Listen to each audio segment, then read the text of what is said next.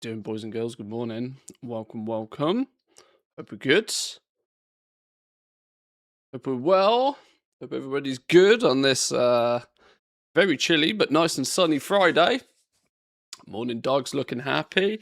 Dogs are chilling this morning. Big dogs are in the house. The puppies are with me today. There's actually, like I said, there's actually sun out today. It's kind of crazy. I've just got back in from a dog walk. I am still freezing cold, but it's lovely outside for once. Everybody's doing well. Mr. Goldson, I imagine it's like a 7,000 degrees in on your side of the globe. Oh, right. Quick candy.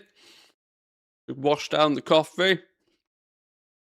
Then some auctions. Let's see if we sold anything. 38 degrees. Fuck that. Oh my god. I mean, that sounds wonderful, but that kind of weather is shorts, beer, and easy access to air conditioning. Right, let's get some stuff listed. See if we sold anything. I'm starting to worry that the Decor sales are drying up pretty hard. Meaning I'm going to need to slow down how much I'm buying now. Spend probably a day, maybe two, focusing on liquidating a bit, or it dries up completely before we get the inevitable crash.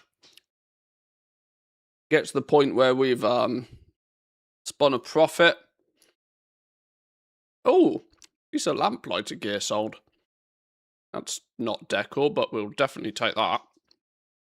Who knows the importance of that one?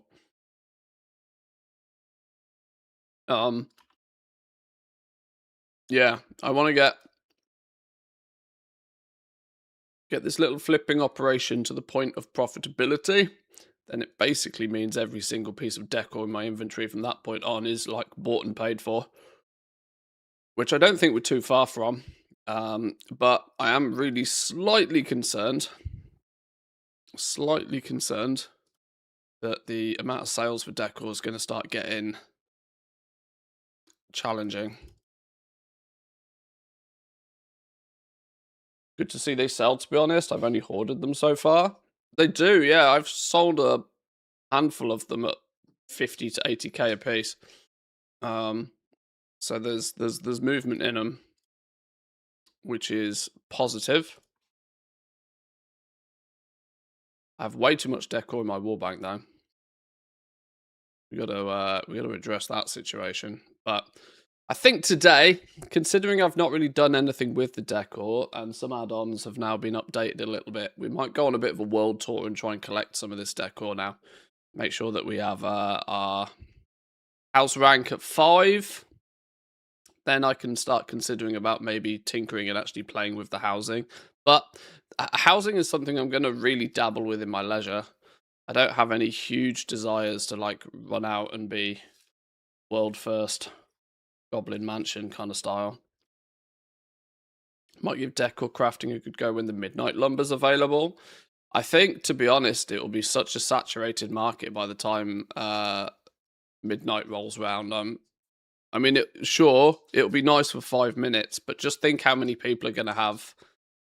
Midnight lumber is going to be worth nothing because everybody will be spending every minute of their day in midnight. If anything, I would kind of half expect the current lumbers that are available to maybe even see a bit of a spike in price, simply on the basis that everybody will go from farming all of the zones right now to playing midnight. Midnight lumber's not going to be worth anything, unless the midnight Decor items are just like super incredible. But I'm not sure if they will be that significantly different. Who knows? We're doing puppies. I always get concerned when they're just running around exploring.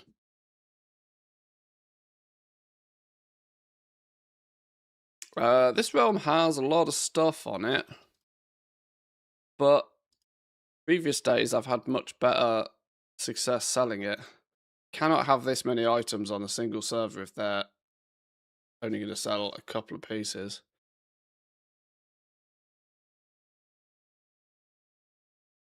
What is the going rates of lumbers today? To be fair, the sale average, going by the sale average, the value of the lumber's not changing that much. Still looking at 750 gold for the Outland lumber. Based on sales, it's not changing that much.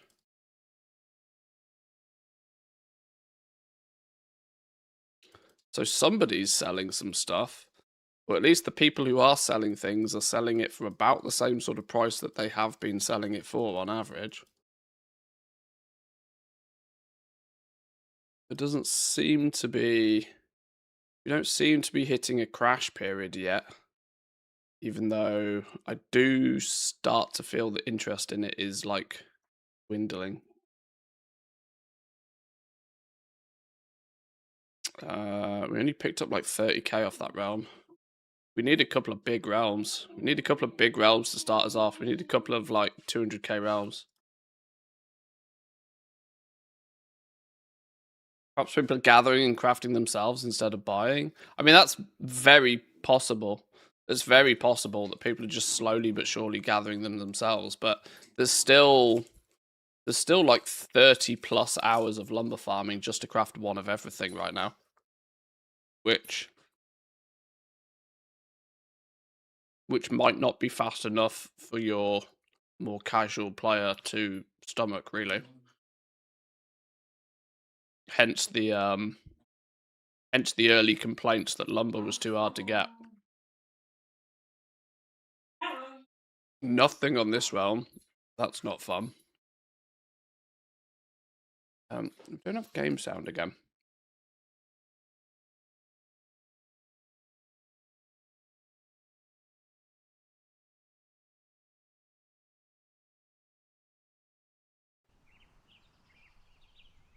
Yeah, game sound fixed. Aim fail. Oh, sorry, they're over here wrestling.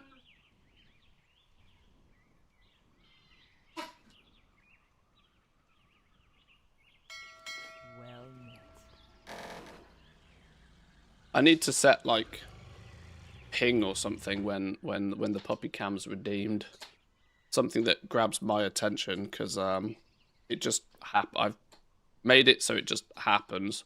But I've not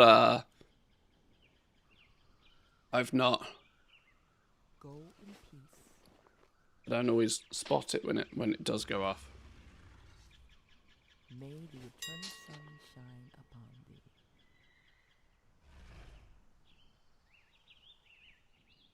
Real question for gatherers of herbs and ores: is it worth to farm midnight lumber or skip it and focus on the herbs and ore?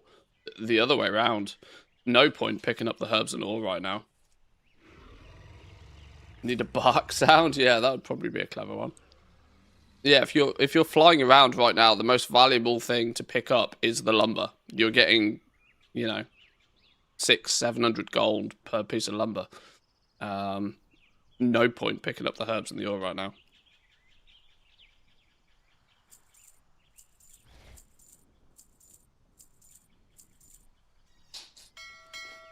Greetings, traveler.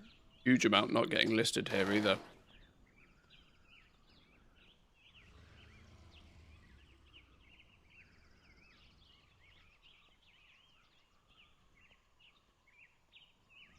I mean, in midnight, not now, the new herbs and ores. Oh, well, I mean, come midnight, we'll have to... Like I said, I'm not convinced midnight lumber will be worth anything because absolutely every single player in the game will be running around midnight zones. Like, everybody will just have loads of midnight lumber and they'll just craft their own stuff if they really need to, or they'll put a work order in for it. I don't think you'll be able to charge much of a premium. Hence why, like today, Ironwood lumber, the vanilla lumber, is 500 gold. Dornick lumber is 400 gold. They're the two cheapest by far. I would imagine that the midnight lumber will be even cheaper still. And will continuously be the cheapest lumber also. Would be my guess. But we are guessing at this point because it's still a couple of months away. Kind of wild to think that midnight is like three months away now. Your competition is non-gathering people because everybody can farm it, so midnight lumber will not have a high price long term. Yeah, there's not really going to be any value. And, you know, we're 1 week into Decor right now. When we are 3 months and 1 week into Decor, the value of it is going to be significantly different to what it is today. Got only 40k on this realm as well. Oh, I need a couple of big, heavy realms.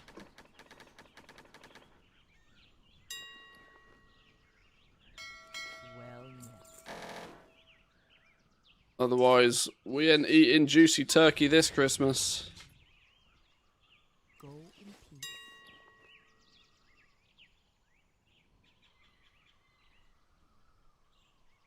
You have to start throwing some of this lumber on the fire. Just to keep warm at this rate.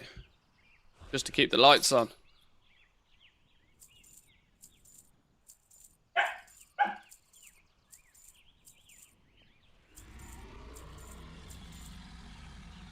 They did the thing where everybody can gather something. Super happy about that, though. Yeah, I think that's a step in the right direction. I've wanted them to do the same with herbs and ore for a long time. I've wanted them to make gathering a, you know, a baseline skill. I've kind of wanted that for a while. I even think that they can kind of keep some value in being a herbalist and being a miner if they really want to. And make everybody be able to pick up the herbs and the ore, but like, you know, just if you choose to take herbalism or you choose to take mining, you can just eventually do it better, you know, e.g. pick up more in a shorter period of time. But I do think everybody... that said, they've gone in the opposite direction with cloth, haven't they, in terms of making it so that only tailors can pick it up. The difference is, though, there's a bit of a stark difference between looting mobs and gathering herbs and ore. Everybody loots mobs all the time because it's just ingrained in people to click the sparkly. And so hence why people just got lots of cloth over time. But herbs and ore, much like cooking, much like fishing, just because everybody can do it, I still don't believe everybody will. May the eternal sun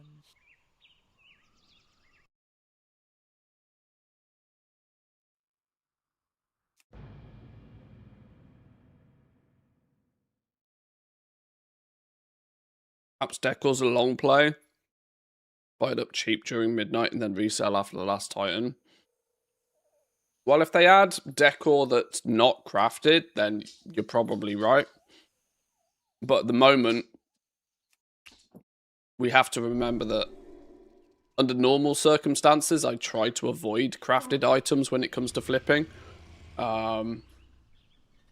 Because somebody can always craft it, right? This is the thing. Somebody can always craft it. Somebody can always turn up and just, like, ruin your day. If you've got a high price on something on a realm because you're the only one selling it, you're, like, 3 clicks away from somebody becoming competition. Decor has that sort of, you know, that barrier to that, with it being something that you have to farm for yourself, but still it's going to be a risky market long term. Suramar Jewelers assortment for 100k. Hello. that's one of the big sales we need. We take one of those. Dark Master's Mystical Brazzer as well. Those are the sales we need. Need a few more of them. How much have we been paying for those? What was it we sold?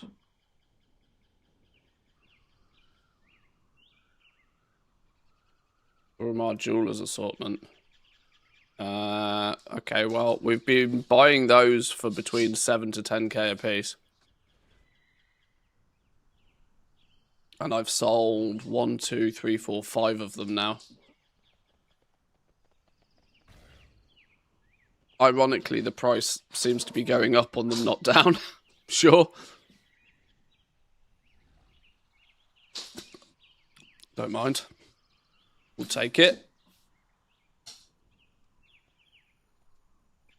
6 purchased, 5 sold. Probably means I'm running out. Basically means I'm running out then. Bought for an average of 8.8k, sold for an average of 45k. If only all of the flips were that nice to me.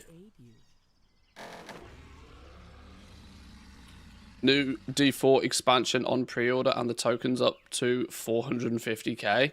Did the tokens spike because of that? I bet they did. Everybody cashed out to try and buy it, I imagine. I haven't even looked at the trailers or anything regarding that yet. Not paid any attention to that yet, but I'm aware it's a thing.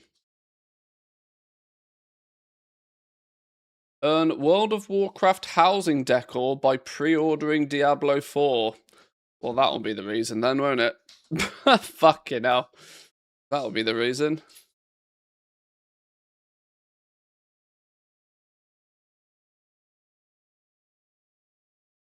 Well, that'll do it.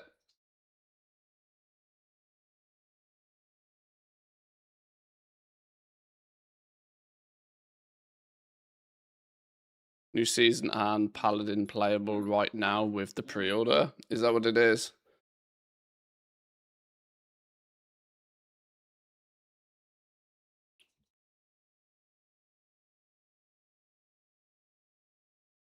Diablo Platinum? The hell? Why is it telling me how much Diablo Platinum I've got? Can I spend my Diablo Platinum in the store as well? I didn't even know that's a thing. I've not really enjoyed Diablo 4, truth be told. $90 for pre-ordering the Ultimate Edition.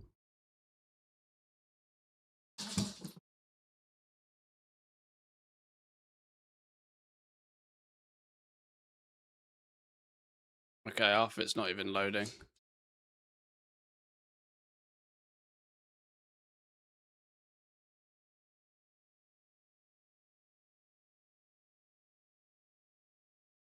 Not safe for work. I mean, yeah, it's Diablo. It never is. Age of Hatred, $70. The standard edition is $50.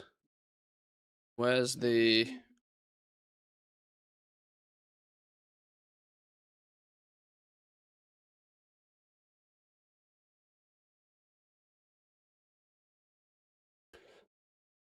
Vessel of Hatred and the Lord of Hatred expansions. Paladin class early access. Instant unlock. 3 World of Warcraft decor items. It's quite a cool rug though, isn't it? I'm not gonna lie, it's kind of a cool rug. And the chess set. It's annoyingly good, isn't it?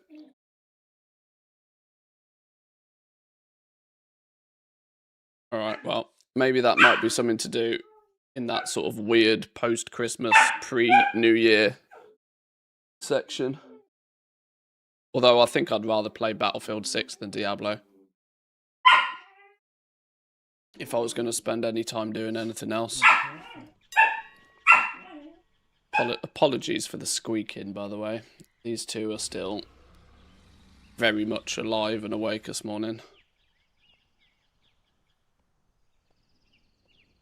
Imagine renting monthly Brutosaurs, $140 a year instead of $90 now. renting the Brutosaur. Oh Lord. It worries me because it could be a thing.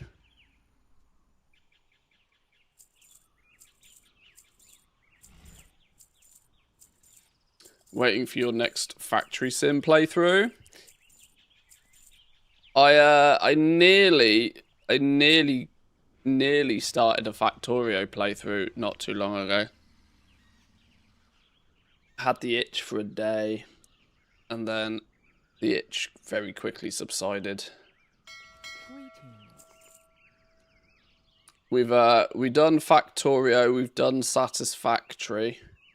To be fair, we did Satisfactory more than Factorio. I don't think I've ever done a full playthrough of Factorio on stream. Not shortfall to bags. We did Foundry. Foundry was quite fun. I'd be tempted to go back and have another look at Foundry actually. It's a year or two. When did we do Foundry? I think we did Foundry just before the launch of The War Within. I think it was my one last blast of playing something else before The War Within came out, maybe. But we did Foundry for a day. That was quite fun. The digging and the mining and stuff was good. Minecraft vibes about it. Goodbye. Minecraft vibes about it, even though the end game wasn't really there particularly yet. But getting there was fun. I'm assuming that's had a few updates since we last looked at it. Dyson Sphere, is it program or project? I can't remember. DSP is another one that I don't think I've ever played it on stream, but I thoroughly enjoyed it when it first came out. Maybe I played it on stream, but maybe a long time ago now. Tried to get into Ashes last night. The servers couldn't handle the masses. We'll try again later. I did watch the little video trailer for Ashes, and whilst the crafting side of things did intrigue me, I'm not sure it's something I'm going to pay much attention to right now. I mean, I can definitely see there being value in... Oh, we're on Kazakh, that's why. I can definitely see there being value in paying a little bit of attention to it when it, you know, is a little bit more solidified. Now I don't think it's quite right. It's just not good timing for me right now. If we were, you know, if we were 9 months, 6 to 9 months into an expansion with, you know, the next expansion a long, long way away, I might consider, you know, throwing a month at something like Ashes. But it's too close to midnight. It's too close.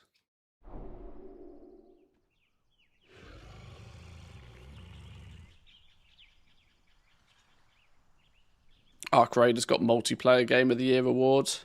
Yeah, Ark Raiders has done well so far. Another one that I could... There's been a few games this year that I could and should have probably played, but didn't. And the hindsight monster's always a thing. But we didn't play Dune. We haven't played Ark Raiders. Didn't play BF6, although the irony there being that the BF6 beta was probably a bigger thing than the launch. Weirdly, we definitely played a lot more of this expansion than I did even Dragonfly, I think. I think it's probably got the Undermine. The Undermine is probably the reason. In fact, it's definitely the reason. Farming Mechanicas was the thing that happened in the middle of the expansion that actually kept me busy. May the eternal sun shine. Which, most expansions these days, it seems to be a bit of a coin flip whether the thing that turns up in the middle is interesting enough. In Dragonflight, for example, the thing that happened in the middle was Dracothists, where I lost 16 million gold very quickly. Fortunately, I probably made 20 million gold selling Mechanica mounts the same time the next expansion, so those have kind of evened each other out. Plus, we managed to get an entire 100+ max level characters this expansion. Really, really sort of ramped up the alt army this expansion.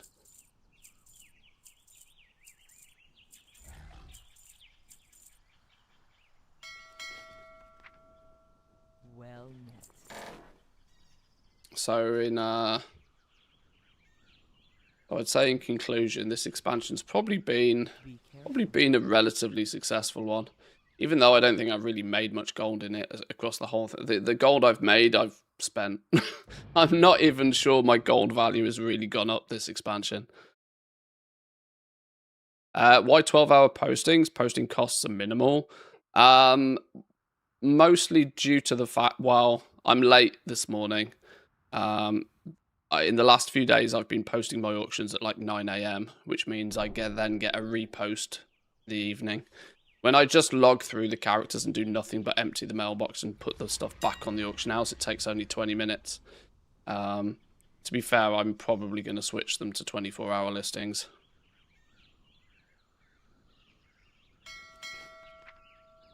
$68,000 gold. 200 gold off the magic number. Stone wall for 25k. Mechagon miniature artificial sun. Few bits and pieces. Not enough bits and pieces though today. 36-hour listings would be awesome. Just one minus an even number would be like 47-hour listings. I'd take 47-hour listings every day. That means every 2 days at the same time. Like, you know, like, because you do like, otherwise you just end up slowly chasing your tail, whether it's a 24-hour listing or a 48-hour listing. It's just a slider, pretty please. Well, I mean, that would be handy.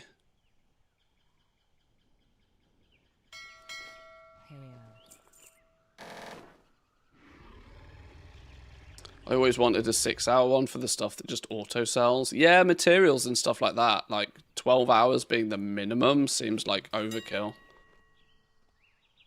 When in many cases you'll post it and it'll either sell practically instantly or it'll sell like, although then if it doesn't sell within the hour, it's probably too buried and it would take a bit of a reset for it. I don't know.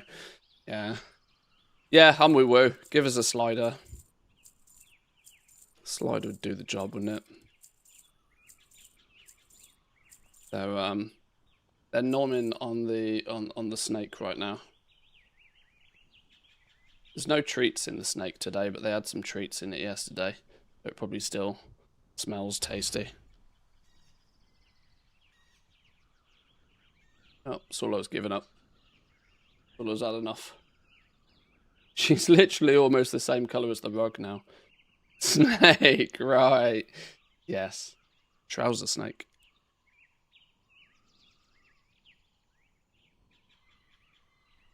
As a community, we could beat that slider drum in Blizzard's ears. I mean, even as a community, we're not really that loud. Unfortunately. We need to have a little bit of a look around the beta soon. That might be next week's job. We'll see. Might be next week's job to have a little bit of a look back at midnight stuff. Goodbye. The latest build has turned up. I've already been informed that engineering has a gun now, which is good to see. Got a whole heap of changes. Yeah. Yeah, it might not be a bad idea to have a little bit of a look around there soon, TM. Just to see things progressing, you know?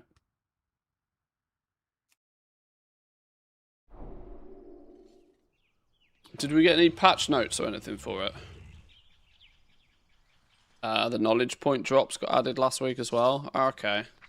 It's starting to come together. Ooh, a lamppost for 33. And a few other little throwaway pieces. Greetings, traveler.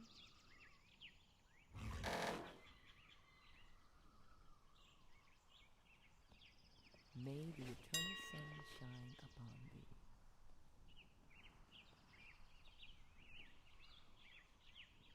Attention chat, you're welcome, grab it. Epic Games, Hogwarts Legacy. Is it a freebie? No way it's a freebie. A freebie! Holy shit, that's quite the freebie. That is quite the freebie.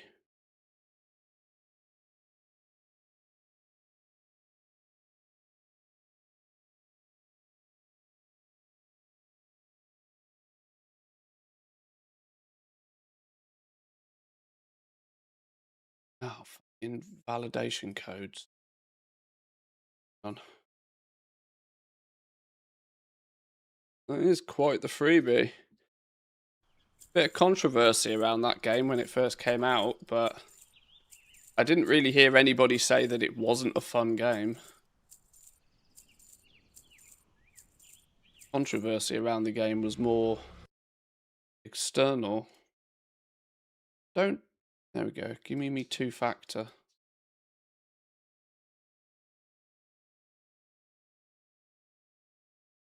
Oh, I'm just snagging myself a copy of Hogwarts Legacy, don't mind me.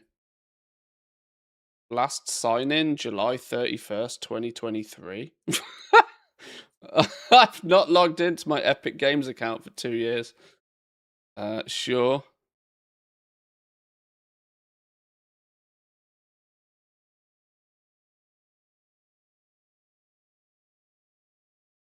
Yeah. Privacy policy. Yeah. Gonna claim all of my shit. Yeah. I know.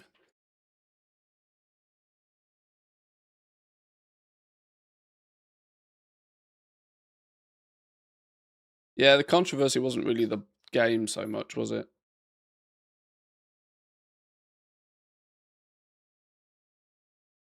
Click here to agree to share your email with Warner Brothers. Fuck off.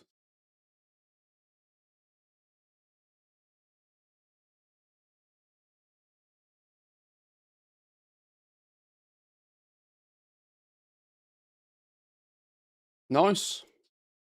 Thanks for that. Appreciate that. Don't have too many intentions to play that straight away, but it was another one of those that, hey, if it's free, I'll take it.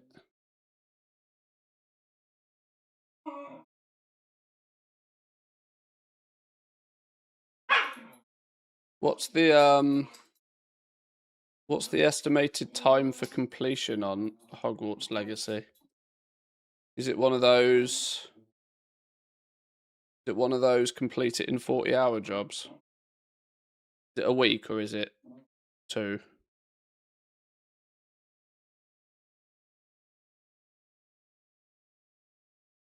Play it when WoW dies. Oh. Epic Games Store has a really cool little thing where it just gives you an estimated time to like play it, complete it, 100% it kind of thing.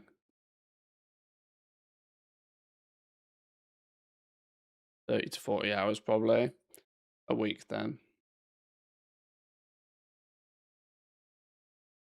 Nice. Cool. Thank you for the heads up on that one. Token's gone up since last night. Wonder why. Diablo expansion pre-order will be the reason. Almost for sure. Right, let's see if we can rapid fire this a little bit. Getting distracted. Good distractions, though, mind. I don't mind good distractions. Isn't Paramount and Netflix in a bidding war for Warner Brothers? Netflix is just buying everybody. We're about. I saw a funny tweet the other day. I can't take credit for this one. But I saw a funny tweet the other day that was along the lines. I'm gonna have to paraphrase it. It was along the lines of we're like 2 major acquisitions away from a new concept called cable. And it really does define what's going on right now. We've nearly gone full circle. We've nearly gone full circle. Goodbye. Oh my god, we didn't sell anything here. This has been a good realm for me the last few days as well, and to not sell anything here is bad news. That means it's probably not been that great of a realm. It's probably just been that 1 or 2 people have come along and just bought one of everything. Stay off my Spaniards. Be careful.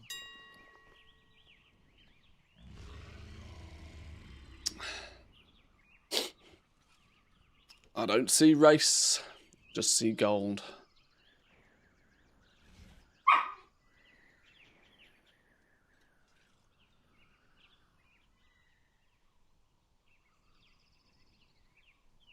Back on PTR, some mounts changed in the spell database. I suspect that a mount bundle will come next week or this evening. 2 mounts with the sub Murloc mounts. If it happens, it will spike a lot. Yeah, it's about this time we get something like that, don't we?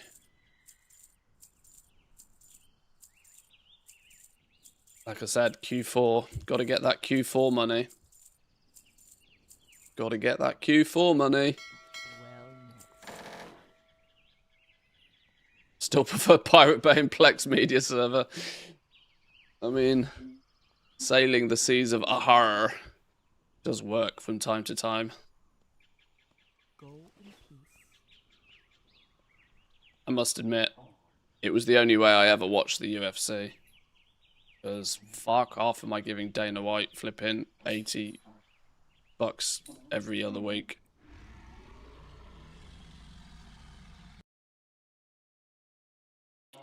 And to be honest, for the last 12 months or so, I've not even bothered to do that. I just simply stopped watching.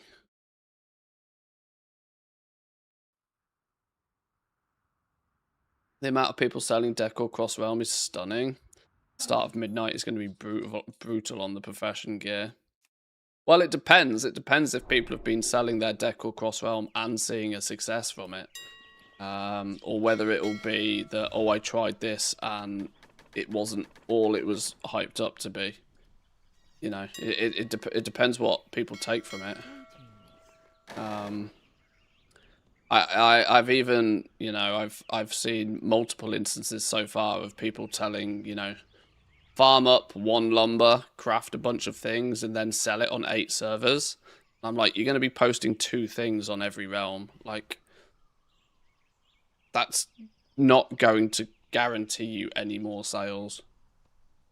Like, I look at cross-realm selling as a scalability thing. If you're still proactively farming the lumber, going cross-realm is probably not the play. If you're proactively farming, you want to stick to 1 server that's busy, and you want to cancel scan because you've only got a hand. You're only ever going to have a handful of items to sell in the first place. Be careful. How may I aid you? No, I didn't mean to put it all in the wall bank. That was the wrong button. Shit. Try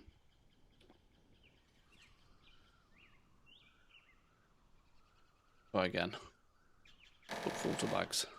Please don't crash.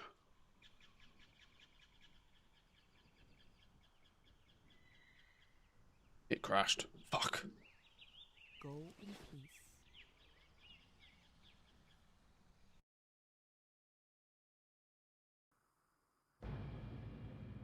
I'd argue many people are wasting much more time trying to do the cross realm than actually making.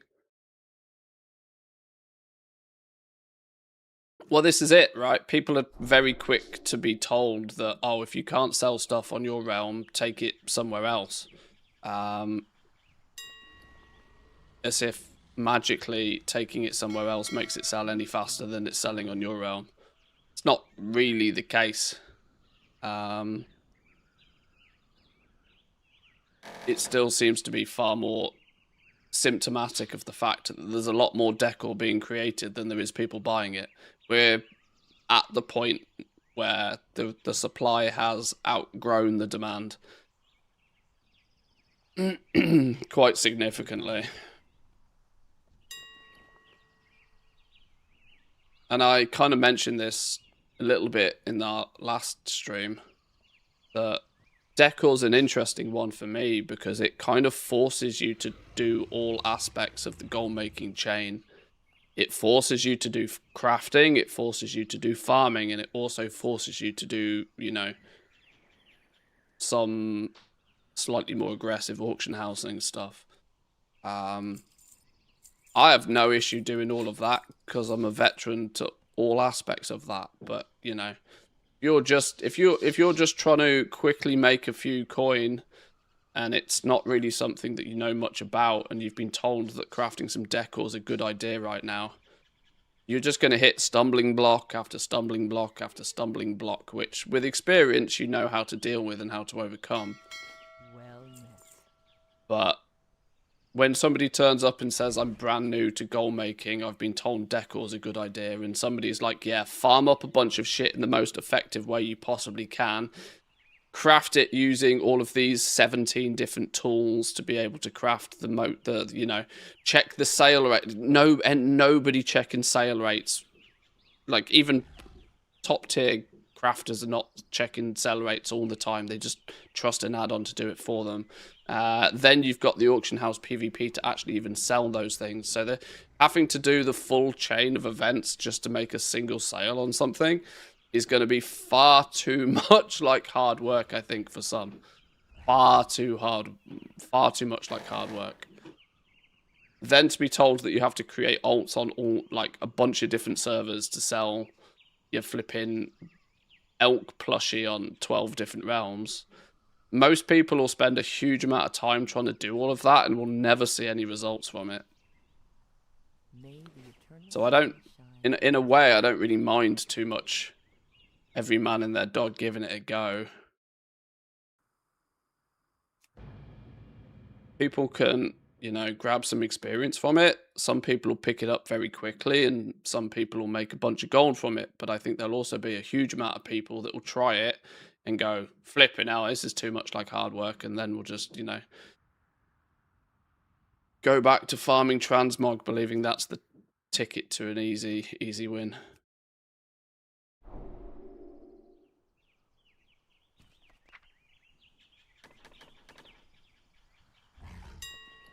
I have a dog that's eating a sofa. I can hear it. What's going on here? Hey, puppies.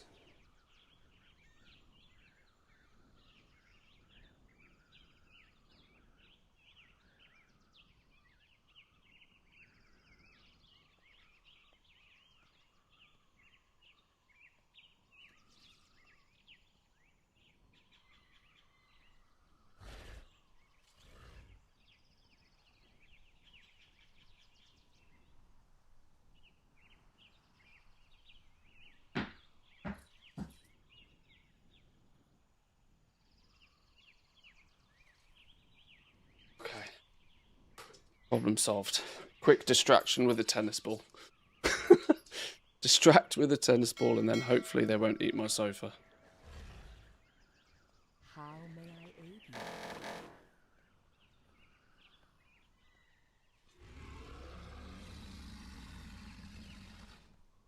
Never understood why people buy something day one for 150k if you know that in a week it will be 15k and in 3 weeks it will be 5. I mean, it's really not that different from the people that will go out and buy the shiny new piece of technology on day one, when they also simultaneously, barely have shoes on their feet. People want what they want when they want it. What the flipping hell is that long boy doing up there?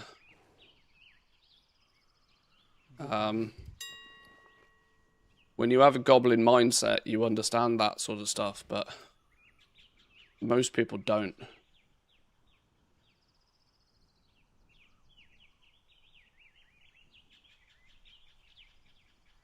Genuinely think that's mainly people who are competing to be top in ATT on data for Azeroth with those initial sales. Yeah, certainly the big collectors, like, this is why day one pets will often sell for a lot. And it's because the people at the top of those lists are then going to buy them to maintain their position at the top of that list. Yeah. Wow, we are listing absolutely fucking nothing here. Oh, it's twisting nether, that's why. I need to rapid fire this. I'm getting way too distracted.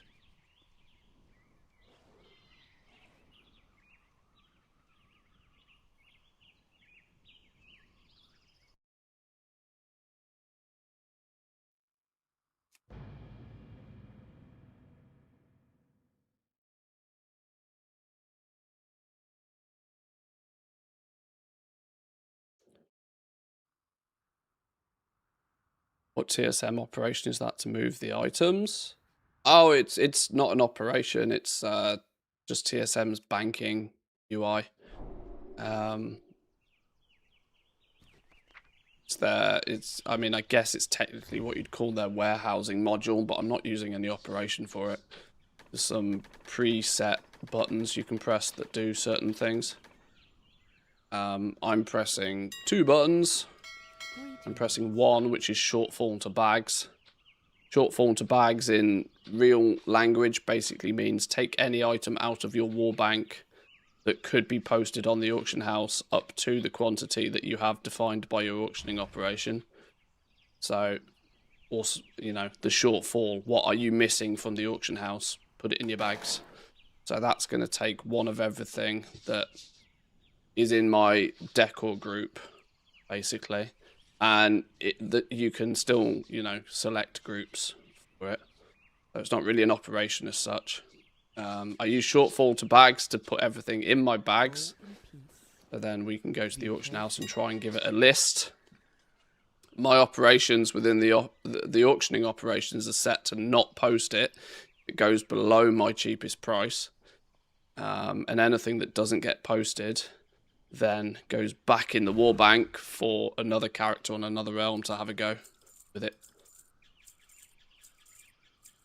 And this basically means that over, you know, a few rotations of my characters, the stuff that can be put on each realm gets put on that realm, and whatever's left gets left. And we then end up with scenarios where we can clearly see what is the stuff that is not selling and is not really in demand. Elk plushies, I'm looking at you. Stupid beanbag chairs, I'm looking at you. I've bought 23 beanbag chairs and I've sold only 2 so far, for example. I've bought 24 elk plushies and I've sold only 3. So, yeah, it highlights... what ends up being left in the war bank is, in essence, the stuff that you just want to kind of steer clear of, really. May the eternal sun shine upon you.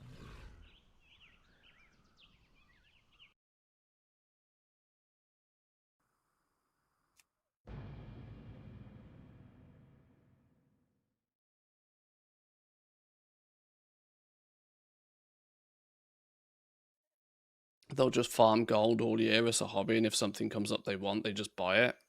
I mean, that's the, you know, that's default goblin, isn't it? That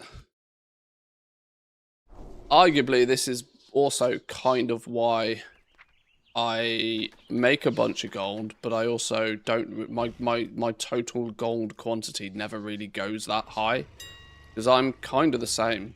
Like, if there's something in the game I want, I'll buy it, because I know I can make enough gold to, you know, cover it. How may I aid you? You missed the plushie rush. Clearly. Clearly. Goodbye. Well, more than anything else, I think the plushie rush was a bit of a circle jerk.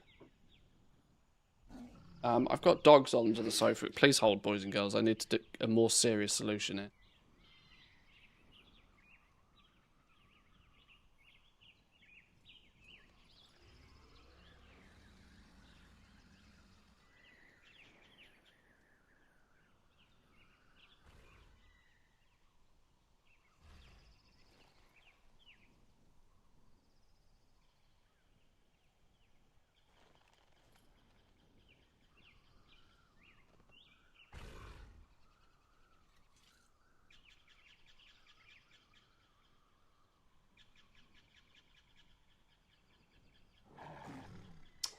Sorry, I just had to quickly install the shock collars.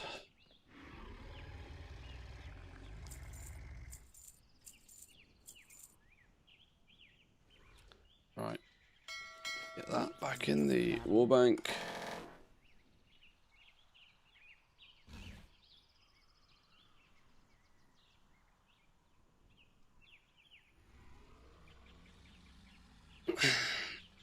Go in peace.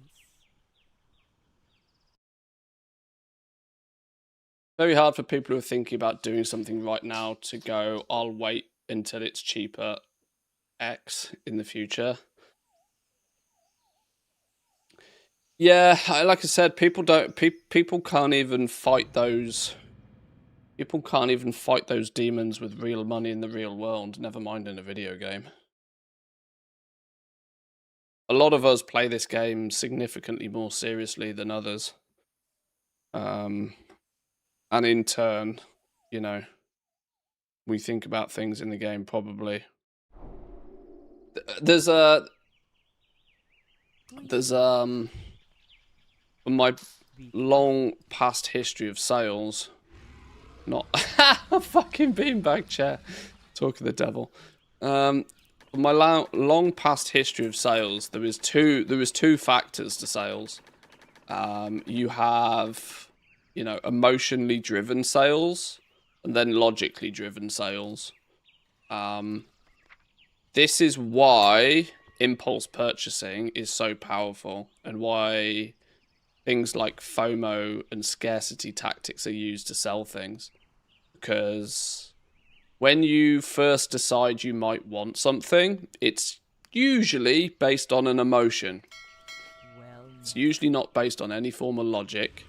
It's usually, oh, that's cool, I want it. Wouldn't it be really cool if I have that thing? Now that's, that's invoked an emotion in you. That, oh, you're happy, you're excited, you've been blasted with a hit of dopamine. Wouldn't it be cool to have that thing? And that completely overrides your rational thinking. Completely overrides your rational thinking. So if you then go and buy that thing, you'll be happy in the moment that you got the thing. You will not have in any way, shape or form really cared about the long-term detriment of buying that thing.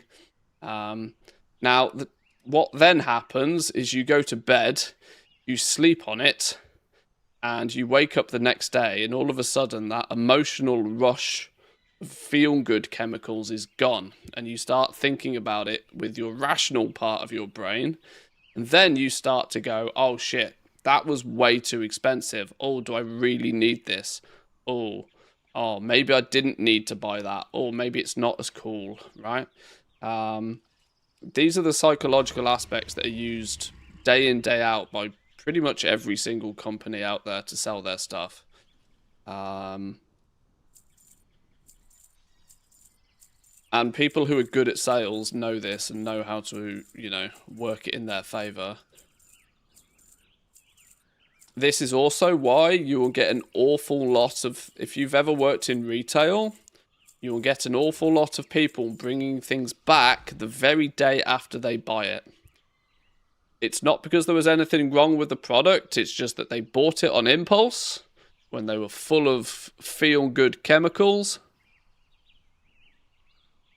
And then they've woken up the next day and decided they really didn't need that fourth €250 handbag. They're bringing it back because they actually realise that the money is worth more to them than the feel-good feeling of having a new handbag.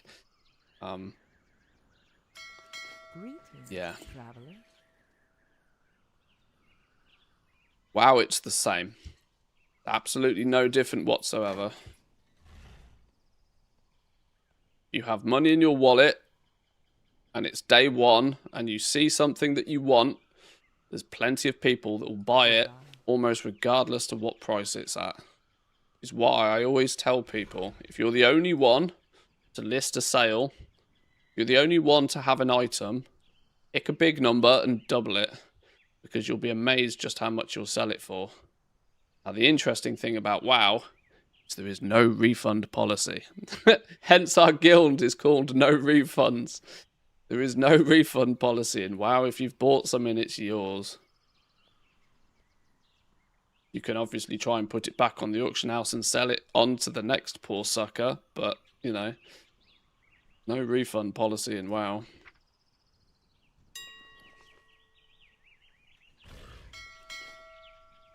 Where's all my auctions? Where is everything? Oh, I've just posted it. Have I done this realm? I'm not paying attention to what I'm doing, am I? 3.1 million on a crowd pummeler rings a bell for me. There you go. That's an impulse purchase. That's a purchase that was fueled by emotion and not by rationale.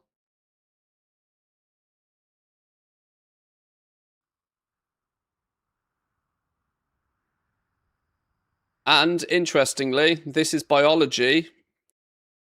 Women, body type 2, are significantly more susceptible to impulse purchasing.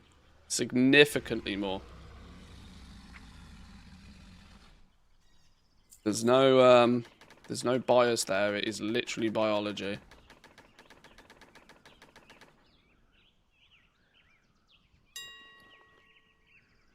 Which equally leads me down the conclusion to why day one pet sales can be so outrageously high.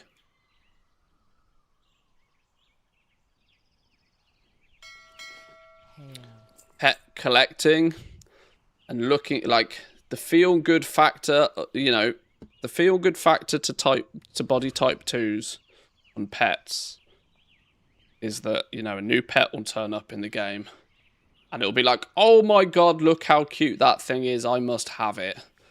Boom! Feel good chemical rush.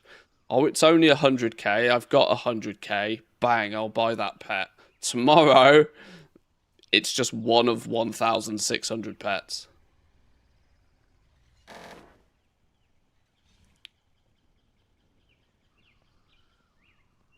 Kind of like their whole operating system runs on emotions. It's not your fault, women. It's not your fault, ladies. It's really not. It's not your fault. It's biology. It's how you're built. Biology indicates that males tend to be more rational. That is not to say that males are not susceptible to this, but males are biologically programmed to be more rational because it's a survival instinct. Be careful. It's a survival instinct. In a highly emotional situation, when the tiger has got in your cave, right? In a highly emotional situation, we have evolved. You are forced into a position where you need to think rationally or you die, right? It's simple biology. We're still very ugh caveman realistically. We haven't really evolved much past that stage. You know, a deep-rooted biological state anyway.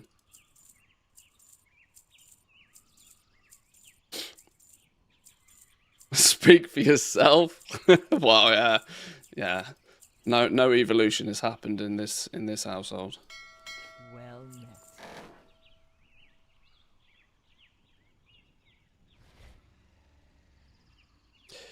This is why when I used to sell things, when I used to have, I was always a very successful salesman at whatever I tried to sell. It's not through any deceit, it's not through any deception, it's not through any sort of, you know, foul play. It's just simple understanding. For example, when a couple came in, I'm going to use a TV as an example because I sold TVs for about 7 years. Right? When a couple came in to buy a TV, you very quickly needed to find out what the budget was off the man and which TV the woman liked the look of. And then you sell the TV that the woman likes the look of to the woman. And if you do what needs to be done, you will even go as far as offering a little bit of a discount so that they take it away that day. Because then they will both leave happy. Then they will both leave happy. And it's job done. You know? Easy business. Never, ever, ever. If there's a couple that comes in, you never, ever, ever sell to the man. Never, ever, ever sell to the man. For starters, he's not in charge. But number one, he's not making the decision anyway. But two, the female half of the couple is usually far more susceptible to, oh, that looks really nice. Oh, that would look really good in our living room. Oh, yeah, go on then. We'll take that home today. That's really nice. Sale done. Off you go. Go in peace. Same concept works with anything. car salesmen are the best at that one, or at least good car salesmen anyway.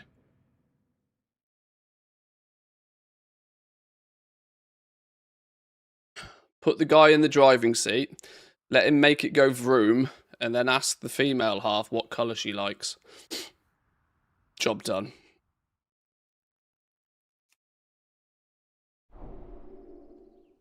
How may I aid you?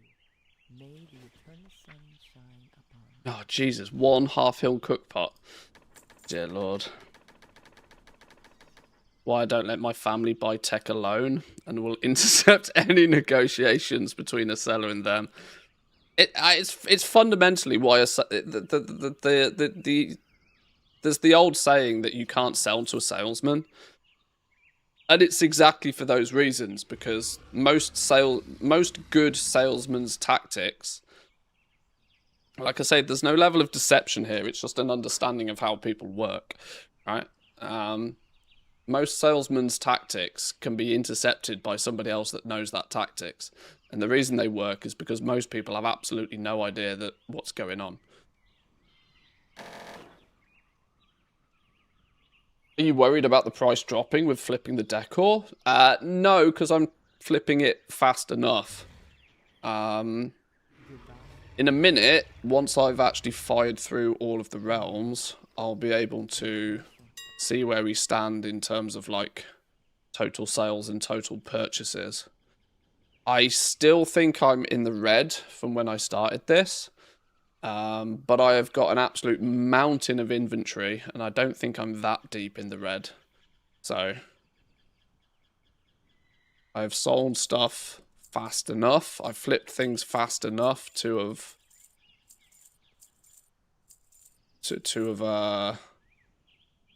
bought the decline so far, I think.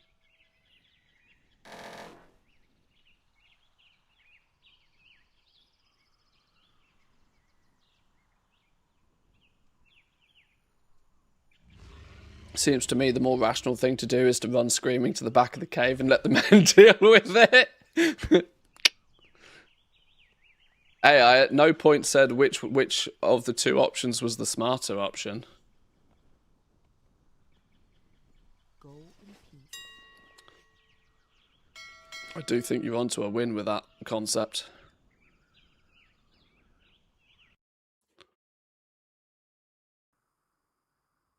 Break even, but 20 mil more stock. That's kind of where I'm at too. Yeah, this is it, right? This is where I'm hoping to be. I'm hoping to be at a position where over the last 4 days I've sold as much as I've bought, sort of, you know, revenue-wise. I'm not expecting to have made any profit particularly yet, but then when I have, you know, 20 few hundred pieces of decor that I can just sell basically at whatever price I want, wherever I want. I mean, in theory, not that this is a smart move particularly, but if I ever wanted to then quickly get out of this game, the easy solution is I just package everything back up, put it on Draenor and sell it at a 25% discount to everything else. And I'll just purge that entire stock by the end of the day.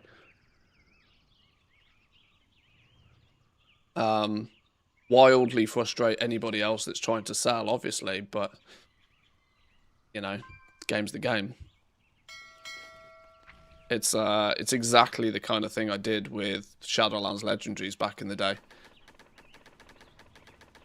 Invest heavily at the beginning, purge as much stock as you possibly can for a profit at the beginning to recuperate any costs, and then whatever inventory you have left over at the end, stack it high, sell it cheap, get it gone, and you basically get in the game, you get out the game really quick, and you get a nice payday for doing it. Now, Decor is not even in the same league as Shadowlands Legendaries, but the concept is the same. Black Lotus hit 8k last night. I mean, it goes into like what the thing. This is the ridiculous thing, right? Black Lotus, sure. But it goes into like one piece of decor. It goes into one, but it goes in, what's it, the apothecary table or something? It doesn't even do anything. I mean, it kind of looks cool as a piece of decor, but it's a massive hype spiral around one material that goes into like one item or something. Or is it the Jade Fountain? Like, either way, whatever. It goes into like one thing. It's just one person resets the price. You know, the price just doubles every other day, and it's because somebody's coming in and going, right, I want it to be 8k today. It's just silly. Somebody's going to get left holding the bag, but as long as you're not the one holding the bag at the end of it, people can keep going.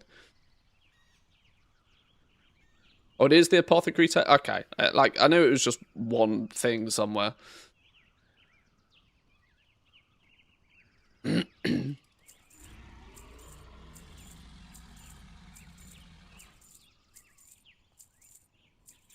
pretty sure it's the same couple of traders doing a circle jerk. Yeah, I'm almost convinced it is. One person will be like, yeah, no, every time somebody goes, why is this so expensive? And they do a little Google search and they realize that Black Lotus is rare and expensive. And they see there's only 300 on the auction house and they buy them all out and put them at double the price. And then the next day, somebody comes along and does exactly the same thing with the same 300 stock. Like, it is, like I said, it's the definition of a circle jerk. Eventually, somebody will be left, you know, with a huge amount of stock that will then drop in price from what they paid from it, and they will panic.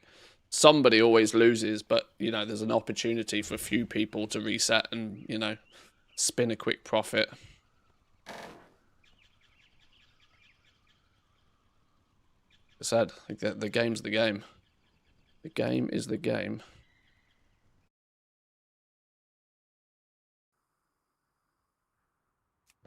Right, 3 more realms until I can double check the numbers. Unfortunately, these are 3 realms that historically haven't had the best sales for me.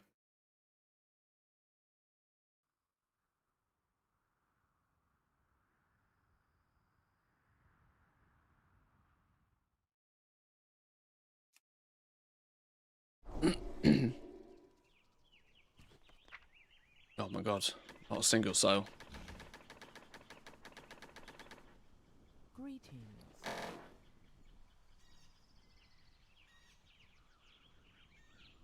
I've absolutely categorically had the worst day of sales so far doing this.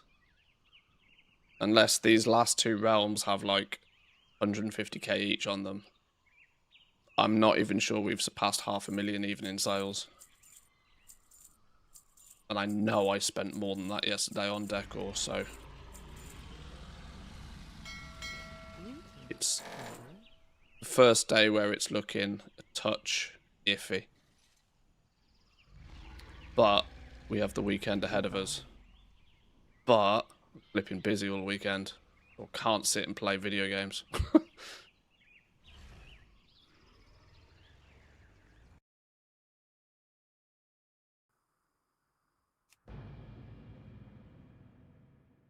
Now, I didn't in any way, shape, or form cherry pick these realms. I just used the 22 realms that were already on this one account.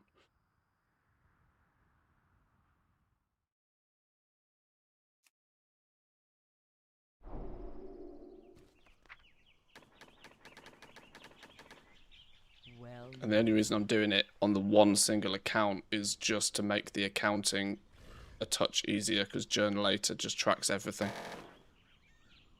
Journalator tracks everything, whatever I do on any account, but then having to like take 4 different accounts' numbers, it's just a, you know, in a market that I expected it to be quite quick anyway. It was easier just to do it on one account.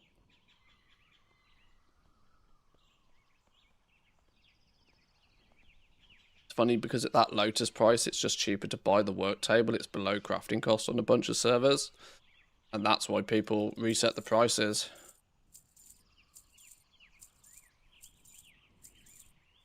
You know, in the past when we've been pretty aggressive on crafting stuff, the best thing to do is, if you want to sell more of your crafted item, is to take one key item that goes into crafting it and control that market. You control both markets, whether you sell the mats or you sell the crafted products, doesn't matter, you're winning either way.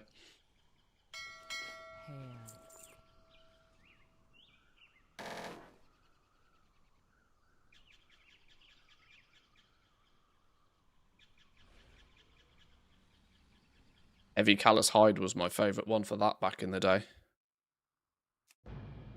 Playing on a medium-sized server in Shadowlands, it was so funny to log on a Tuesday morning and just buy every single piece of Heavy Callous Hide. Like, every single one. At least you knew you then had enough leather to craft your legendaries for reset the next day. Anybody that turned up on Tuesday to craft some legendaries to sell on Wednesday would often have to pay a hefty premium on their materials, whether they knew it or not. And then would get wildly frustrated when they couldn't compete with you on price on the Wednesday. Okay, once again, no more sales. This has been a shockingly low day of sales. Go in peace. Might require a little bit more focus today. And if nothing else, it might require me to not buy any decor today. Unless it's... I physically can't resist level cheap. Greetings. I mean, the easiest way is to not look for any. If I don't look... I mean, this amount in my war bank is also kind of scary. Be careful. I would certainly prefer a scenario where I didn't have that much just knocking about in my war bank. Right. Let's have a little look at the numbers. I wish there was a reliable tool for tracking multi-account sales data. Honestly, TSM is just so bad at it at this point. The problem is, I don't think TSM is bad at it. I just think it's so easy for TSM to get confused. You've got to be really, really careful. For example, if you have like 2 characters on 2 different accounts, both in a guild, it's so easy to accidentally have TSM track the entire guild's inventory twice. There's so many little things that can easily go wrong with TSM in that sort of perspective. Ledger used to do it. Ledger used to be incredible. I don't know what, because didn't TSM... I'm not 100% sure of the fine details of this, but I'm pretty sure the ledger, the web-based ledger for TSM, wasn't something that TSM designed or made. I think that somebody made an online ledger, and TSM were like, that's really fucking good. Come and do it for us. You know, they hired the person to come and do it again, but with official branding.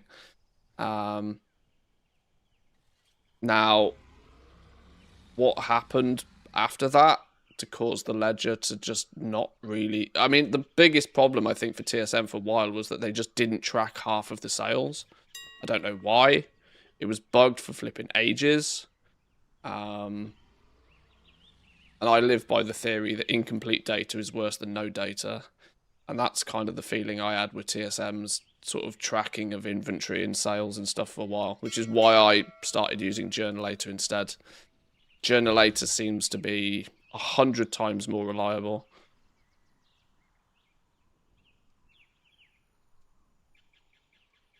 Sure, Journalator only works on one single account, but there's a fantastic button in this corner where you can technically throw it all into a spreadsheet. You can throw any of the information into a spreadsheet if you want to collate, you know, account 1, account 2, account 3, account 4, and then total, right? You could easy peasy do that in a spreadsheet if you wanted to. But, right, it looks like, then, let's go the last week, where we've been buying decor. I've bought 5.2... I've bought for a total of 5.2 million gold, and I've sold 4 million gold.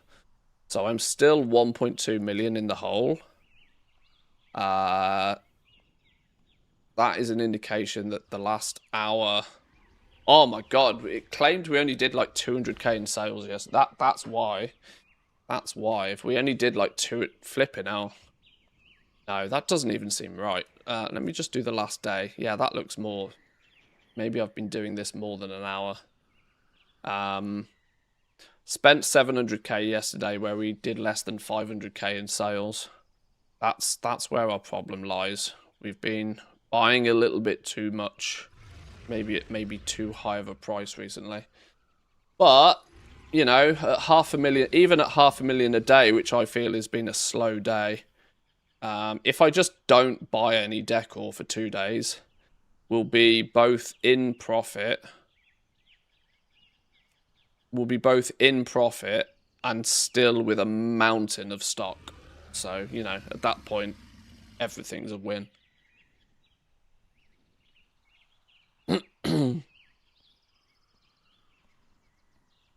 Biggest problem with the ledger is it doesn't really convey useful information.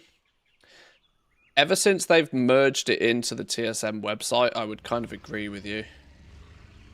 The charts that they used to have on the old ledger, I think, was way more. That stupid heat map. I'm going to be honest. The flipping great big heat map on TSM's website takes up 90% of the page, and it's completely. I couldn't care less. Like, it's It screams of it screams of a dev that wanted to do something because they thought it was cool, not because it was useful.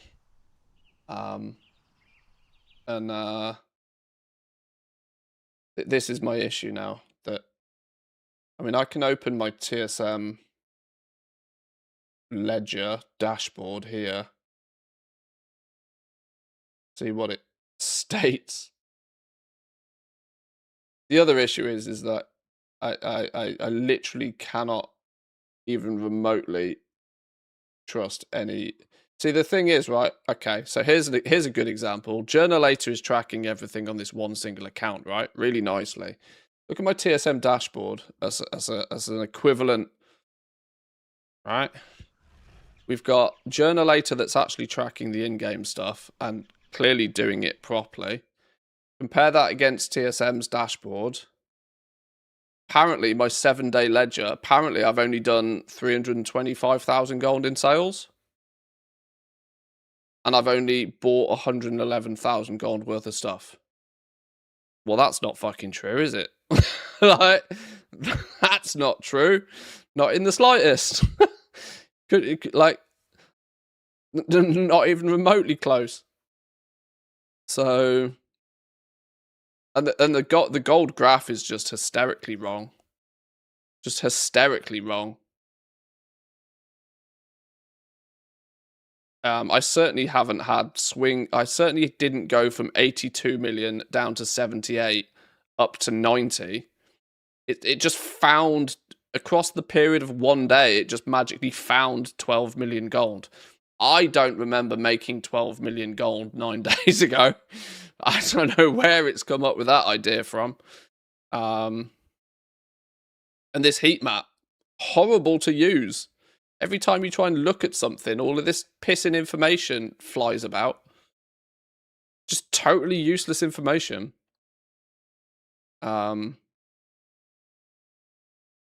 This is actually probably the most useful thing on their homepage. You know, reasonable tracking of the token price. But I'm not even sure this is right now.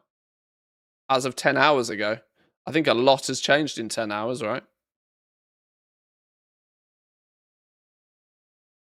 Maybe it's not updated in the... I'm pretty sure it's like wildly more expensive than that.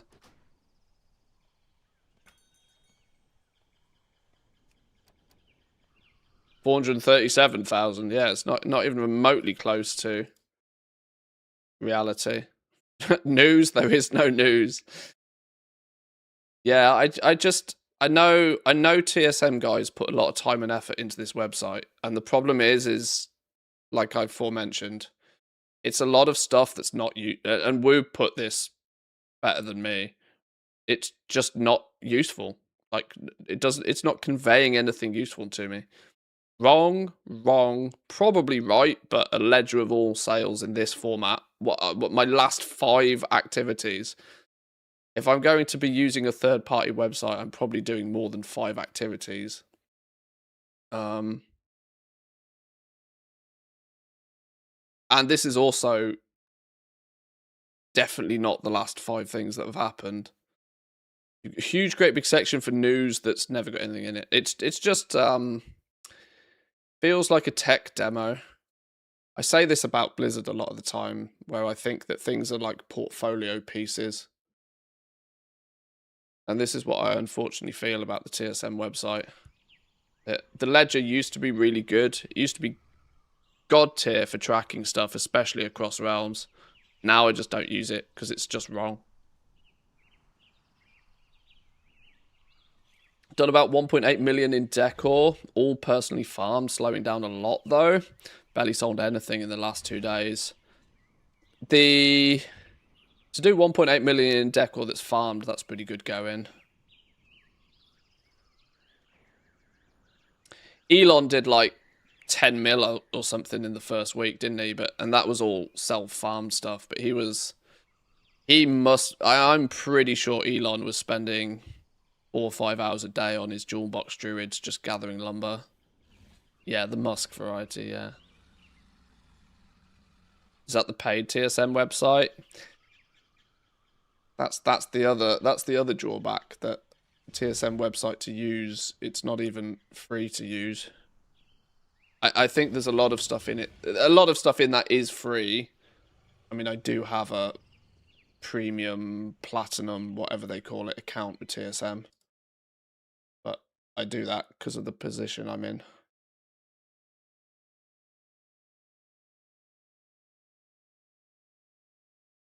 And the groups is also a frustratingly weak aspect of the website now as well. It's got a newer, shinier, nicer interface, but an interface that doesn't actually work, right? The old TSM group website was much better. You don't, unless I'm mistaken, you don't even have. Unless I'm mistaken, there isn't even the ability to make groups on the website anymore. You used to be able to copy and paste, like, just copy paste a section of Wowhead, post it in, and it would give you all of the item IDs and make you a group out of it. I don't even think you can do that on their website anymore. And the popular, to be fair, I'm probably only 1 DM away from Sapu to get this changed, but the popular creator groups have 3 people in it. 3 people. If you like, you've got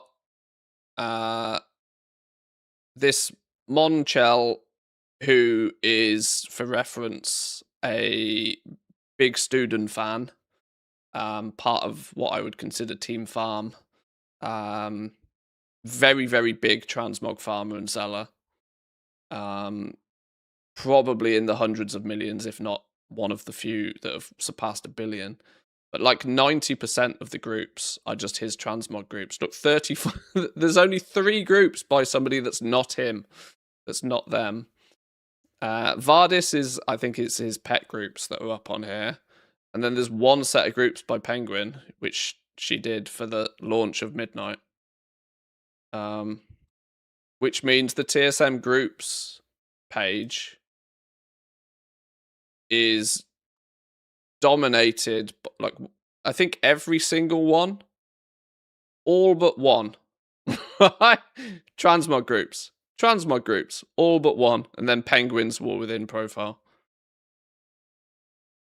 A couple of my groups that I've put up there have sometimes sneaked into the popular community groups. But the fact that the website also doesn't allow you to like make groups properly, these only exist by people exporting them from their TSM. It's just frustratingly not useful enough anymore. Which is a frustration.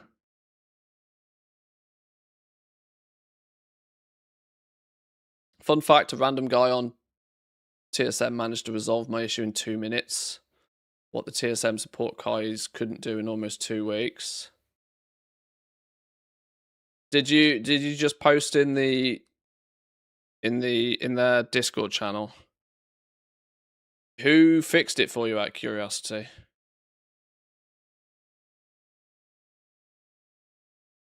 Or who at least pointed you in the right direction?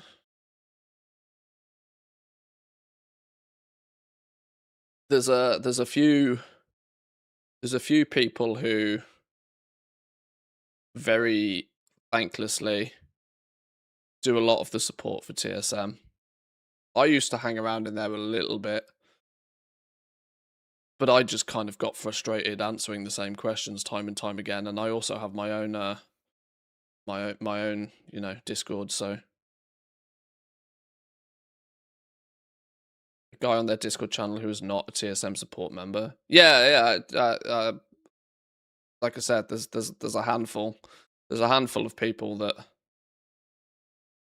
will help out in there quite frequently.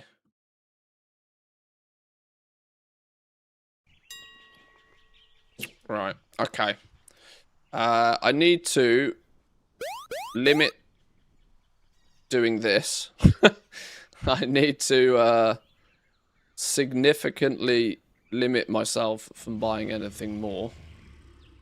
And I need to make sure for a couple of days, famous last words, for a couple of days I focus purely on just getting into the green. If I can get into the green, then I can take my foot off the gas with it a little bit and not have to worry. Because then any single item I have in inventory, which is probably by this point quite extensive. I don't think there's any... I'm going to...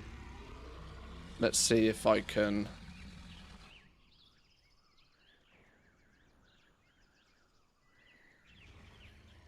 I'm not 100% sure I totally trust these numbers, but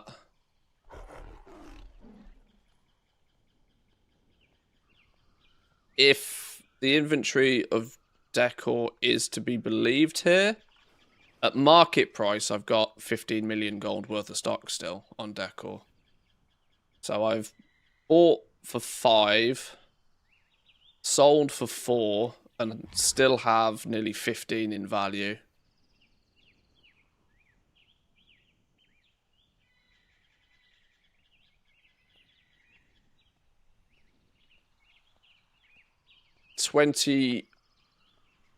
So that 15 mil was at like drain ore values as well.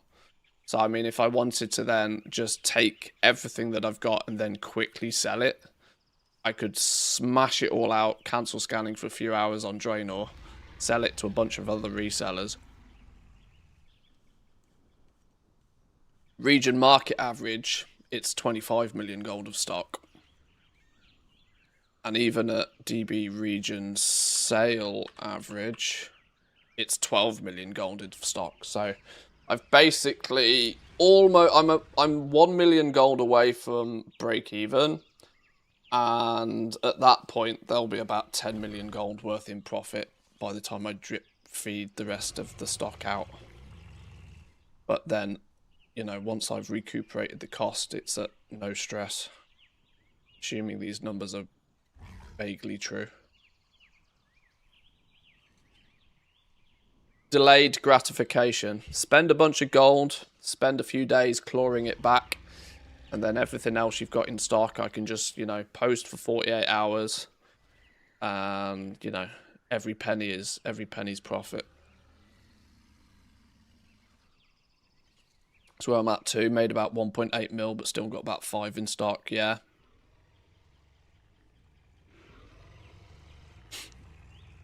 The amount of repeating common questions in there is concerning. I wish people did at least try to use the search functionality before sending a message. Well, this is the thing, right? Discord is, interestingly, a very popular place for, like, support. But it's actually terribly designed for that purpose. The forum sort of functionality within Discord could be made much better, which would then definitely help for like a frequently asked questions kind of thing. At least you could then, because you can always guarantee nobody will read shit first. They will turn up, they will type their question, and they will press enter. Nobody searches. But at least if you've got like a frequently asked questions section, you can just like send somebody to the frequently asked question, you know, please see, boom, right? And it's done. Problem solved. Better still, here's a crazy idea. Maybe take all of the frequently asked questions and, you know, spend a bit of time smoothing out those clear and obvious pain points within the add-on.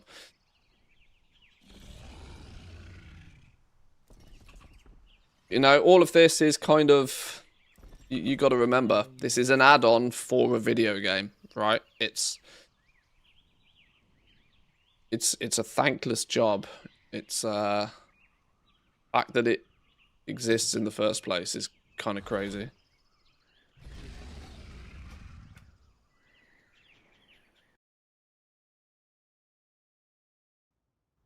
We need a new Reddit without the usual people on Reddit.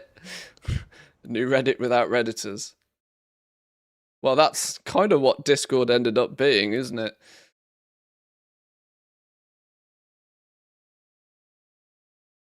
In a way.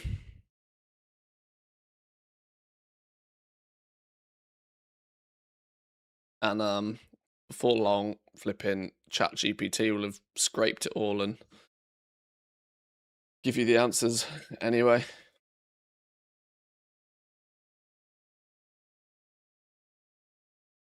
Right. Let's go have a little poke around for a while. See if we can find some vendors, stock up on some decor stuff, see if we can get our housing level up. I've not yet sat down and really tried to play with housing or build my house even. I would like to collect some of this decor though.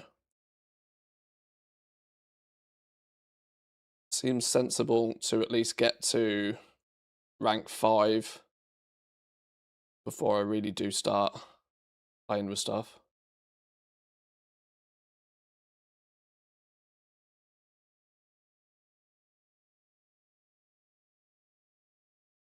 I don't really think I have much need for these accounts to be online right now. Unless I was... Yeah. Finished leveling my remix tunes for midnight. So I now have my teams ready for midnight. I've actually started taking some of them. It's weird actually.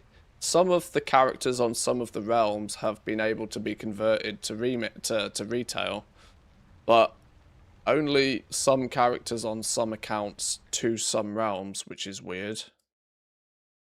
I don't know what the logic behind that is. Some of the characters, it says it can't be, you know, character conversion unavailable on this realm. So it seems to be a realm specific thing, whether your character conversion works or not, which is, like I said, sort of weird in its own right.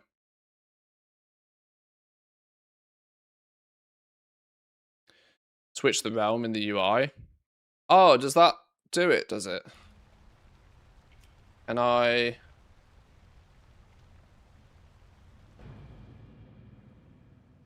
log on the character, log off the character. Will it then allow me to transfer them?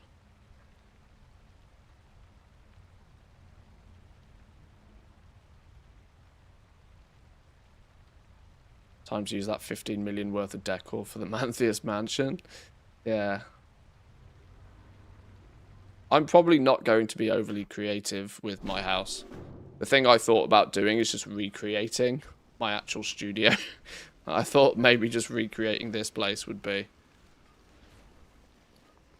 the way to do it. Oh, maybe I want to... Oh, I have harvested all of the bronze off these characters already. But now, in theory, if we log this character off, will the character conversion thing then work? Oh, it does. Now we can convert them to standard.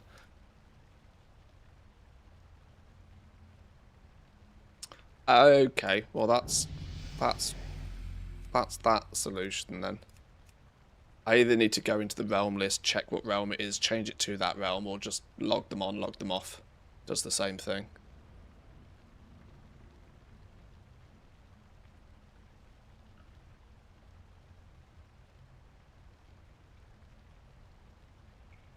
Typical WoW player, don't read blue posts and goes, blah blah, stupid Blizzard not working, broken game, small indie company. Well, here's a crazy ass idea. Make the blue posts accessible through the damn game. Like, why is, I agree with you. But going on to either a third-party website such as Wowhead, or even their official website, then through a bunch of different filters to get to that information, just fucking put it in the game. Crazy idea, right? These changes are that impactful and that important. Tell people about them. It's madness. Is there a decor section within ATT? I've not checked the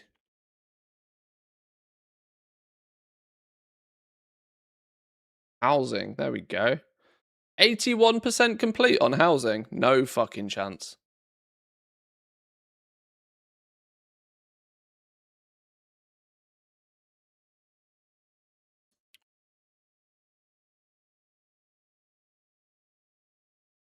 So we've got here, we got all the different flight paths. There's the treasure hunt quest line. There's the vendors to track all of the stuff. And then Razorwind Shores, same scenario. I need to make my alliance house somewhere. I kind of half thought about making my alliance house in Bear's neighborhood.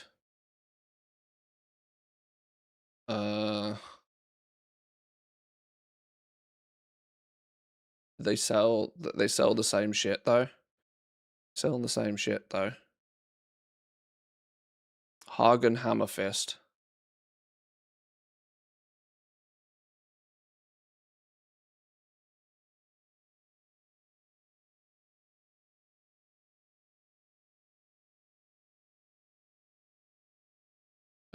Curiosity. 50 gold. Draconic nesting bed. Decor work orders.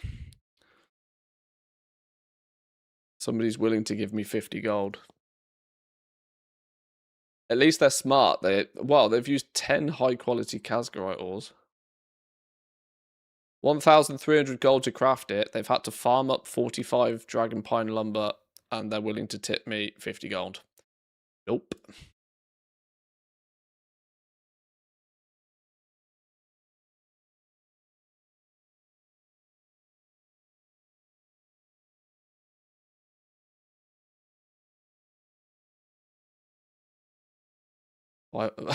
Valdrakken Gilded Throne, 50 gold. Also known as nope. Probably the same player. Wouldn't be surprised if it's the same player. But somebody's gone out of their way to farm up their own lumber. This is the thing, right? This is the thing. Nobody is ever going to put any sizable amount in that commission column when they feel as if they've done all of the hard work themselves. This is literally the thing I've been screaming about for work orders for ages. And nobody ever going to pay somebody else any reasonable amount to help them out when they feel like they've done 90% of the hard work. I think they were absolutely onto a win with making it so that crafters had to provide the lumber. Sure, there'd be a bunch of people that would still only put a 50 gold tip, but they absolutely wouldn't get their shit. The people would have to pay a reasonable amount for the crafter to farm the lumber. The crafter gets paid, everybody's happy. The fact that they changed that shortly before it going live was a bit of a disappointment in my eyes.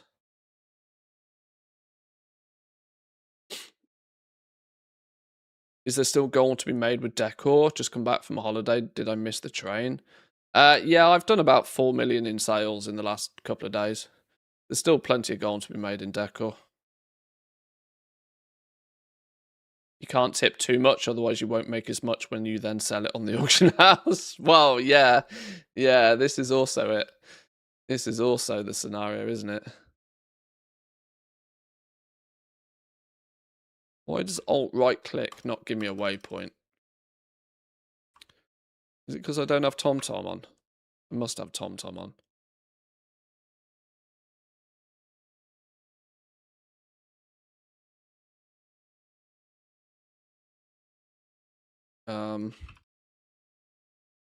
Where's Argan Hammerfist then? Oh, that's because it's the Founders Point one. I need to be in the Razorwind Shores, dude. That's why I'm not going to get a waypoint, because there isn't one. That's why we won't get a waypoint, because it doesn't exist.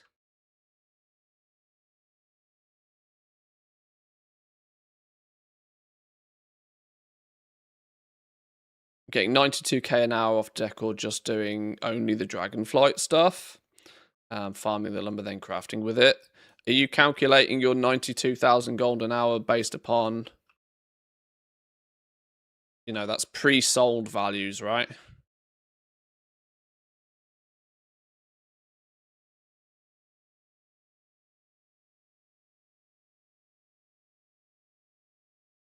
Where's this dude? Diecrafter. Left on. There he is. And you are? Elegant table. Okay, we seem to have some of these things. Collected, not collected. Now we do. Not collected, not collected, not collected. Collected.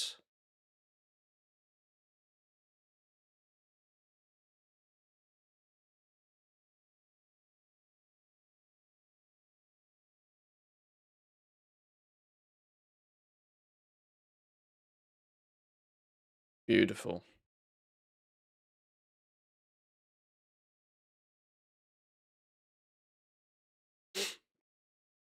Do you think it's more profitable to focus on lower crafting cost decors or a mix of cheap versus expensive ones? I would go as far as to say at this point, a wider selection is going to return better results for most people.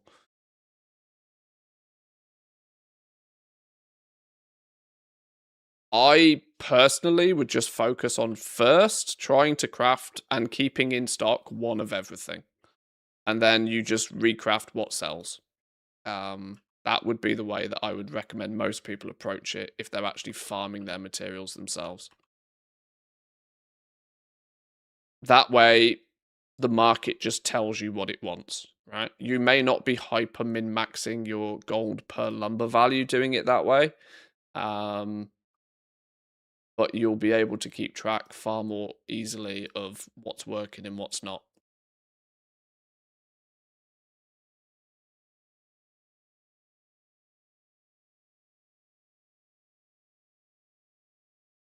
That's at least the approach I would take to it if I was actually farming it. Okay. Achievements, Center Stager, collect 200 unique decor. Well traveled is 250. 300, 350, 400, 450, then 500 is for the fully furnished achievement. Manthe the Furnished. Okay, so ATT tracks housing in this regard. There isn't any ATT for actually the decor itself then, no?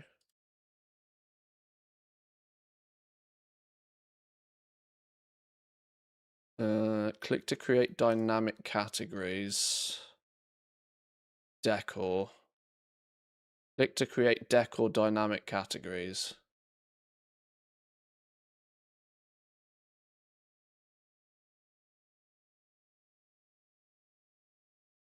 So this is all of the stuff that I could potentially collect. I'm at 41%, 472 out of 1,132 apparently. So specific character stuff. Allied races, Dark Eye and Dwarves. Ornamental and Kaldorite Glaive is Night Elf Heritage. Admiral Bed is called Tyrian Allied Races. Is it going to be just a case of log on to those, I wonder? Probably. All of the crafted items. As you can see, I might have been flipping crafted items for a while, but I have certainly not learnt them myself yet. Dungeons and raids. There's 28 things to get from dungeons and raids.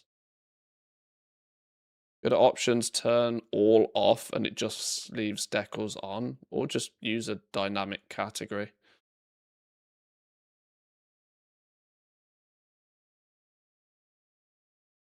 Do you think public work orders will be improved in Midnight? I tried to watch all of your videos and other people's. I don't think I've really missed any information about it other than we just don't know yet. I don't think they're going to touch it at all.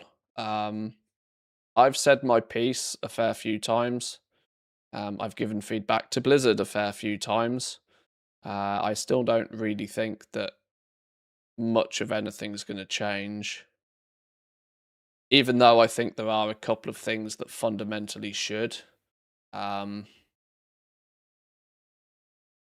can probably think of 3 off the top of my head. 1, quality needs to be put on public orders. It's basically a non-optional now. Quality needs to be put on public orders, absolutely, without question.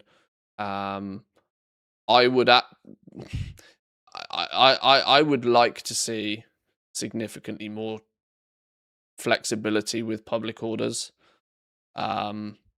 Forcing everybody to provide all of the materials on public orders, I get it. I know in Dragonflight you didn't have to, and it caused even add-ons to turn up with like no mats, no make. In fact, I would like to see them go the other direction. I would like to see public orders, no materials provided. I would love them to forcefully say that for a public order you provide no materials. The only thing you provide is a commission. Your commission is good enough. If the commission covers the cost of the materials, if the commission covers the cost of the crafter doing their job, then they'll craft it for you. If not, maybe you need to offer them more gold. Now, I've put forward that idea before, and it's been slammed, but it gets slammed by people who aren't crafters and who don't want to get paid, apparently. I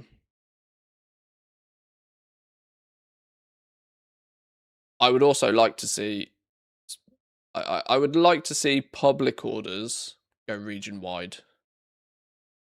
Region-wide public orders, I think, makes sense. You can get region-wide guild orders, but of course that still requires you to be in the guild. I would rather public orders. Personal orders, you can keep them to region, you've got to be on the same server to, talk to people directly, but public orders, I think there's no reason for them to not be region-wide. I don't know.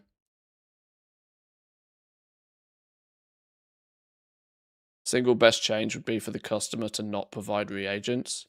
Yeah, I've wanted that to be the case literally forever, and it's one step. It's even one step further than it being optional to provide materials. With it being optional to provide materials, the problem we had, and this was what we saw in Dragonflight, the problem is that it's really, really difficult to then filter the list of outstanding orders. Because some people will be providing some materials and a modest tip, and some people will be providing no materials and no tip. And we needed an add-on to turn up and just like scan them and filter them, right?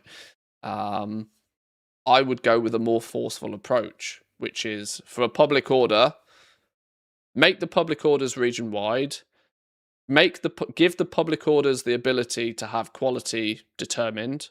So people can say, I want quality 5 on a public order. But the only thing that's provided should be gold. That basically says, I will commission somebody to make this for me. And then, yes, there'll be outstanding orders for some things from time to time. And the outstanding orders where the commissions, if somebody is not willing to pay enough for somebody to be willing to do the job, then they shouldn't get the thing. And it will market will sort itself out, right? It makes it easy for both parties then. If there's an outstanding list of orders which are all too cheap, then when somebody goes in, it's very clear and they're like, oh, okay, well, the crafter's not going to make this for 50 gold. They're not going to make it for 100 gold. They might not make it for 500 gold. If it takes 700 gold worth of materials, that might end up being the price where orders start getting filled. But you'll see the outstanding orders, and when you go to place that order, you'll be like, okay, well, I need to commission a crafter at least 700 gold for them to actually maybe make my thing. It's easy. The crafter can come along, they can place an order. They don't need to piss around collecting a bunch of shit from the auction house. They don't need to worry about the quality of materials from the auction house.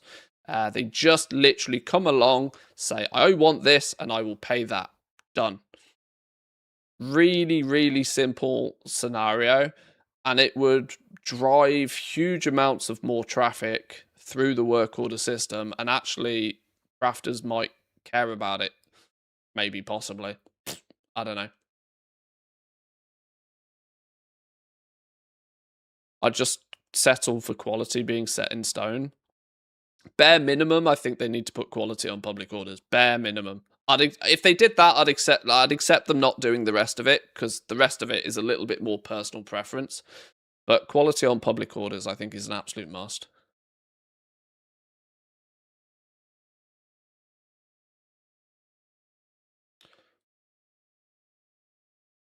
Force the crafter to provide the mats. Price the craft based on the material price and put in a tip. It's too low, people won't craft it, as you say, and they can just pull the gold cost from their own API. No. I don't think Blizzard needs to go as far. I don't think Blizzard needs to go as far as like saying you might need to pay this to get something done. No. I would rather that like that. That's no. Just make it real simple. Somebody comes along and they say, they go to the orders screen and they're like, I want that. Now, of course, for end game gear, for example, people would have to put their spark in. Sure, that's fine. That people have to provide their spark. That is their qualification. I have the limited time, the limited item that needs to be provided to craft a thing. Here's my spark, and here's 10,000 gold. Can you make me my quality 5 piece of gear, please? If the materials cost 4,000 gold, then that leaves a nice 6,000 gold tip for the crafter. If the materials cost 25,000 gold, then that 10,000 gold tip's not going to be enough, is it? And it just won't get crafted. Or crafters have the choice to take a loss on the materials for things like first-time craft bonuses or something. But the market will balance itself out based upon what it actually costs to craft a thing anyway. But it's a much, much, much simpler solution for the person that comes along and says, I want something. And then let the crafters do their job, which is to craft and manage the materials and that sort of stuff. Then, if you're a crafter, you could be using your concentration on cooldown to create higher quality materials at a lower price than the market rate, giving you a little bit more flexibility with your crafting cost, meaning that you could then start to choose to take the orders when the commissions on them are slightly less than others. It allows crafters to be a crafter.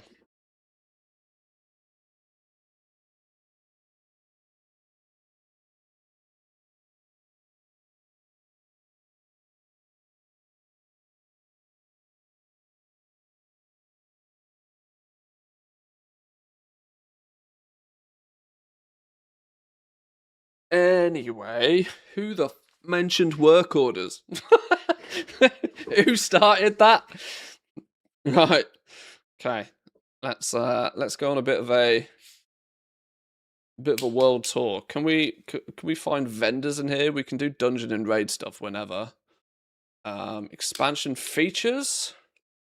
These expansion features are new systems or ideas by Blizzard which are spread over multiple zones. Yeah. So where do we get shit from? Garrisons, Legion Hall, Law Walkers. Requires a minimum standing of friendly with the Law Walkers.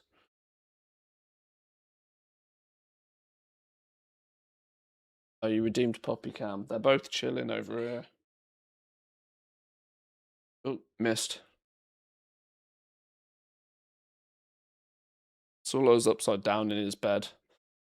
And Alma's crashed over by the door. They finally stopped chewing the sofa and are relaxed.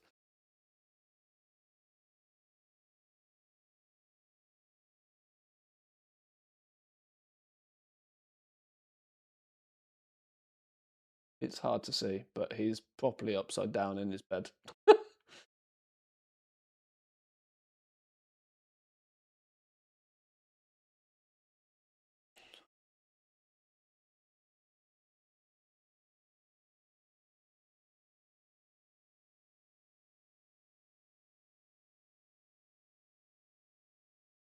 So many benefits in the player only providing the spark, missive, and embellishment stuff. I really don't understand why they keep it this way.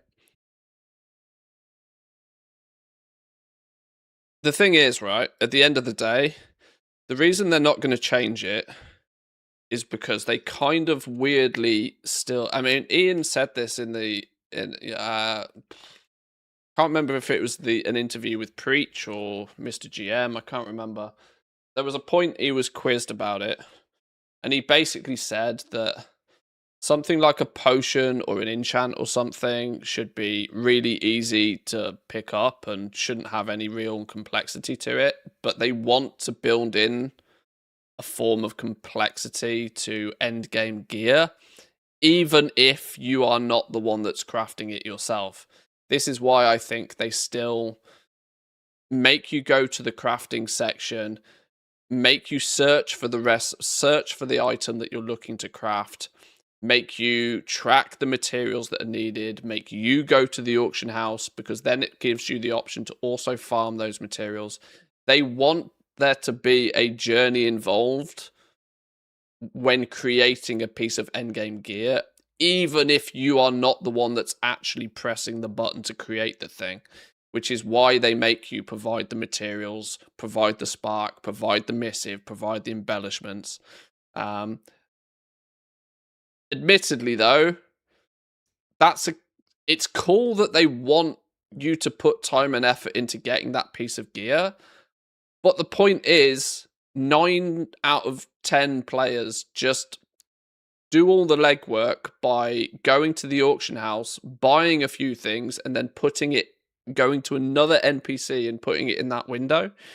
It's just an annoyance. The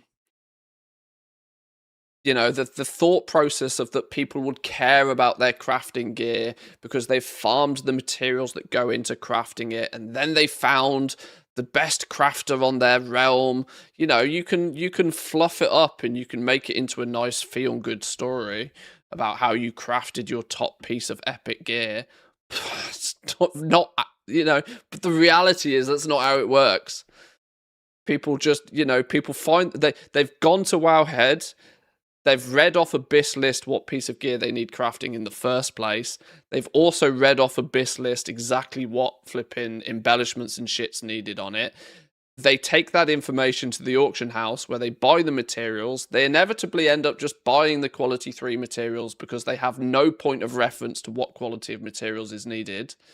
So they just buy the best materials because that sort of means that hopefully they get the best quality of item crafted. They don't know, though. They're kind of left in the dark about this, but they still just go to the auction house, buy the shopping list of shit, and then take it to a completely different NPC and put it up for an order. The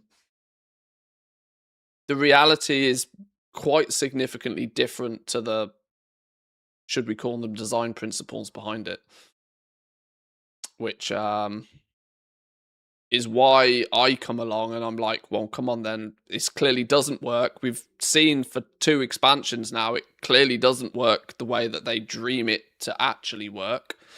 And with that in mind, then how about we remove all of that friction that is just an annoyance? How about we just make the game easier and more fun for the people who are actually, the crafters are the ones that care about it. The crafters would probably be willing to do what they need to do to get their materials at the best price. That means they can take the cost of things are. People, have turned in the War Within. Look how many people turn to Kachak for his spreadsheet for calculating crafting costs of things. Because in game, it's very difficult to figure that stuff out. But that's an indication that crafters are A, willing to do that, and B, already know that that's part of, making gold with the professions. Let the crafters be crafters. Let them play the crafting game. And if you have no desire to play the crafting game, just make it easy for those players. There's no need for all of this friction for the sake of engagement. It should just be, after 2 expansions, they should have learned that it's just a frustration and it's just a point of annoyance for most players. Anyway, so expansion features is going to take basically is going to say, or you must have done a bunch of stuff. And there's lots of stuff here that requires specific classes to get it. They're just, okay, outdoor zones. Talani Expedition, revered. Now, I'm going to assume I am at least renowned enough with everybody.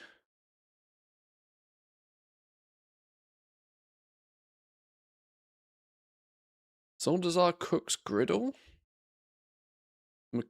Cooking achievement, the Zandalari menu. Oh my god, look how many pieces of decor come from PvP. Shit, that bed. There's no way I'm doing any of this. Then there's world events. Alright. Corruption Pit. Legion Remix raids. These are the things I can get from Remix that I probably just haven't yet. Okay. Well, it's the outdoor zone ones that I'm interested in then, isn't it? This is where we're going to be able to fly around and pick up most stuff, I reckon. Now, this doesn't seemingly subcategorize it down into specific things. So is that homebound? Can anybody confirm or deny if that homebound add-on is up to date enough for me to actually do a world tour for the vendors? Let's put you up in the corner here.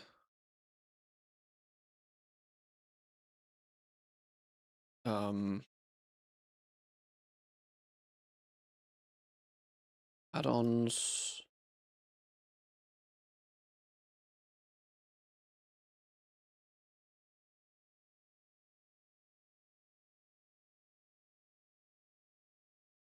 Homebound is great, okay.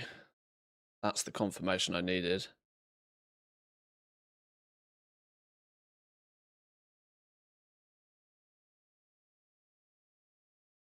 They want casuals to fulfill orders too, though. They need mats provided. Too much friction for them.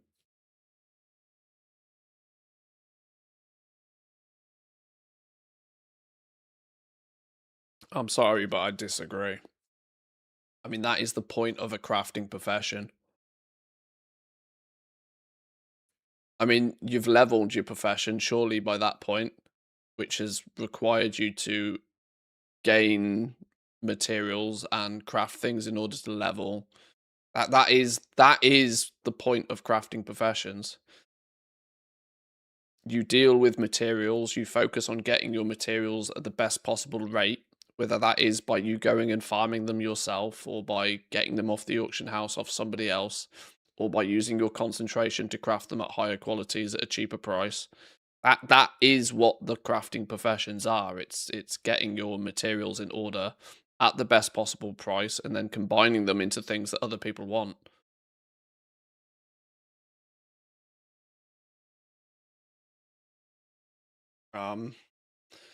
It's like, it's, I don't know. I think I disagree with that. I think that is what professions are. I don't think there needs to be a casual way for people to deal with professions. The very core of what crafting professions are is dealing with your mats. Do we have a button for homebound? There we go. Right. Track shit. Minimap button, TomTom, UI scale. Right, classic. We've got some old quests. Where's the vendory stuff? Just give me vendors. I want to fly around to a bunch of vendors given the choice. Oh, vendors. There we go. Eastern Kingdoms. Stormwind City. Bit difficult for us to get to Stormwind City. Can I... Okay, let's ignore Founders Point stuff. Northern Stranglethorn. Can I, in theory...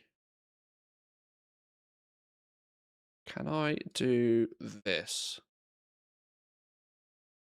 Left click to open the vendor items, right click to add a map pin.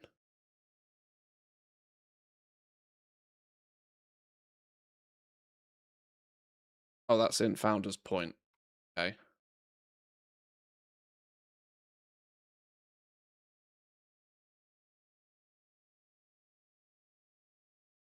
In that.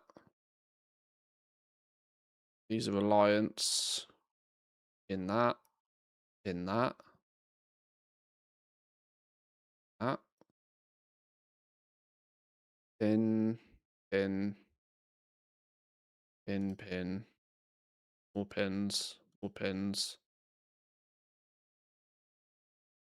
Pins.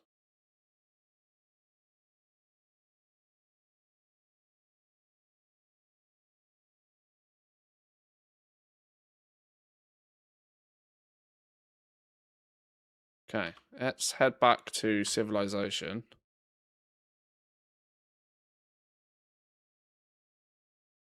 Is that the newest version? I have another tab for crafted items. Oh, it could possibly have had an update. I imagine it's probably been updated nearly daily, isn't it? I don't know when the last time I updated my add-ons is. Hang on, let me take this portal and then I'll open CurseForge.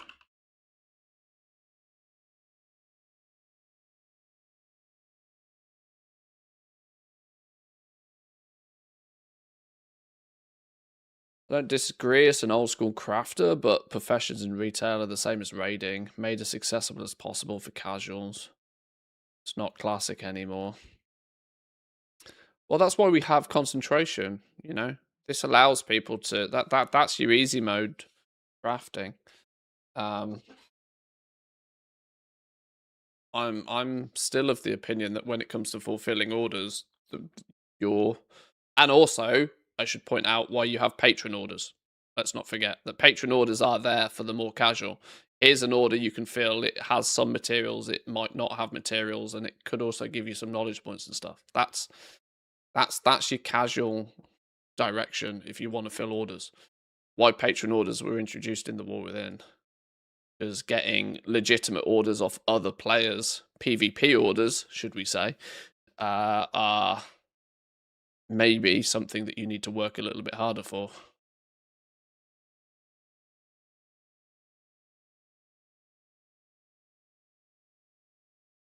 But what Blizzard needs to do is make the system so that there is the most easy opportunity for people to both place orders and to pick up orders.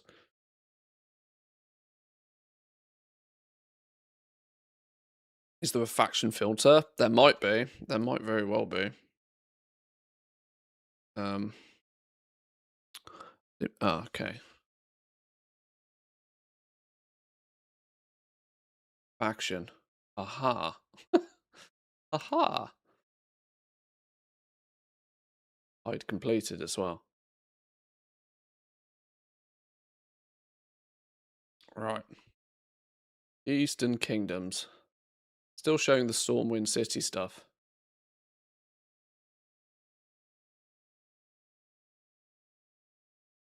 I don't have a tab for professions though. Did it not update?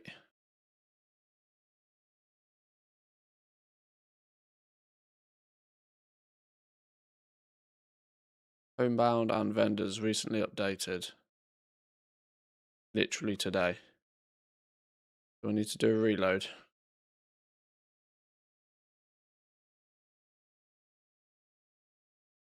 PvP. When I say PvP orders, I mean player to player orders, P2P orders, not PvP gear.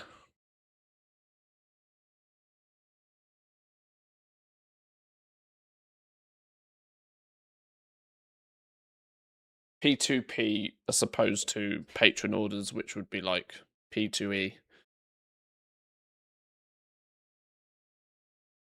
But yes, I would also agree that PvP orders, craft the gear, put it on the auction house, the player adds their own heraldry at the end. Smells a lot like base items, which is also something I wouldn't mind, to be honest. The problem is that they if they implemented a base item system that allowed players to put their embellishment, put their, people already add their enchant to a piece of gear, so why can't people add their missive and add their, I get, the thing is I get, this is why I think the system is kind of a little bit backwards, because they don't, they want they want your missive, they want your embellishment, they want your spark, your crest item. They want all of this to be part of the crafting cycle, but then they don't let the crafter. They tell the crafter that it's their responsibility, but then they actually make it the responsibility of the person buying the piece of gear. That if it's not provided at the beginning, it's just kind of backwards. It's just messy. Like there's no real better way for me to describe it other than just saying it just feels messy, and that they do so much better off to remove a lot of the mess, filter out a lot of the mess, let the crafters be crafters. Oh, there's the profession tab. Look, okay. Let the crafters be crafters. Let the people that don't want to be crafters, don't force them to be, faux crafters. Don't force people to have to care about qualities of all this sort of stuff. That should be a crafter jam.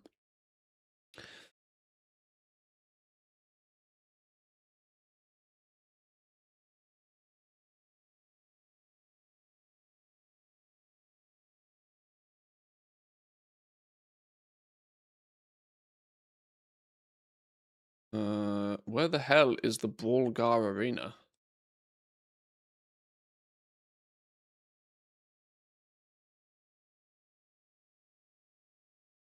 Why do I have no idea where that is? Is that what? Is that a PvP thing? Must be. One in Thunder Bluff.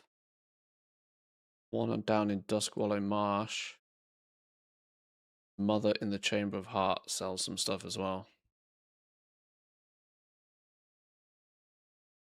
Oh, so I've got map. Oh, it's giving me map pins, but it's not giving me TomTom coordinates. All right, sure.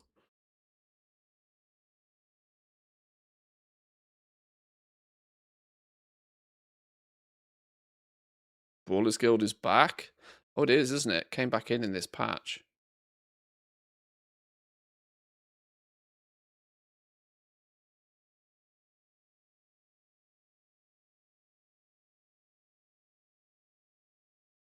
You're not who I want. Who's the one that sells me the decor? Map pins disappeared, and now I don't know who it was.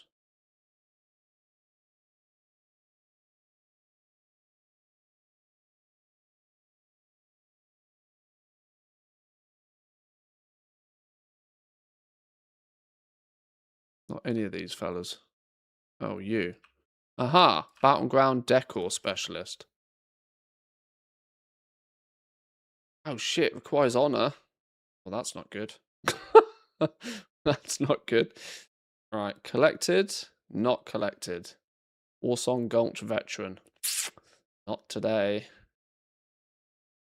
Tower Defense, not today.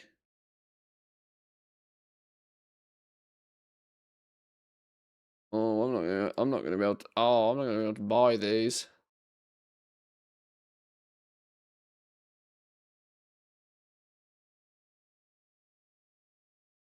Oh, that requires honor. That's not good. Me every single time. Yeah, it's like, oh god. Oh no. All of these require PvP achievements. That's not happening, is it? Okay. Check in again soon. Yeah, agreed. I haven't started my house yet, no. The last week has literally just been farming, crafting, selling decor. I've not paid any attention really to my house yet. Lonero, who are you and where are you? Traveling bookshop. Haha, gold. 2,000 gold apiece. Not refundable.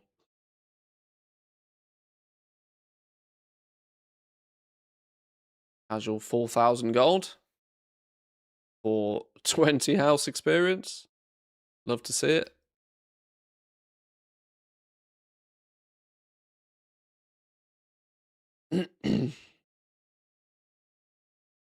Is K-Chat the only content creator on EU that posts on NA realms? There's a few people that also do dabbling on NA as well. I mean, yeah, Elon's been pointed out. It's not super common though.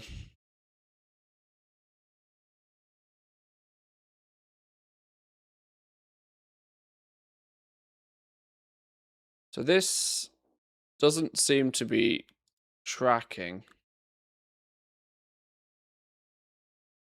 Although it's still saying that he sells things that he doesn't sell. It's tracking these, two of the things. How do I get the other ones?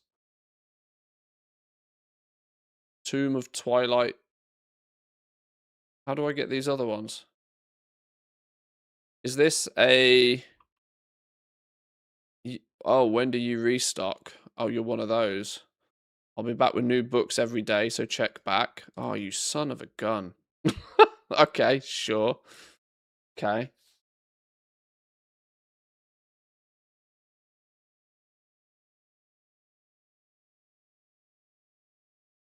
Brawlers Guild champion. How do we get to Brawlers Guild in Ogrimmar then?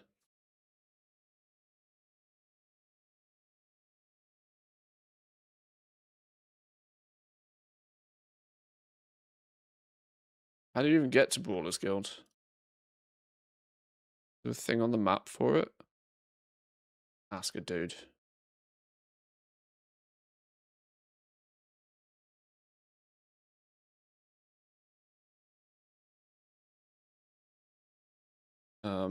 None of those. I'm gonna make myself look real stupid here.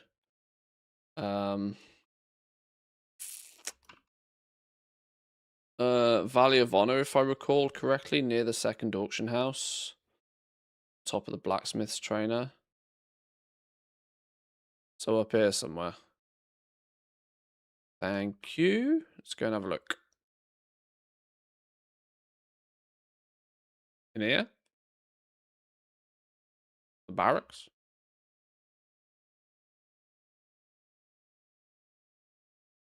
Unless it's moved, it's the big round house to the right side of the auction house in the Valley of Honor.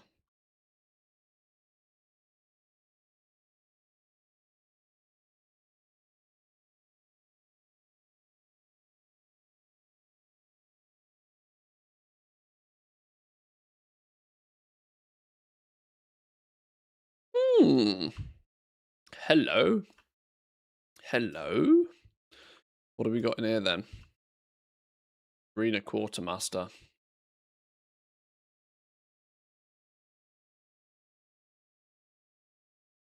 Champion Brawler's Gloves.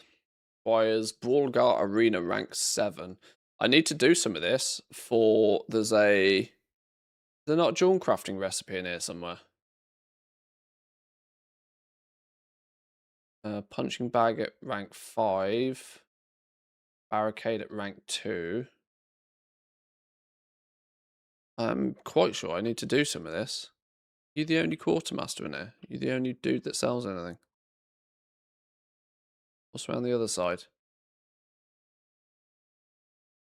I've literally never seen Brawlers Guild from the Horde perspective. I did it on Alliance back in the day.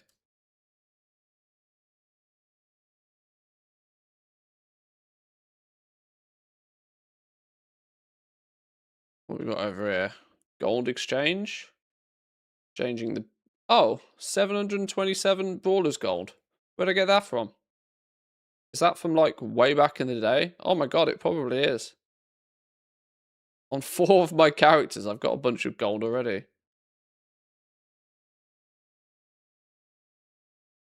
This has been removed from the game. Apparently not.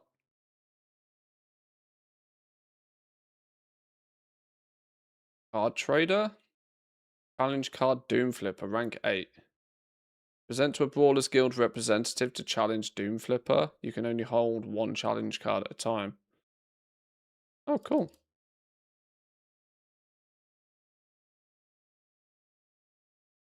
Nothing interesting there.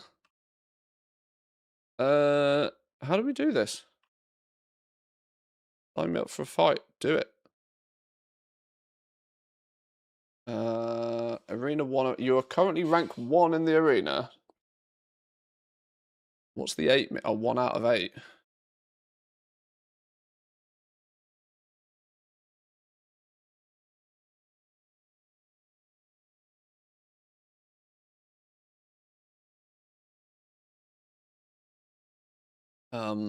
How do I position in the queue? 8? Oh, flipping hell.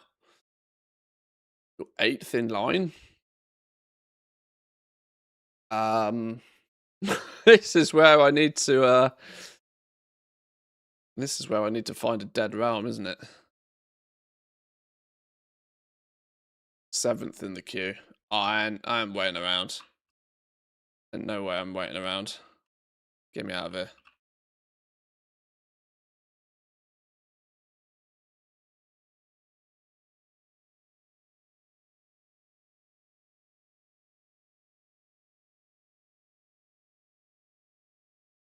I'm going to assume that it takes you out the queue when you leave, right?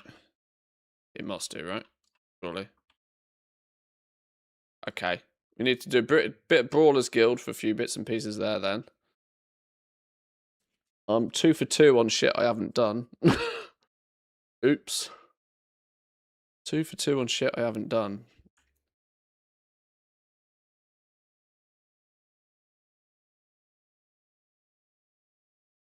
Axel over in Dustwallow Marsh. Mother in the Chamber of Heart. Add it to the we'll worry about that later list. Yeah, exactly. We tried. We failed.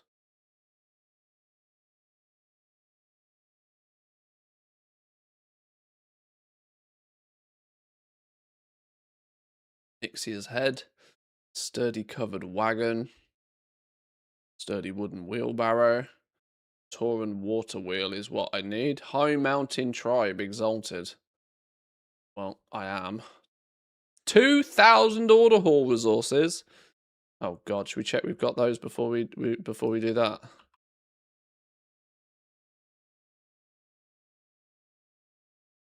Order hall resources. Why is there not a search function in this?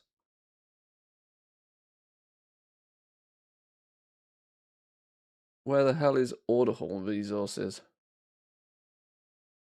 Dragonflight, Shadowlands. Order resources, 12,000. Good.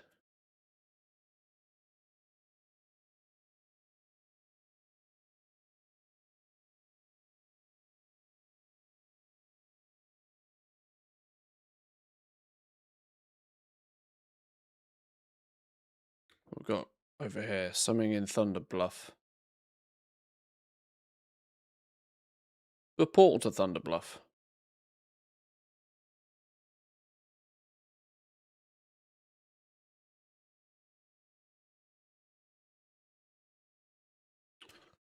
I'm going to use Zygor a lot here, I think. Zygor's going to tell me how to get places, because it's like when you buy a sat-nav. The day you buy a sat-nav is the last day you will ever remember how you get anywhere. Oh, it's Dark Moon Fair, okay.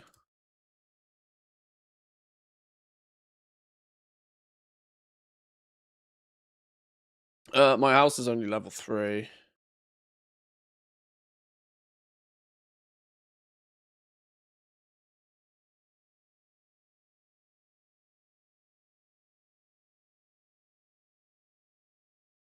Brave Tuho, where are you?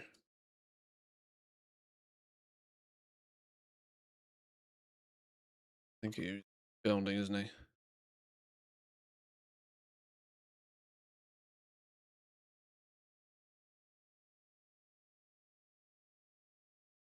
I get the feeling this is going to be a squirrel day.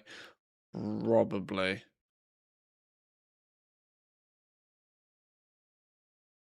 Um,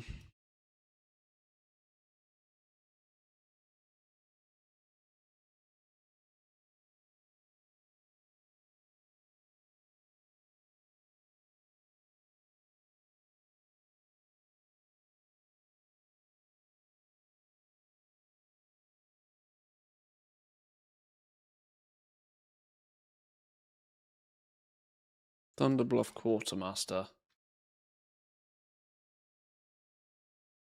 Complete the quest Walk with Earth Mother. Oh, fucking hell. Why didn't I do any of this way back in the day? Why didn't I do any of this way back in the day? I don't know what that quest is.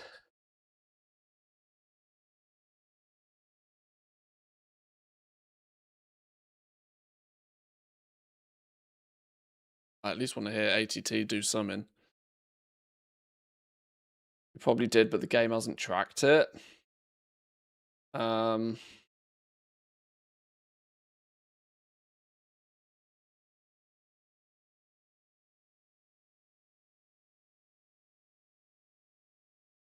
with the Earth Mother. Mulgore, 10 to 7, 1 to 70.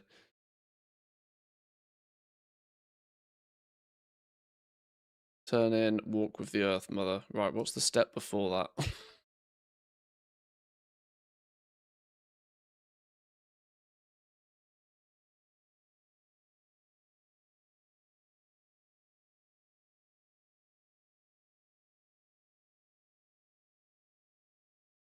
Just wait until you come across an item that requires a rep that you didn't know before in the past, but you've lost all that rep because it's a faction rep and you swap to Horde. Better raiding options and no longer have that rep. Oh no. Oh no. That is going to be a thing. I can already tell that is going to be a thing. Right, okay. We are in for the long haul. We are in for the long haul. Should we pick up some lumber while we're here? Yoink.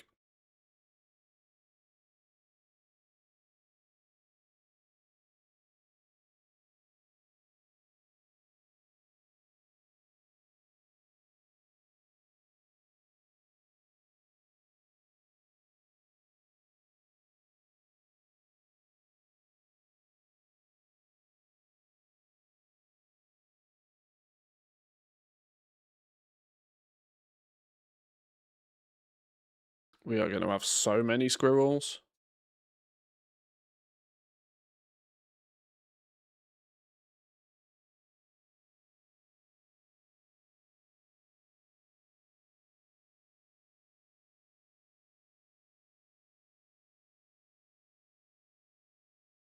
Again, save yourself the hustle. This quest can only be completed as a Tauren. Wait, what? Oh no! Don't be telling me that. Hang on. This is where we turn to Wowhead. More reason to be a Tauren.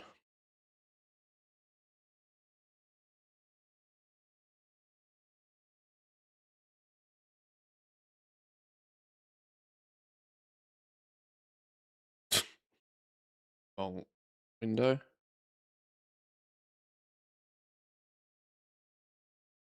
Uh.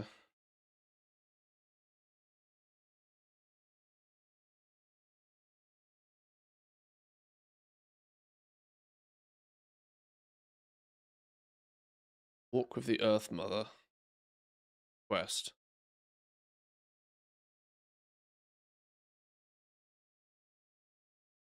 This quest happens in Thunderbluff and Orgrimmar. Race Tauren. Wow. Okay.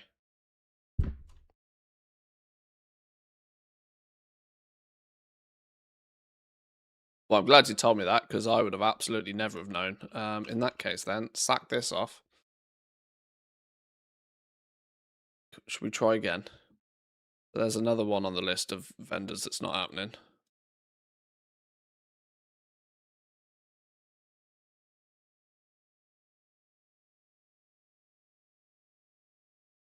Is that this quest? This Tauren Bluff Rug. Yeah.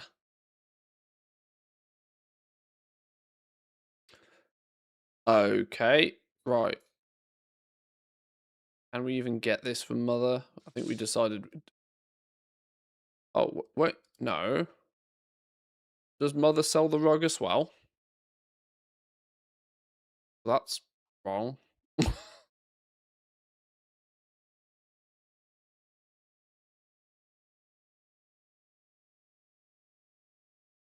Farewell to Arms. I don't think I've done that.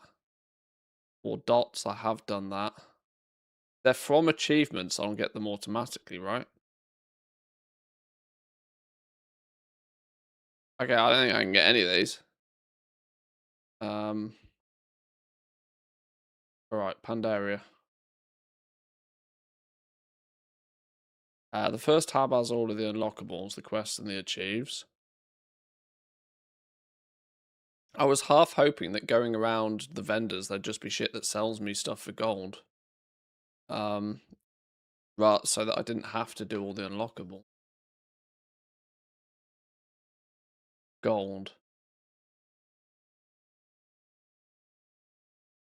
Why is Ordinant of the Cloud Serpent honored? Done.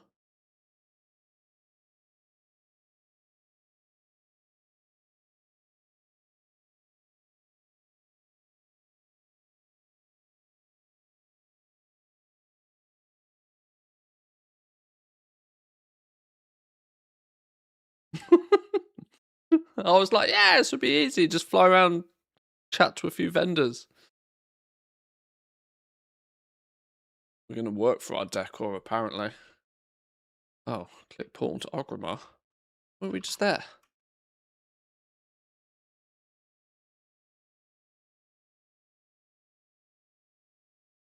This is the this is clearly the downside of spending all the time on the beta instead of prepping all of this ahead of time, isn't it?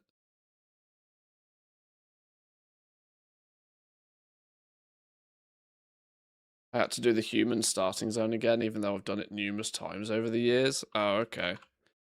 Well, we will see, I suppose, won't we?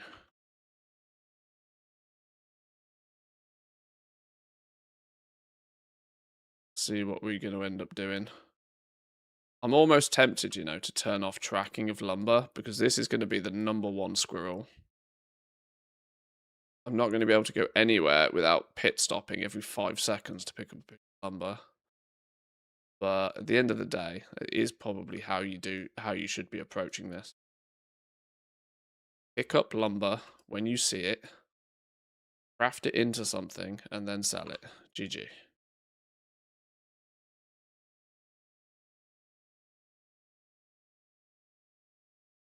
So we'll just jam out to some Christmas tunes while we do it.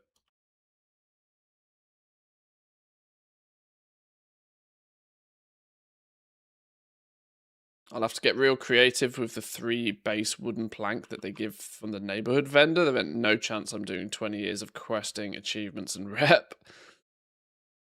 Well, this is the thing for me, right?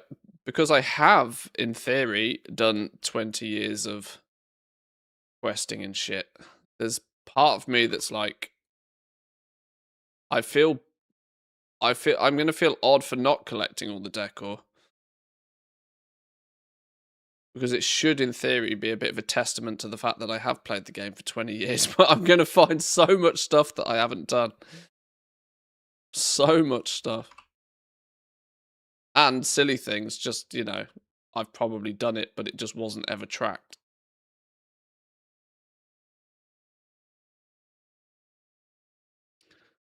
3 hours later, Decor bought 2. Lumber gathered 1,000. Yeah.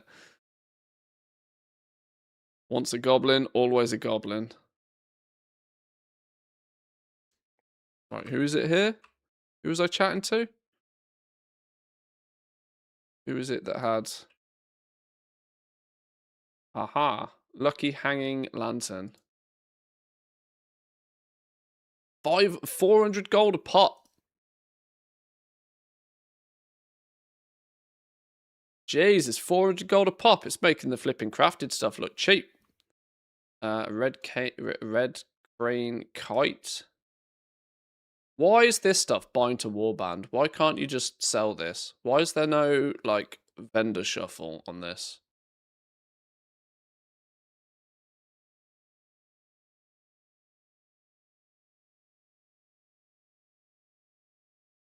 Why can you not click these, and why does it not open your housing dashboard with them?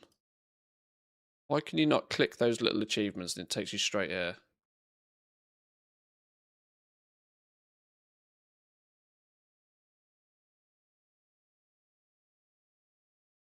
Okay, right, next. Gina Mudclaw.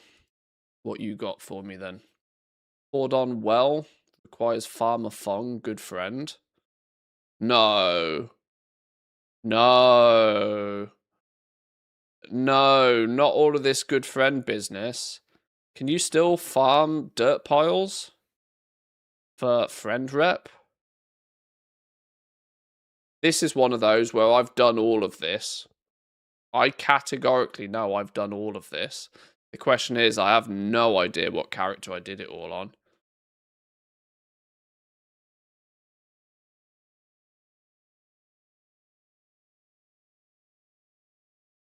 Back in Mop, I did all of this. I did the friend rep grind before release, thank Christ. Wow Thing is your friend.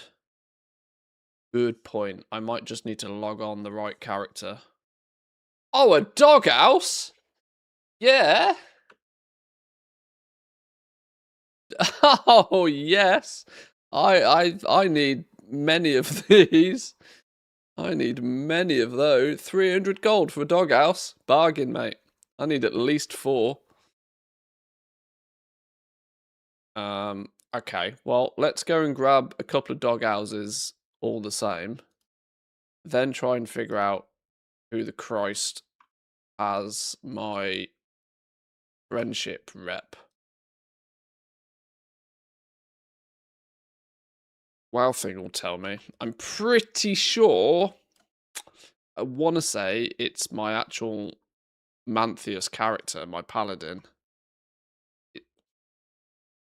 It's 50-50. It should be either this hunter or my actual Mantheus character.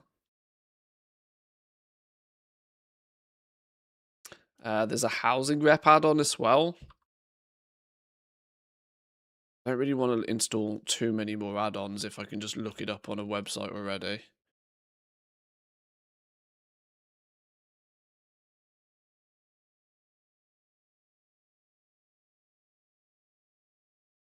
Can't move for lumber though, apparently. Ah, now this is going to be the thing, right? Every time I look at a piece of lumber from here on out, it's ATT is going to be like, you could use all of this lumber to craft things for your collection. But I'm going to be very reluctant because it's gold.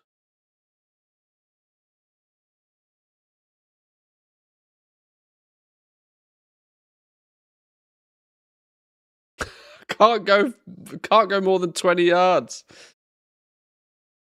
Where's all the druids farming all the lumber so there's no spawns? I want no spawns on the map.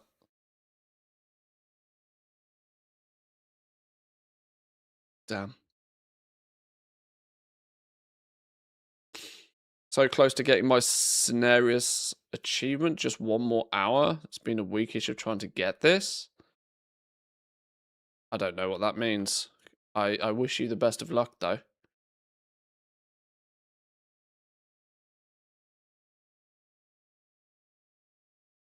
Oh, Cenarius Arc, sorry. It's the Moonwell Arc. I read that wrong.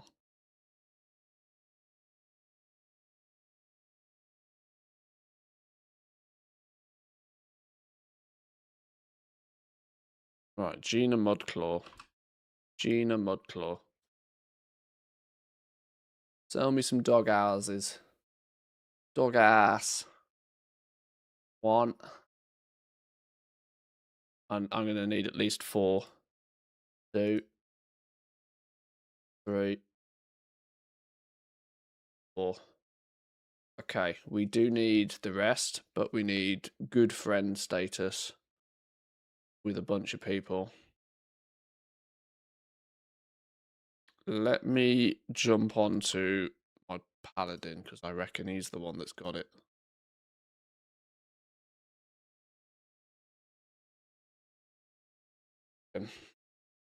When Housing came out, I thought to myself, I'll just use this to make some gold. I don't care about my house. A few days later, I've been addicted to decorating my house. I'm not good at it, but that's not stopping me. Hey, as long as you're having fun, it's doing its job, right? If you're having fun, it's all good. All good. These aren't the Tiller's farm friendship stuff, though, is it? This is the cooking stuff. Still think it's this paladin I probably did all of this on way back in the day.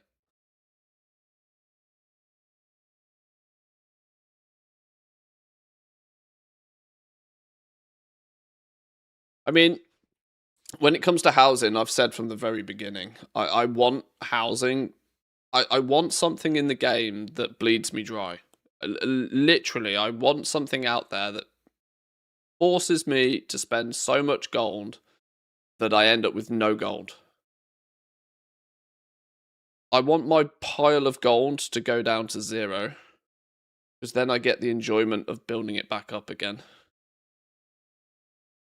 Aha, I'm clearly crafting some demon steel bars. Who would have thunk it? How the Christ am I ever going to see Mop?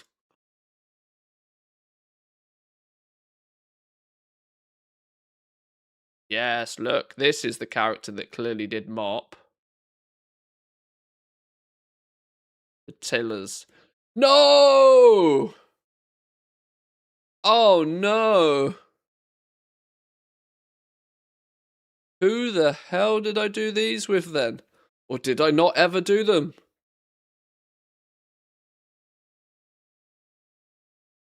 Okay, to Wow Thing. Wow Thing will know.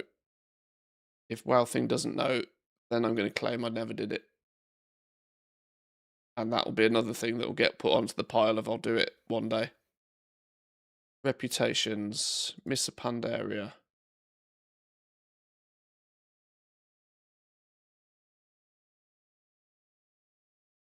Oh no. I don't think I've ever done it.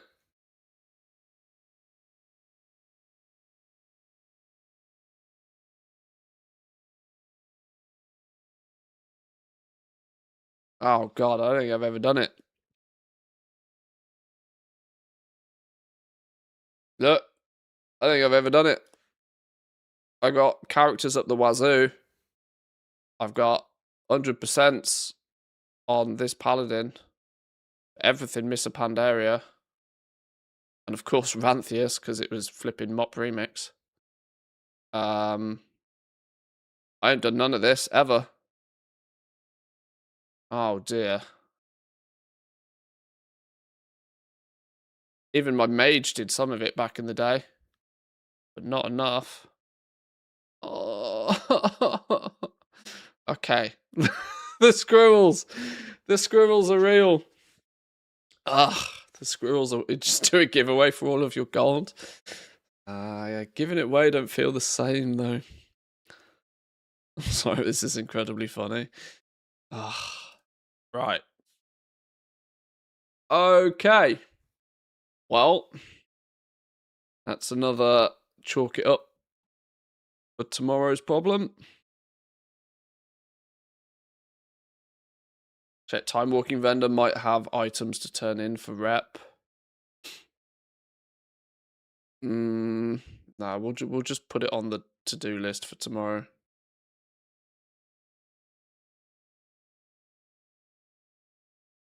Hope Blizz fixes the yard boundary soon. When they upped the outdoor space limit, they shrunk the corners of our plot down by rounding them out. Oh, have you put things in places that you now can't get them back or something? Or you just don't want round boundaries? Surely people are putting fences down, right? So people want a nice, people probably want a nice square corner, right?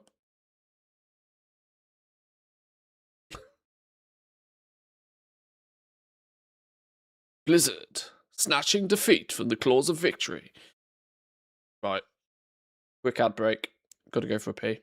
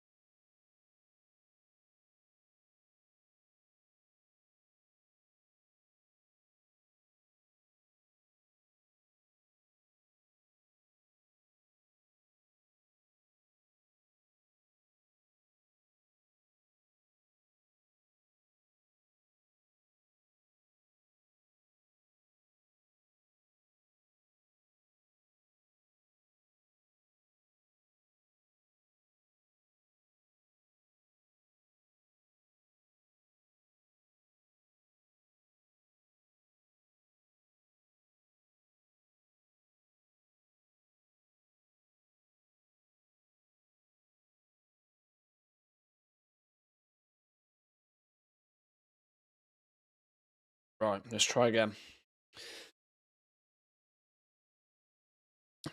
Don't worry, Blizzard's going to add so much stuff into the store. You'll need that gold. Your house is going to look like Trump's ballroom.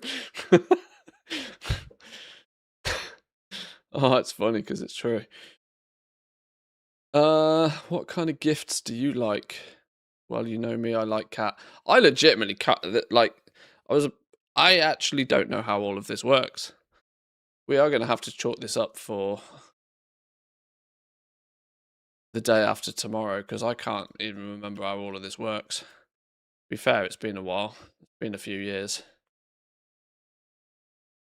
I deleted a tent and a table I had on the edge of my boundary and deleted them to put them in something else, and now I can't put anything back in the same spot. Oh, I see. I see. Yeah, that sounds like Blizz. I would expect nothing less. Vendors, Pandaria. Right, Lie the assistant. What have you got? More importantly, what we're going to need. 2,000 gold. Boys' achievements. Law walking. Ethereal wisdom. Oh, God. Blaine's Bay. Oh, we've got some of these. Hang on. Home of the Silver Moon Intrigue. We need to do the law walking achievement for that one as well. And we need to do the law walking achievement for that one. I never did all of law walker, chose law walking stuff. Okay, so there's no point going to you because we can't get you either. What about you? Empty law walker's bookcase. The law walker's revered. Why am I not revered with the law walkers? That was the simplest fly around and pick up things. Why am I not revered with them? Honored. Okay, this is one where I need to bring that paladin over again. Probably done it. Who's renowned with the law walkers? Which one of these is the law walkers? The law walkers, 100%. Yeah, paladin.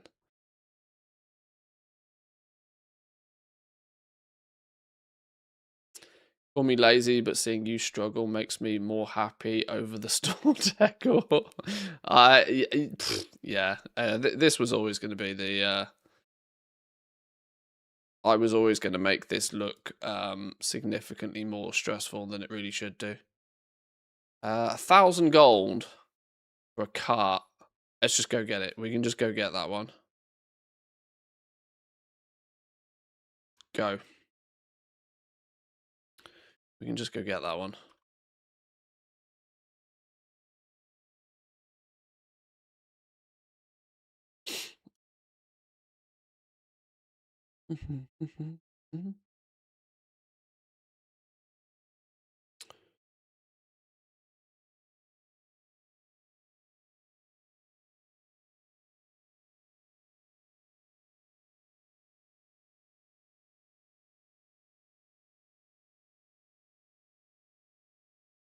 Can't fly past lumber though. Came back from the bathroom and said hi to the dogs, and Sulla has literally licked my face off.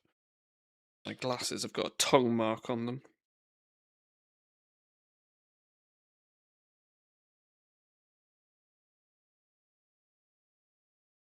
He seems to have a sandpaper tongue.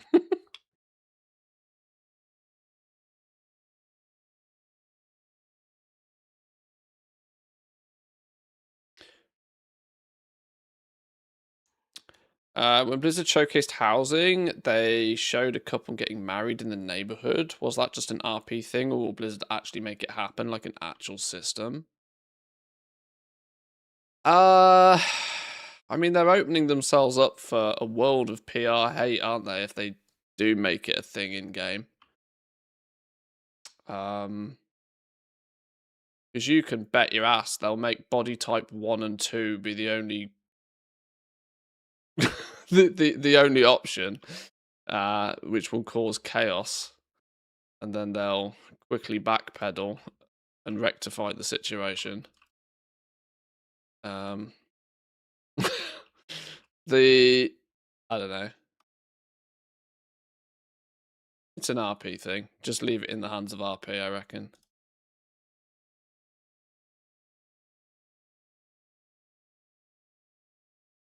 This is why we can't have nice things. Right. I think we might need to do the law walkers, so I need to bring the right character over to do that. So for now, let's just do things in order. Otherwise, I'll skip things and I'll forget things.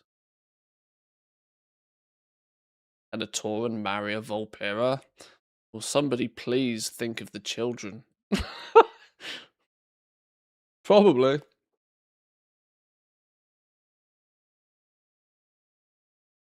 Seems like RP yet. It's an RP player. We don't have a dedicated RP shard. That's all we really want. All RP shards are dedicated RP shards. Oh, you meaning that you don't want anybody who's not on? You don't want anybody being able to shard to it? Oh, you mean for housing?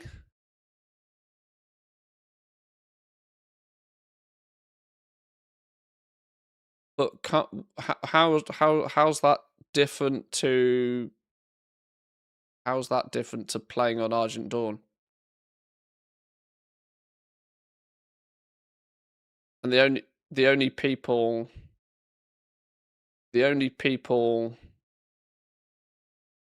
I suppose because then you'd need to do a guild. Well, this is probably where charter neighborhoods can be a thing, right?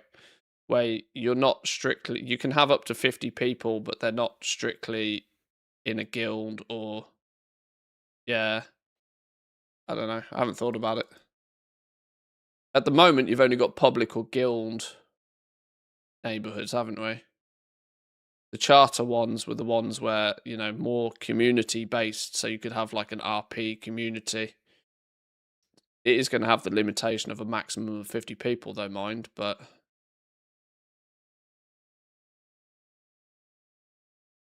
I have people from Argent Dawn in my neighborhood and I'm on Taran Mill. Yeah, because Taran Mill is an open server. Argent Dawn is an RP server. So if your character is based on Argent Dawn, I would imagine there's then also public neighborhoods that will then only be available for players on Argent Dawn, would be my guess. Because the RP community often likes to close the gates, if you know what I mean.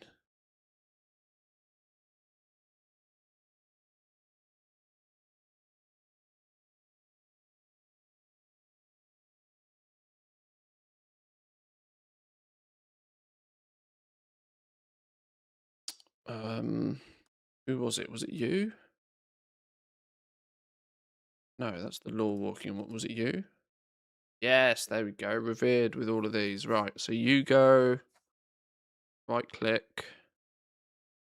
Where we going? Over here. Zygor will guide me there.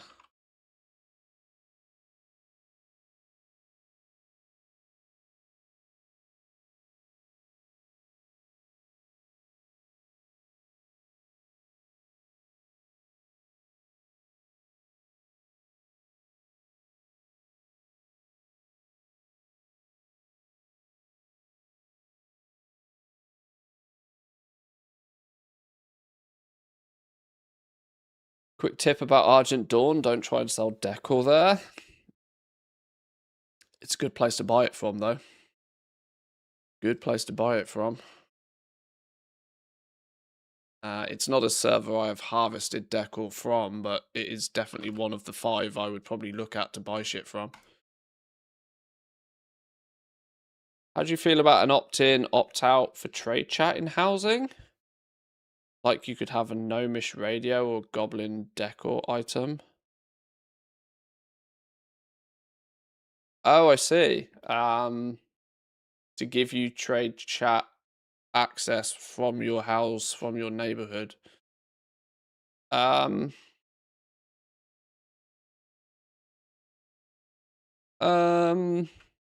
think that's kind of quite cool. I don't really see too much.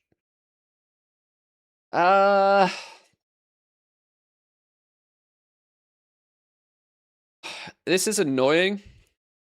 The only reason why I would object to something like that is because I can already very, very quickly, within a blink of an eye, see how it'd be abused. Because your neighborhood, because your housing is instanced, you would find the unscrupulous characters using an instanced neighborhood or their housing to bark from, where nobody could come along and report them for being bad actors. I like the idea, I just know it would be abused. As bad as that sounds. Oh, no, hang on, that's not where we're going. Where's the... there is a reason why the trade chat is kept to public locations. It's a good idea, though. Like I said, under normal circumstances, I wouldn't object to that. Sounds like a good plan.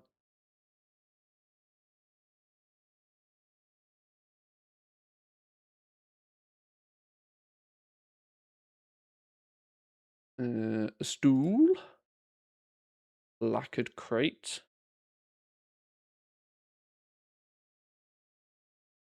Scholar's lantern.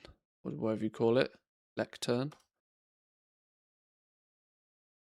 An empty bookcase. 800 gold for an empty bookcase. I haven't got nothing on it. And they're in Scotland book 1,600 gold. Sheesh.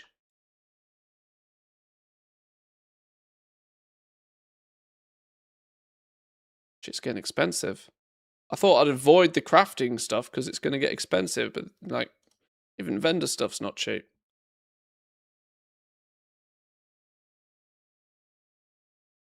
Okay. Right, now back to regular scheduled activity on the Hunter.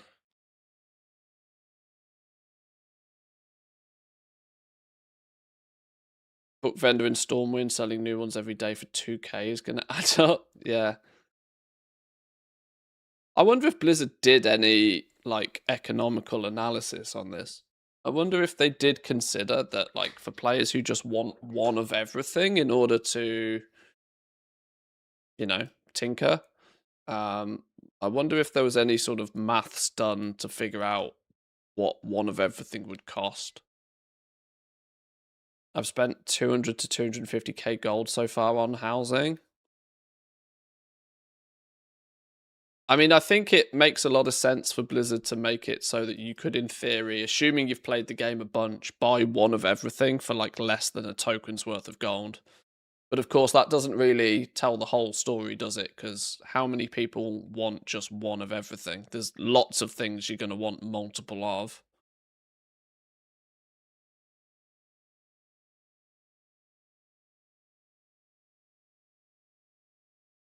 Trade chat is already usable with trial accounts. It's pretty abusable in theory.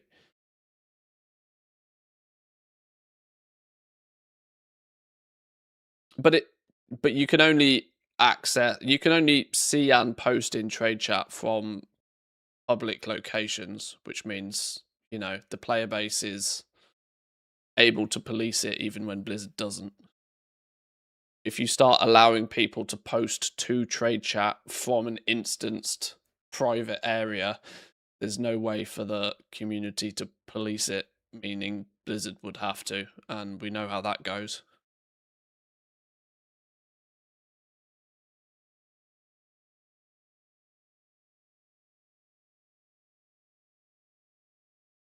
Okay, I think I've didn't I conclude there's not a lot I can do with these without doing the friendly bit? And this one, we need to do the lore walkery stuff. Okay, so that's Pandaria for the most part done. WOD. Now, I never did Warlords of Draenor from the Horde perspective. Oh god, I'm going to have an absolute field day doing all of this, aren't I? Frostfire Ridge, what's the odds that this is all garrison stuff? Laughing Skull Orcs friendly? I don't even know who the Laughing Skull Orcs are. Sure. Garrison Barracks. Garrison Barracks vendor. Iron Horde scraps. Garrison resources. Right, I guess we're going to the garrison then to begin with. Garrison Hearthstone.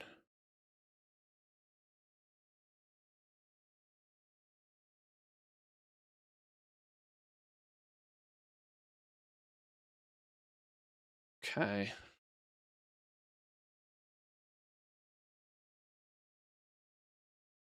What do you mean by policing? You can still right-click report, can't you?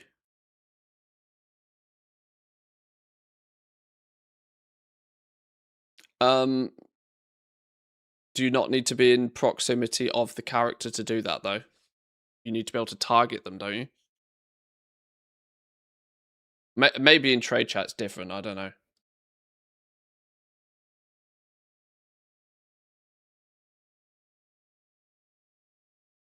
I don't know. It was a thought.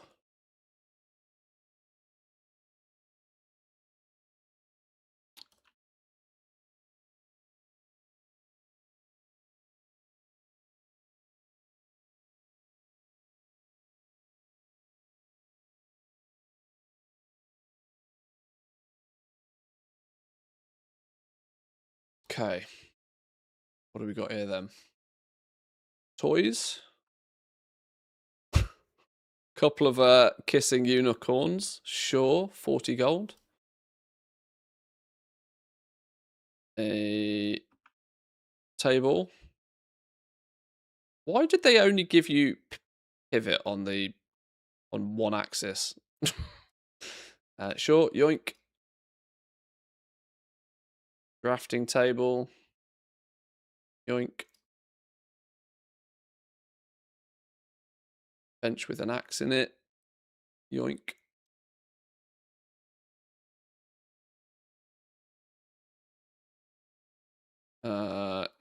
Is that a bookcase? It looks more like a fence to me. Trust you. Orcish Warlord's planning table. I've already got one of these. 1,500 garrison resources, though, if you want another one.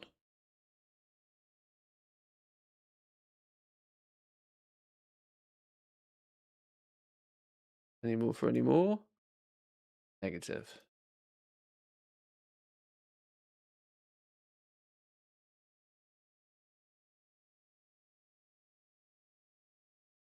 Beautiful.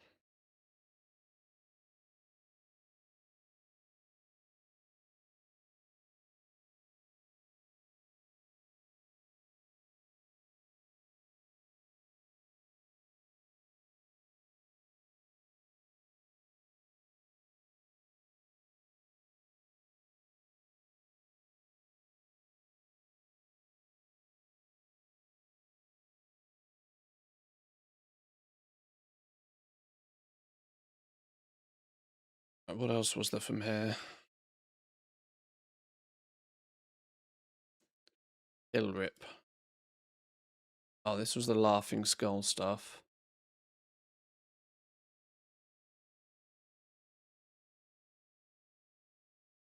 Do I technically need the... Do I technically need the barracks to be able to get that? I guess I do, don't I? How do I see what buildings I've got? It's so odd, you know. Having played all of these expansions in just like unnecessary amounts of detail way back in the day, it's incredible how quickly I forget of their existence. Oh, I do have a barracks. I do have the barracks. Does that not mean I should have the barracks vendor?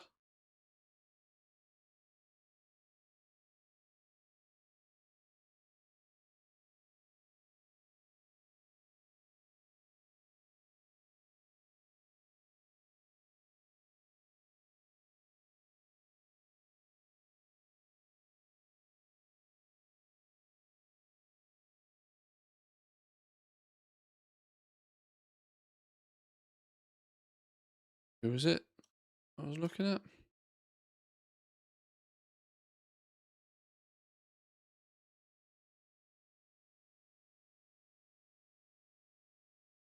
Aha. Ah, but I don't have the Iron Horde scraps. Boo. I've got 21. 21's not going to get me very far, is it?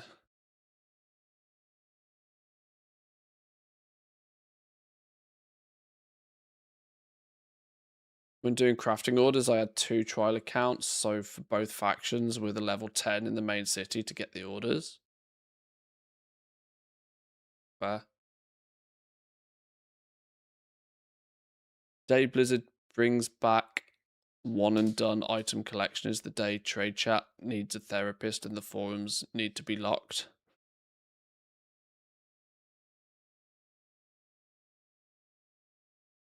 There's been quite a lot of people that have been talking about Decor and have been clearly quite frustrated with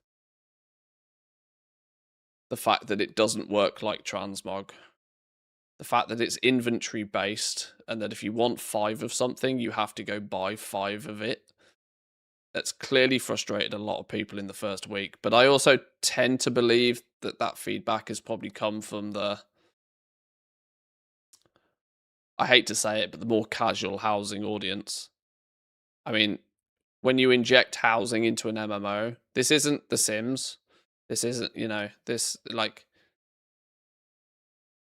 for there to be some sort of formidable value to your house long term, it needs to be something that you put effort into. If that means going back to a vendor to buy the thing that you want more of, then you should have to do it, I think.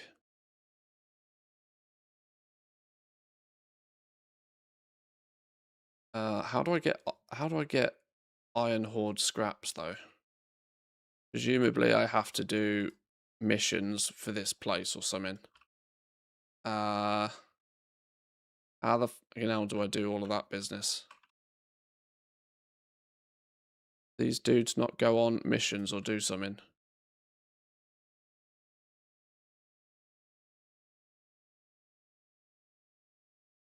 Bodyguard miniaturization device. I'm just gonna buy that as well. Yoink. Boy, I didn't have. Yoink.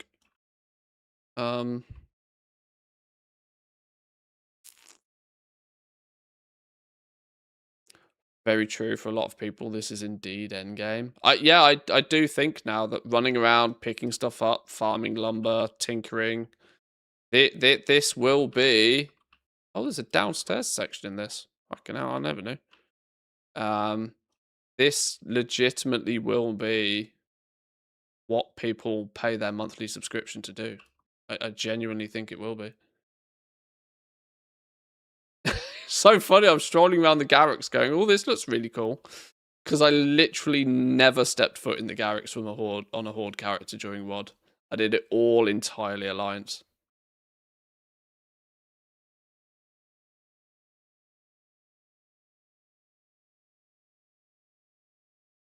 Which is why I am eternally lost in this place.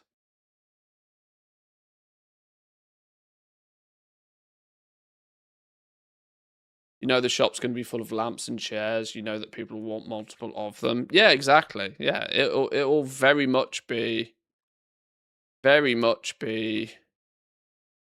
you know, they even spoke about it, haven't they? They've even sort of stated that they will, with this Hearthsteel thing, that they are going to want to make it be something that they expect people to be buying multiple of, and they will price it accordingly. I think it's both very clever and also relatively sneaky that they have not in any way, shape, or form put anything in the store for housing yet. They're going to get people hooked, and then they're going to start drip feeding in the microtransactions. I wouldn't be too surprised if we see before Christmas though the first something turn up. I would be very, very surprised if before Christmas we don't see something in the store for housing.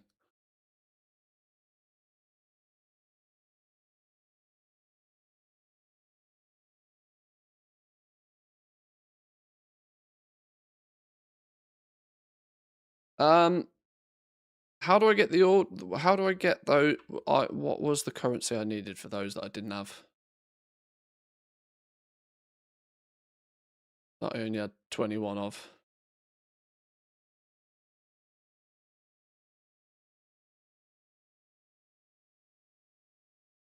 That don't even show in here, which means they must be some bind on pickup silliness.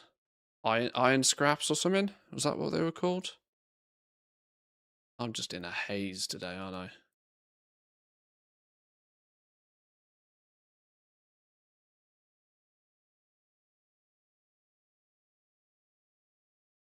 These things, Iron Horde scraps.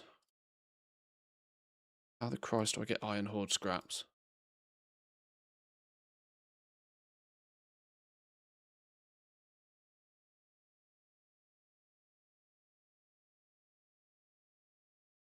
Collected from Iron Horde corpses and used at your garrison war mill or the Dwarven bunker. Oh, can I just straight up farm for these? Got to buy a shitload of stuff. Oh, okay. And go kill ambushers in Tanan Jungle. Bleeding Hollow Kabbalists in Tanan Jungle. Okay. Or the Iron Docks. Where are these fellas?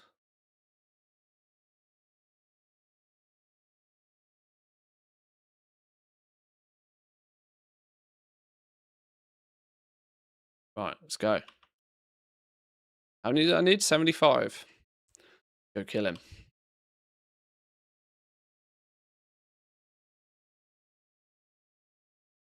A swaying Murloc Christmas tree, no doubt. Something that you know that absolutely every motherfucker's going to want to buy, yeah. Yeah. Definitely. They're giving housing items for buying Diablo 4. Yeah. With the pre-order, yeah. So they're already gonna sprinkle decor into absolutely everything. I said this from the word go. Like, it's a new reward structure in WoW.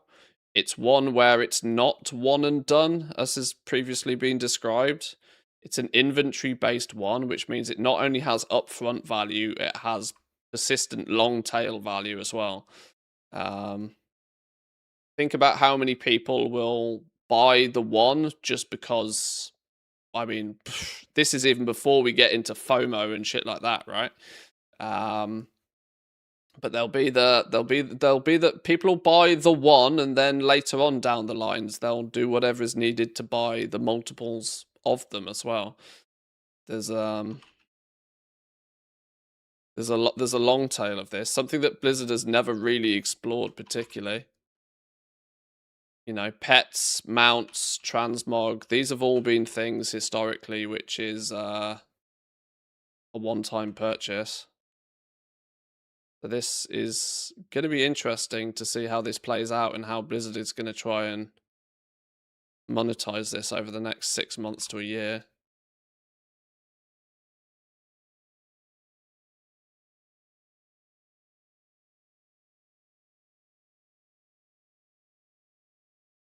I weirdly remember nuking this place for mobs back in the day as well. Mog, yoink.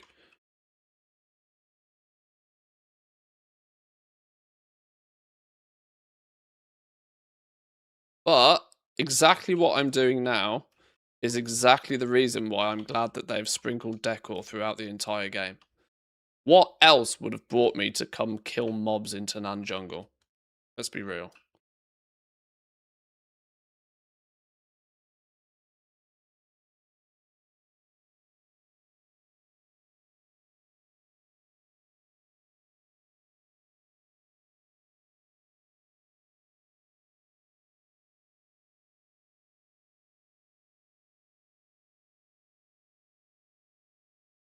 Lots of stuff seems to have abyss crystals.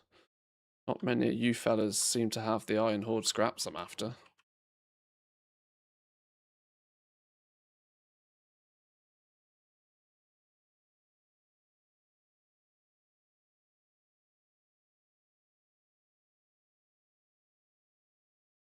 Don't care about housing at all at this point, but I kind of want to have all the decos anyway. Weird how the brain works.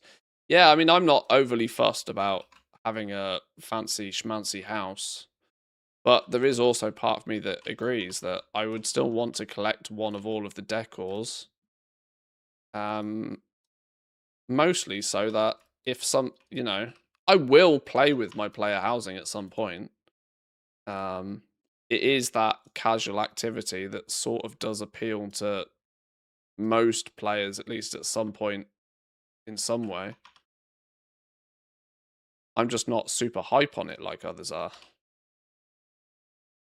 But I am partial to a good collection. You will, that's how I started. I don't. Yeah, exactly, this is it. I know, like, it'll grab people. 26 of those scraps.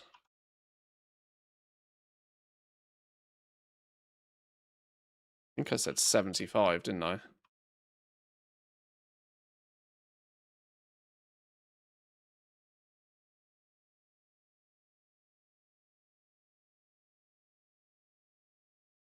Iron Docks, much higher density of mobs there too.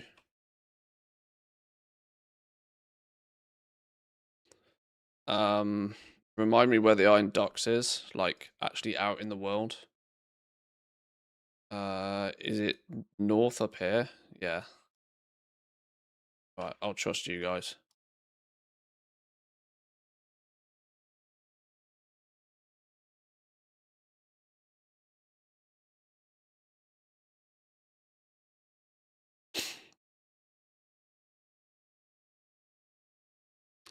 I'd like some real high gold value items so that my gameplay of gold making is actually rewarded with something special too, like other endgame activities.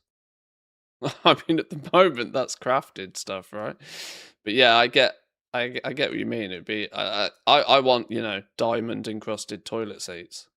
I want ludicrously expensive stuff that 99% of the player base would look at and go, "There's absolutely no fucking way I'm buying that ever."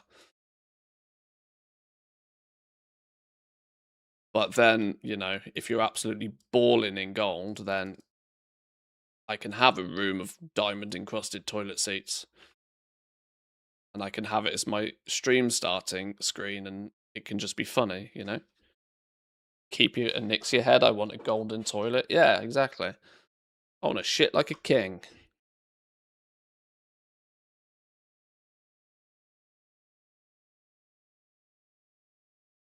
And this is what housing can do.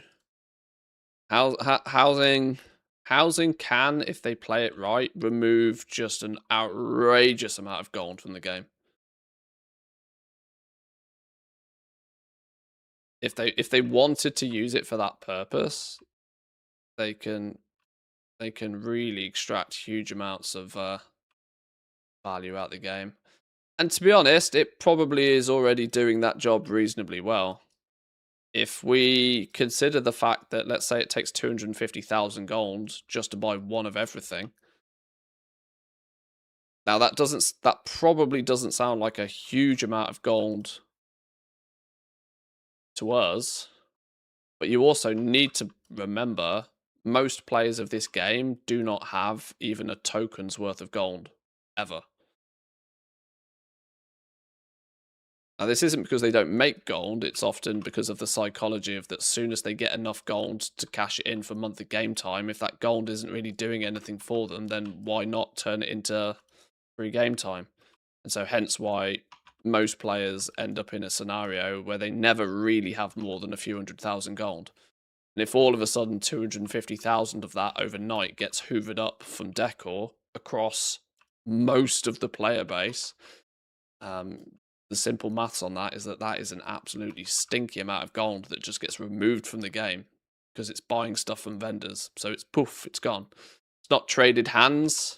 Like all of the gold floating around the crafted decor right now doesn't really change the economy in any way because it's just going from one person to another, minus a 5% auction house fee, which you can't ignore. But in a single rotation, it doesn't add up to much.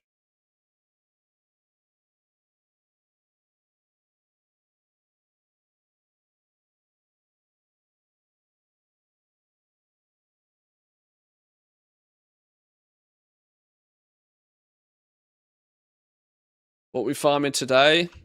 We've started our world tour of slowly but surely chipping away and picking up and collecting all the decor. It's taken us to Warlords of Draenor so far, and what we're actually farming for is the Iron Horde scraps. I need 75 of these.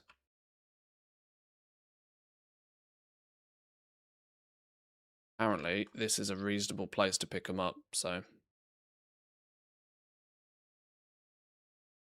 Can I invest my gold in you? I'll give you millions and you do what you want with it and pay me 10% interest. Well, the thing is I already have enough gold to do whatever it is I want to do. I don't need investors in that regard.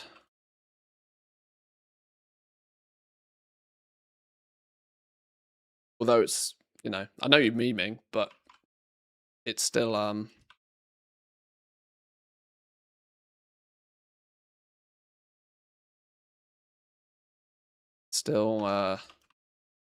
not strictly something I'd need. The most interesting scenario of that nature to me that does actually legitimately happen is like the Race to World First guilds. They tend to hunt down the richest of the richest players, use them for injections of gold whenever needed, and then will often pay it back either in just gold that they then go on to make from boosting, or they pay it back in boosts it's themselves.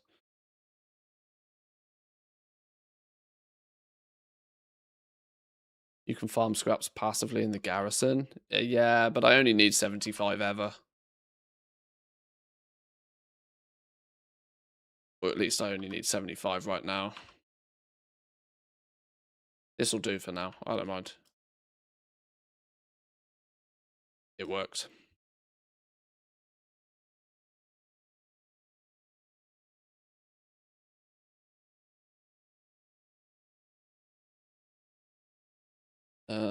Oh my god. It's that time already. I might do a quick cancel scan on my auctions in a minute. 44.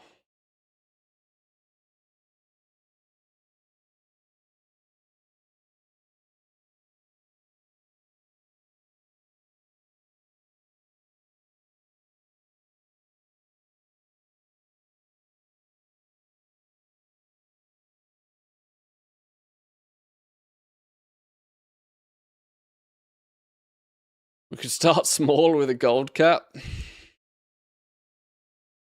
The funny thing is, and one of the reasons why some players eventually end up with more gold than they know what to do with, is because actually, even when you do start to get, the more silly you get with your gold and the more of it you start to pile up, the easier, you know, there is actually an upper limit to how much you can do with your gold to even help you make more gold. Which is hence why you get players with hundreds of millions of gold and even billions of gold, because there is only a finite amount of stuff you can spend it on. There is only a finite amount of stuff that you can actually flip. There's only a reasonable amount of items that can be purchased at a value that makes them worthwhile flipping. So this is why over the War Within that we've seen so much more of the sort of third-party tools, saddlebags, flipping pal, this sort of stuff. We've seen so much more of this crop up, because they're individual players that, you know, thought about creating a tool for the purpose of the fact that they needed to find the cheapest deals. And they weren't able to find enough of them, so they made a tool to help them find more of them.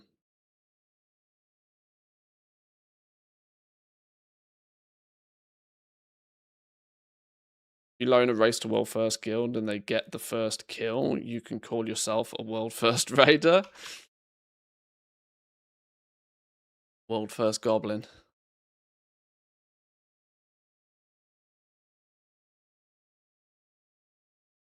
I remember we were saying it, but a chat was talking about financing liquid before, and it wasn't worth it at all, too low margin. They gave it back very slowly because they have to do it with their boosting over the season. Yeah, but you just trade them gold that you're not doing anything with in the first place. I'm quite sure Zanzafal's loaned Gil's gold before, and so probably has more first-hand info on this than me. I think some point during Dragonflight, I think he loaned 100 million gold. But he wasn't doing anything with that gold anyway, and they returned it with probably 15, 20%. So, you know, if you can turn 100 million into 120 million by doing actually nothing, you know, why wouldn't you? It's just these big guilds need to be able to turn around to a few people and say, I need 100 mil. We need 100 mil to buy BOEs for the next race. We need 100 mil to pay for splits for the next race. They know how much gold they make from boosting, so they know how much they can borrow. It's rarely a case of that you won't get it back. Although I'm sure that has also happened.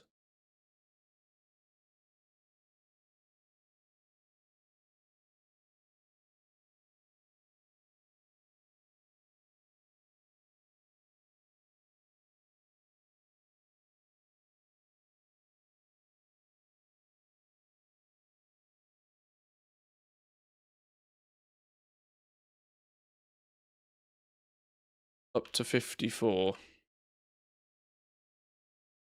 Ah, no. Why did I click that button? Why did I click that button? Oh, I see a button, press a button. That's absolutely not what I meant to do. Put me down. Fucking idiot.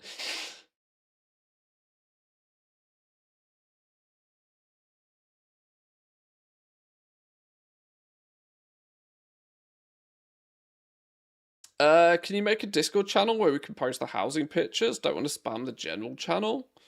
I can do, yeah.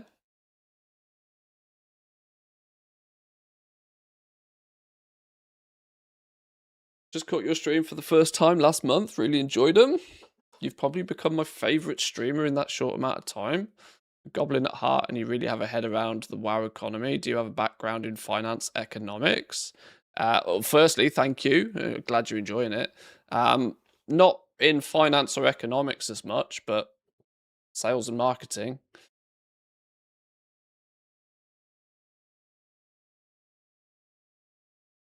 It's a combination of sales and marketing and a passive interest in it anyway. And I've played the game for 20 years.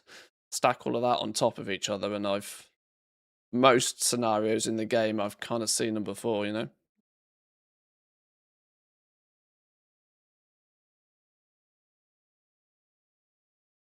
Didn't Max say they considered selling a spot on the Gallywix kill because of the boss being easy enough? Oh, I'm sure. Yeah, I'm sure they could probably get, somebody to pay 50 million for a world first kill. Easy money. How do these transactions usually go through? Do you just send 100 mil to a character? Doesn't that ring alerts to Blizzard for gold selling? I mean, it probably does, but you also have to remember that Max can just talk to Blizzard, right? These big guilds, they just talk to. They're it's fine. It might trigger a red flag, yes, but that red. They are the people who can put those red flags to bed very fast. Not a problem. Well, I didn't want to come back to the garrison quite so quickly. How many of that currency did I pick up? They go in my bags, right? Because they're soul bounty, something or other. What were they called? Dark Iron Scraps. I got 54 of the damn things. Right. Well, annoyingly, I do need more of them, so let's try again, and let's not press a button just because I see a button. Swear that wasn't deliberate.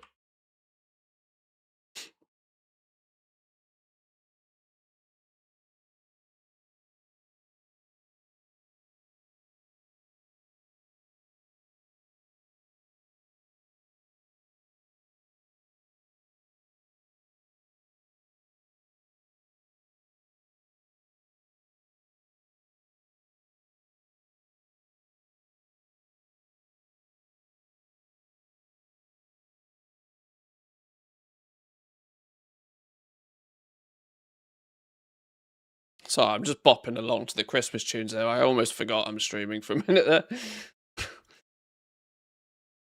This is what happens when I start doing any form of sort of farming.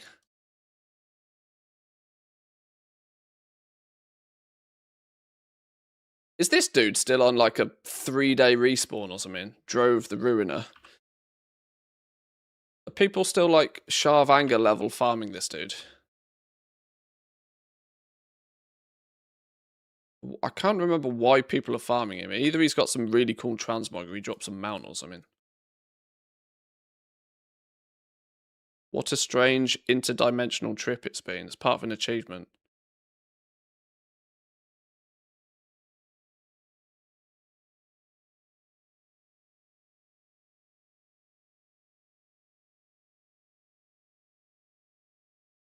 Gold.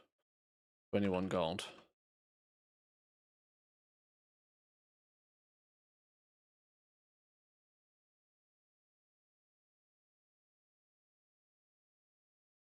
Defeat the following Draenor bosses whilst being accompanied by Pepe. Oh. Oh, okay.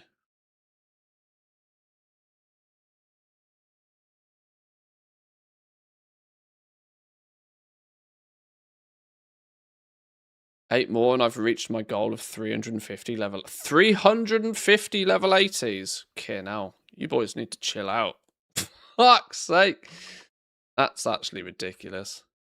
I mean, you must have been doing it via remix, right? There's no way you do any of that without remix right now.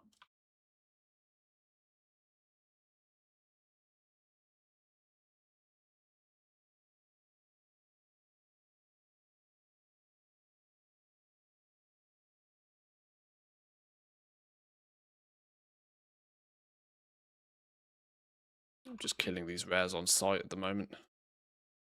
Just for potential mog.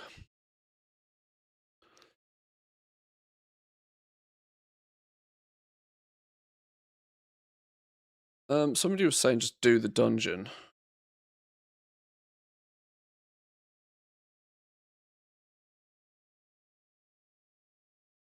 $234 done in remix, 5 full accounts. Flipping out.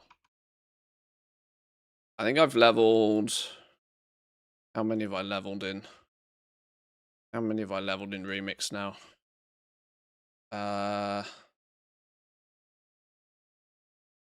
don't know. I've done 25, 30 alts maybe in remix. Extra level 80s.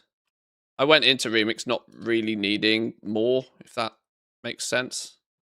I mean, I'm in 3 figures for level 80s. I didn't really feel too much need for any more. I know my my desire to piss around with concentration alts and stuff will fail me way before I get the need for any more characters. I don't really feel as if I've fully used the characters I've already got. No. I think I almost don't want to push too hard, have too many, but any reason other than just bragging rights, I guess.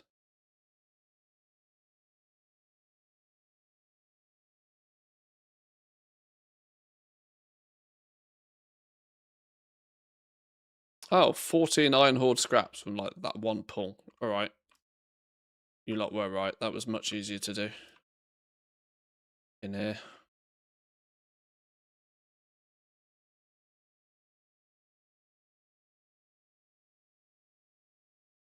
Shadowlands remix, like Shadowlands, but good. Can you imagine the more remix? You'd actually be able to kill the eye.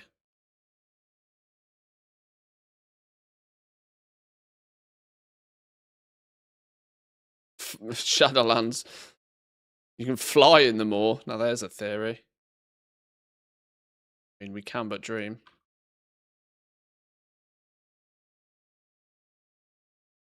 Okay, that was kind of not worth.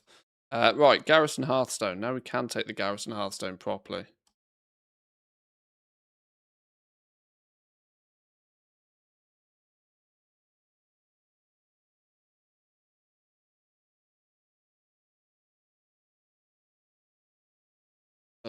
Where's me Garrison Hearthstone? Okay.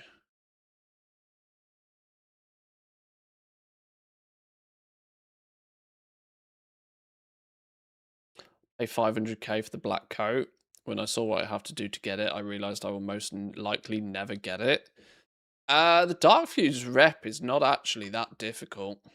It's a couple of hours of farming, sure, but you're not. If there's any sort of rep event on, which there is occasionally, and especially by the time you get more geared, you basically, the quickest and easiest way to do it. Where am I going here? Where am I going here? At the top here by the Blackwater Marina, near where Flyboy Snooty is, the mobs up in this corner hyperspawn. Now, of course, at the moment, you probably do it in a group, but you just nuke mobs up this top corner, and then it's just a case of farming it. Every, what's it, 2,000 market research per box or something? I can't remember the numbers, but it's not too difficult to farm the rep up there.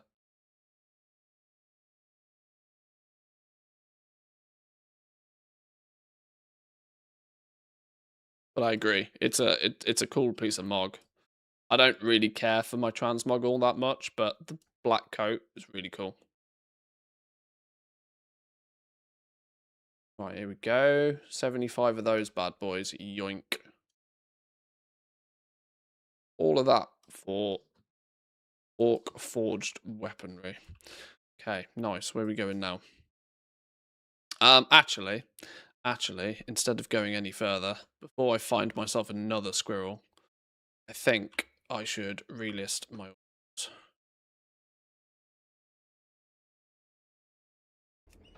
My accounts have logged off. Okay.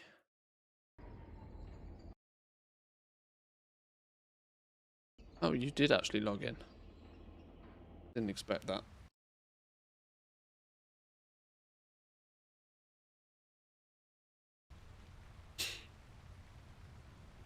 If you compare Legion to Legion Remix improvements, all you have to do in Shadowlands Remix is to let Covenant swap at the start, and you've already exceeded the improvement percentage.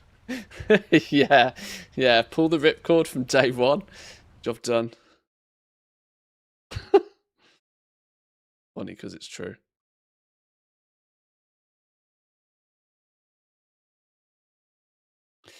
It's funny because it's true.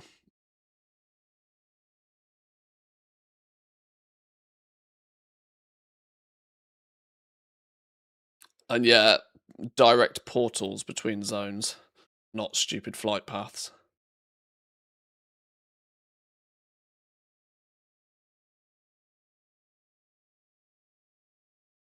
Like, there's part of me that wouldn't really have any objections to Shadowlands Remix, solely because I don't really feel as if I ever played Shadowlands Remix properly, at Shadowlands properly. I played it a good amount, don't get me wrong, but I was so permanently distracted by crafting and selling legendaries that it was any gameplay I actually did was always a secondary activity. Warbank is not available. Shit, I need the Warbank. Well, I mean, I guess not having Warbank access is a really good way for me to not waste extra time pissing around with inventory, isn't it? Let's just get a quick cancel scan done.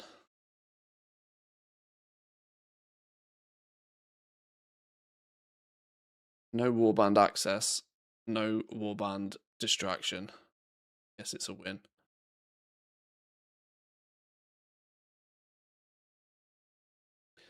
$350, you need half a day just to log them in. Yeah, with that many characters, you're... What's that? Yeah, that's like a full accounts of 70, isn't it? On like 5 accounts. Just delete them all. Yeah, let's just go nuclear with it. Let's get it gone. Get it gone. Get Trump to press the button.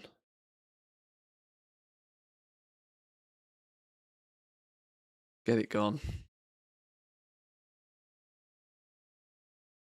Get Gallywix to blow it up.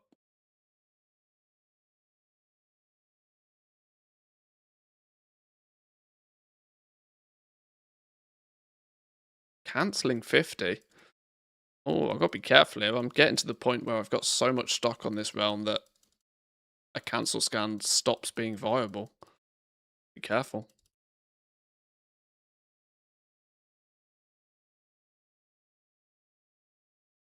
Not hit a throttle for a while. Don't want to start hitting a throttle now.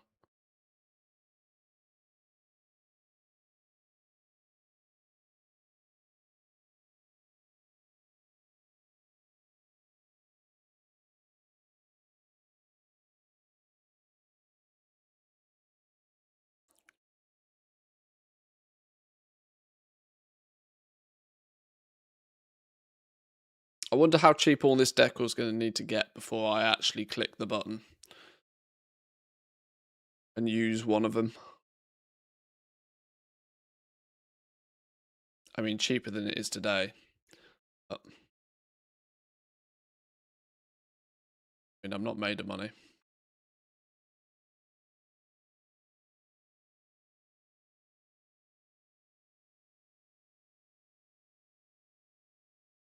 Oh shit, we've hit a throttle. Oh god.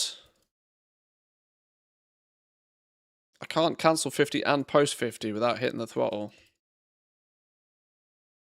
Cancelling 50 uses 90% of your allowance, that's the problem.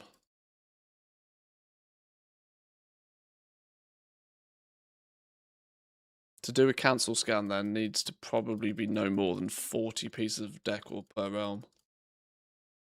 Yach. Woo, you can have your Spanish realms back again.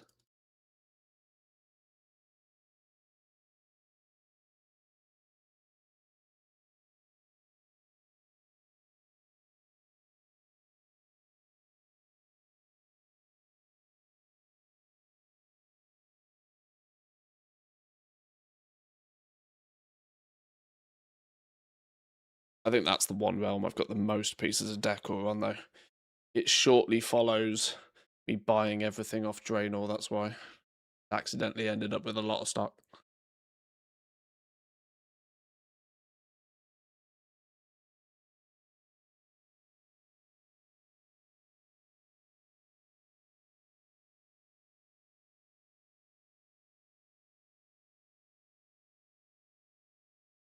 Jesus, the cancel scans are real.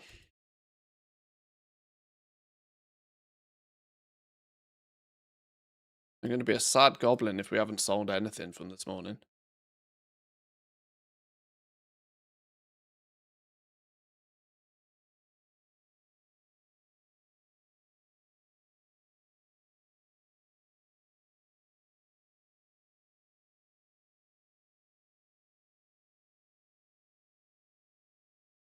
Although, I have definitely noticed that people tinkering with their player housing is definitely an evening activity.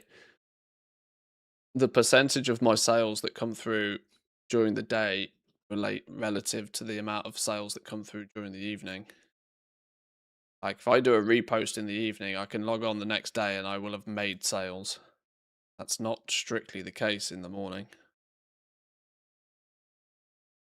Definite spike in the evening.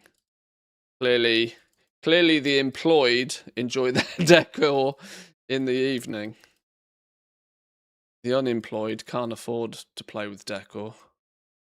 They're out too busy farming lumber.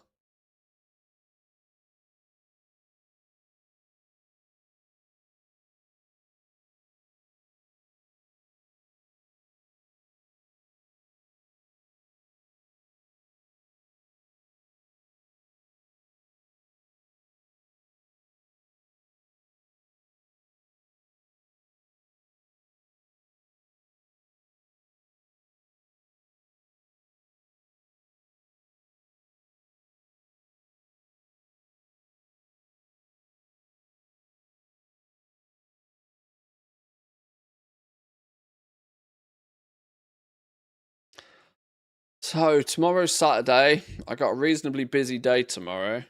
I'm probably not going to get much time or opportunity to mess around with game tomorrow. Sunday, I absolutely have to do some Christmas shopping.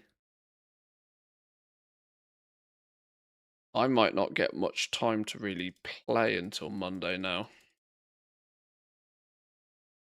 which is concerning for me, because this is the weekend where if we see any dramatic reduction in price, it's going to happen, isn't it?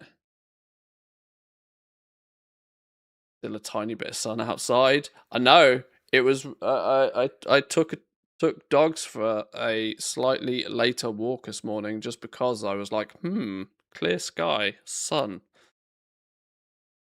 The last bit of vitamin D of the season. It was nice outside this morning. You enable the trend. Prices are actually holding up better than I expected, region wide at least. Yeah, I mean, I've noticed. Yeah, I've noticed that the prices aren't really dipping. But the weekend will definitely be the period where I think people will get itchy to make the sales.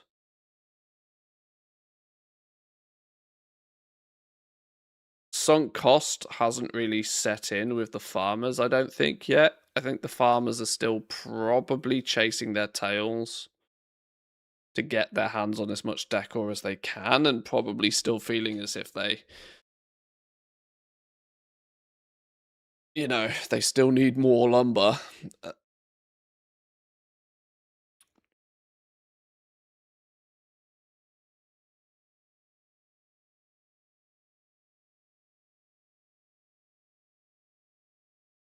I don't mind it if they have no objections if the prices stay buoyant for a bit longer, though.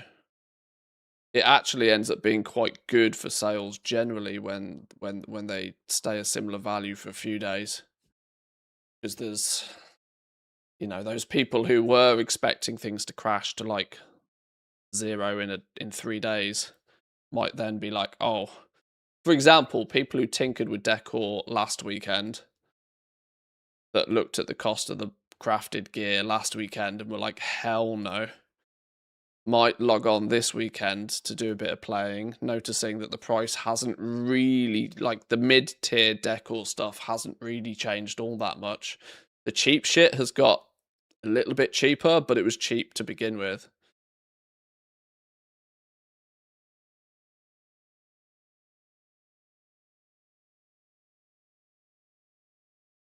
It's just going to be a bit frustrating. I don't have time to play over the weekend to see what actually happens.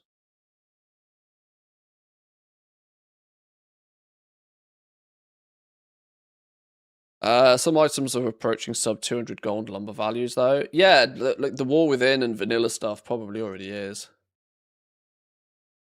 That's because they have a sale average of like only 400 gold to begin with, and most of the stock that I've bought, I've bought most of my. I would like to say I've bought most of my flipping items at sub 50% regional sale average. So if the sale average on like the War Within lumber and vanilla lumber is 400 gold, that means I've been buying it at 200 gold or under.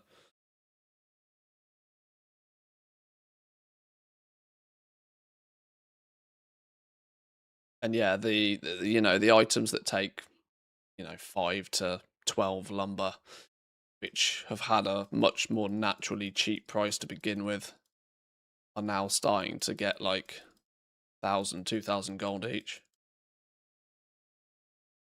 But like I said, it's the cheap stuff was cheap to begin with, and is getting cheaper faster because it uses less lumber and more people are more quickly able to craft it. It was always gonna like it's the middle tier stuff that's holding really well. The stuff that uses 20, 25 lumber is still 20 to 30,000 gold.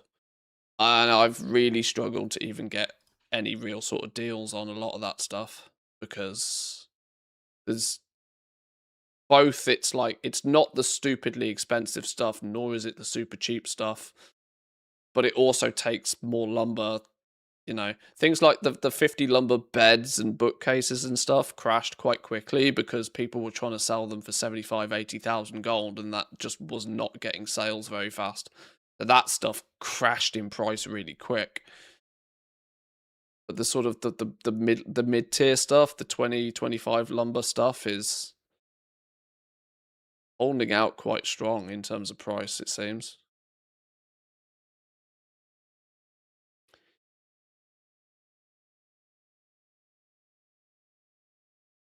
Yeah, I mean 400 gold for hitting a tree it's still crazy good. Still crazy good gold per hour. The trick is to actually sell it. That's the thing. Like it's all relative value until you sell it. It's all fake transmog value until you sell it. It's why people are looking at selling the cheap stuff, crafting the 8 to 10 lumber things, even taking a discount because it has that higher sell rate because it's naturally cheaper. But I've said this already, but I think a lot of the cheaper stuff selling is kind of circle jerk selling. I think it's people like me that are hoovering it all up off the cheap big servers, which is spiking the sale rate through the roof. I mean, if I come along and buy 20 of something, that's going to jack the sale rate up massively, isn't it? And if 10 other people come along and buy, 20 of them to send it to other realms, that same scenario happens. It's yes, it's got a high sale rate, but the next question is, well, why is the sale rate high? The sale rate high is because it was cheap to begin with. It's also, been easy to pick up in bulk to take other places. The sell rate doesn't strictly represent the consumption of the item. It's just moved. That's all that's happened.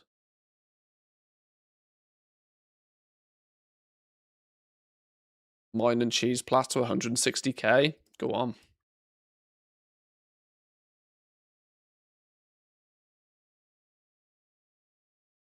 I think that's higher than my biggest sale.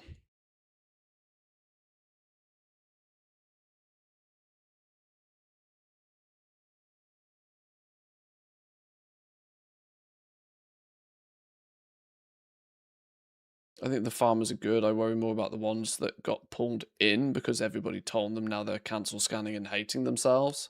Well, this is the interesting thing about Decor. That this is why it makes it quite a fun market to sort of analyze. Because the argument is that it's not really a very beginner friendly market because you have to understand how to be good at farming. You have to be able to understand what to craft and when to craft it and what the profitable things are to craft. You then also need to know the ins and outs of how to actually get that shit sold. All of which has a level of nuance that a brand new player to the game probably isn't going to get. And under normal circumstances, the best path of action for them would be to just fly around, pick up some herbs and ore, and sell it directly. But every man and their dog has been told to go farm lumber, craft lumber, and then sell it. When, you know, it's an easy 3-step process when you know how, but it shouldn't be taken as a given that people actually know how.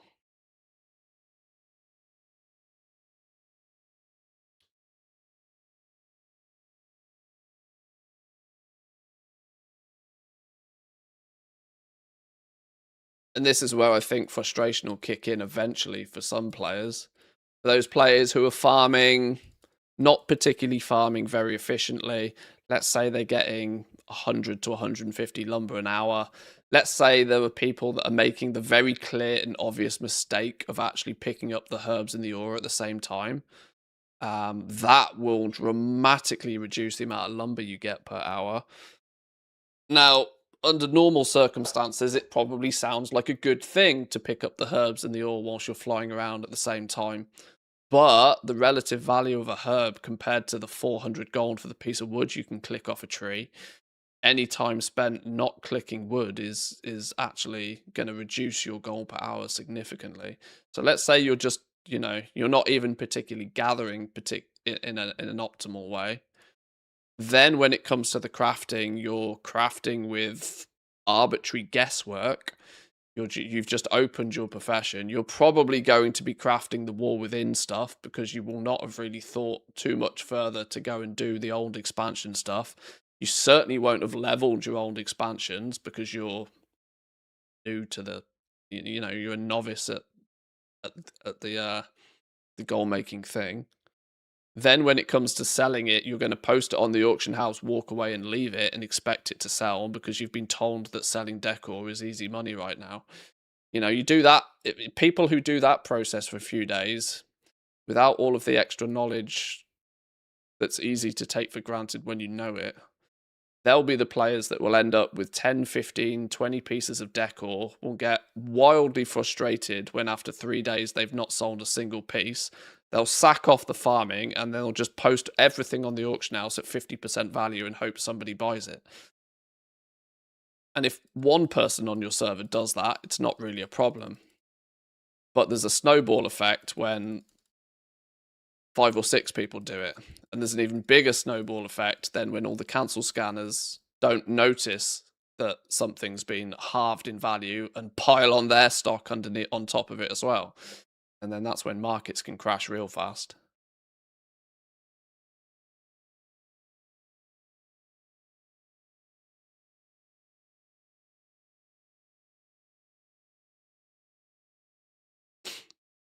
This is what I suspect might start to happen over the next couple of days.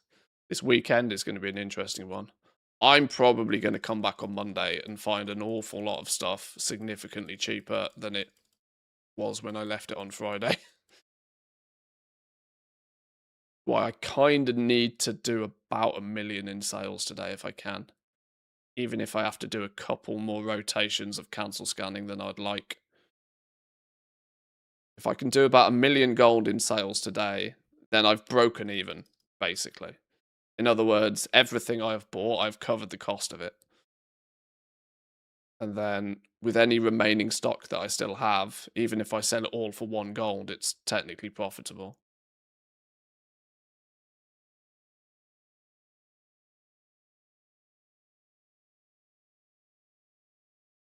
So once I break even, the risk of losing gold is completely gone.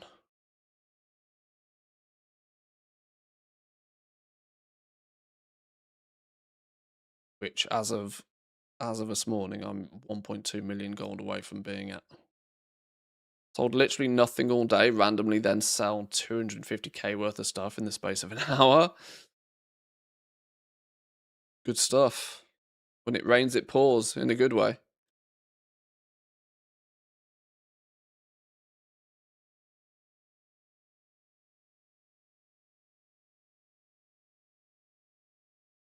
You can see how many people started doing this by seeing the amount of why isn't my stuff selling on any realm when they post like 10 items. I mean, I keep my eyes on the WoW Economy subreddit from time to time. I don't post there myself personally anywhere near as frequently as I used to. I might chime in with my 2 cents maybe once a week over on the WoW Economy subreddit. But over the last few days, I've seen some wildly inaccurate information and just generally bad advice. I've seen some incredibly questionable advice being dished out on there over the last few days.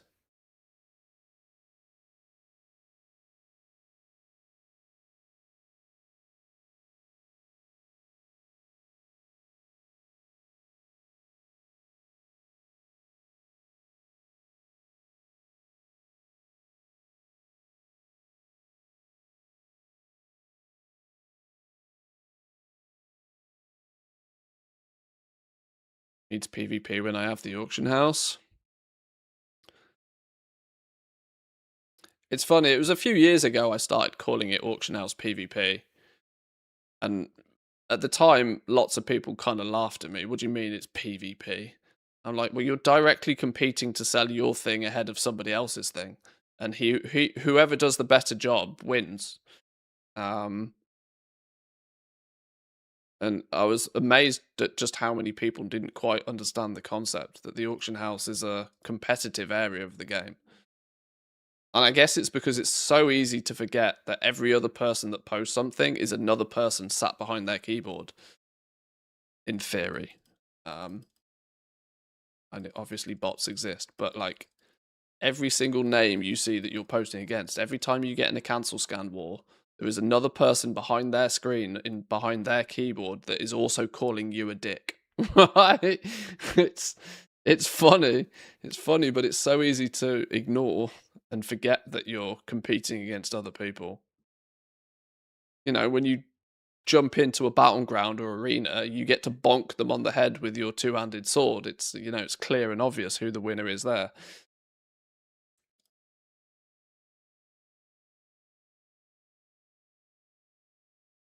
And it's hence why a lot of this, you know, a lot of the complaints against cancel scanning always made me laugh. Because people are like, this guy's online 18 hours a day cancel scanning. It's like, well, so are you, clearly. Otherwise, you wouldn't know they're online 18 hours a day cancel scanning. It's like...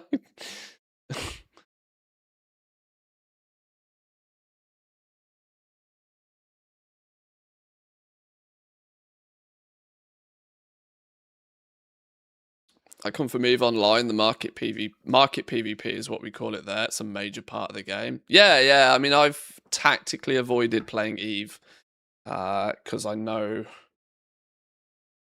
it's a unwinnable game in my opinion.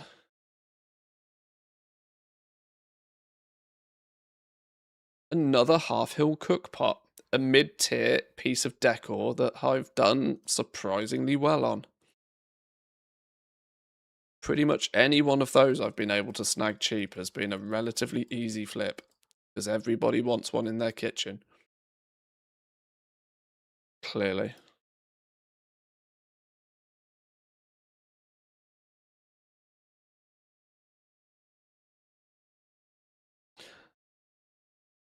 But they were online at 3 a.m. Yeah, exactly. How do you know that? Yeah. Either you're either you're lying, not either you're just you're lying, or you're at the very least sort of greatly exaggerating the situation, or you were also doing exactly the same thing. So there's only a couple of options there. Where did my auctions go? Where did my items go? Was there genuinely nothing to cancel? Or I don't know what I'm doing. Okay, log out. Next round. Remember the auction house on mobile back in the days? Yeah, you could throw up your auctions whilst taking a shit back in the day. Fun times.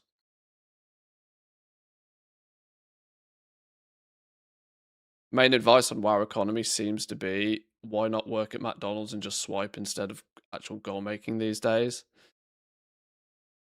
It's difficult because at certain, like, in the early days of the WoW economy subreddit, that was like borderline, even stating that was borderline bannable. That, there was the argument that this is an area to discuss the activity of goal making within the game. And I get, I get people just, when people just blatantly turn around and go, why are you bothering? Just swipe, right? That's using that argument in a negative way. But if you use that as a point of perspective, it can be useful. For example, when the clear and obvious scenario comes in and somebody's like, I'm a single mum, I'm a single dad, I only get a few hours to play the game, so I never have much gold. What can I do to make a bunch of gold? Unfortunately, the harsh reality is in a lot of cases that, well, if you've only got a couple of hours to play the game, if it's your hobby and you have disposable income, you're probably not going to be able to make significant amounts of gold within a small period of time, not without sacrificing everything else you might do in the game. The way I try and use the same argument but phrase it differently is I try to state that, well, making lots of gold in the game, therefore playing the game for free even, is a luxury of those that have a luxury afforded to those that have lots of spare time. Because realistically, 9 out of 10 things you can do to make gold in this time is a trade. In this game, is a trade of time for a resource in the game. Those that do genuinely have very limited playtime, just swipe,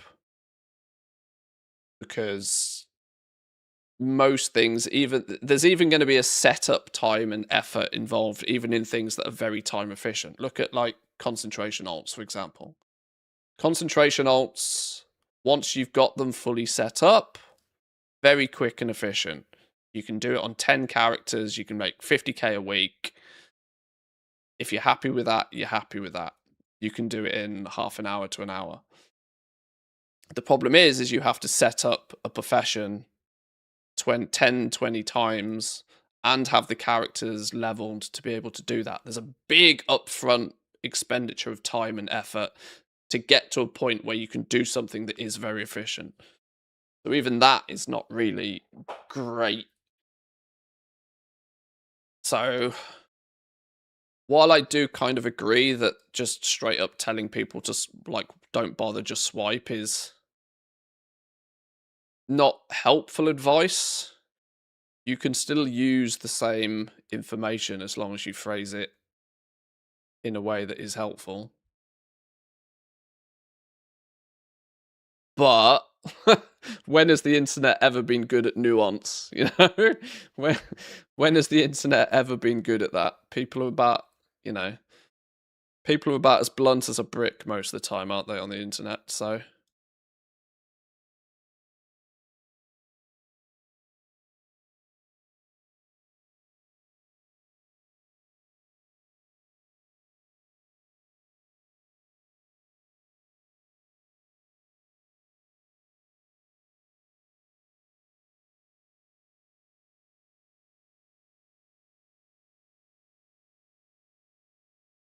maybe underestimated, but I'm used to standing at the auction house with most of my game time. It's an activity I was already doing and enjoying. Yeah, this is the thing. I'm over the years I found it more difficult to really answer this question, but when you get, it's the same scenario when you get people turn up and they're like, oh, I've played the game for like 5 years, but I've never had more than 50k gold to my name. I want to start making gold. How do I go about doing it? And I've found it more difficult to sort of offer advice to those players over the years, because I tend to also simultaneously believe that, well, one of the reasons why you've never had more than 50k gold to your name probably isn't due to a lack of understanding of how to make gold. It's probably due to a lack of enjoyment in making gold. Like, if you've probably tried leveling professions before, you probably didn't like it. You've probably picked up herbs and ore before, you probably didn't like it. One of the reasons why I suspect many players in the game don't ever have any gold is because they don't enjoy the activities that you have to go through to make it. No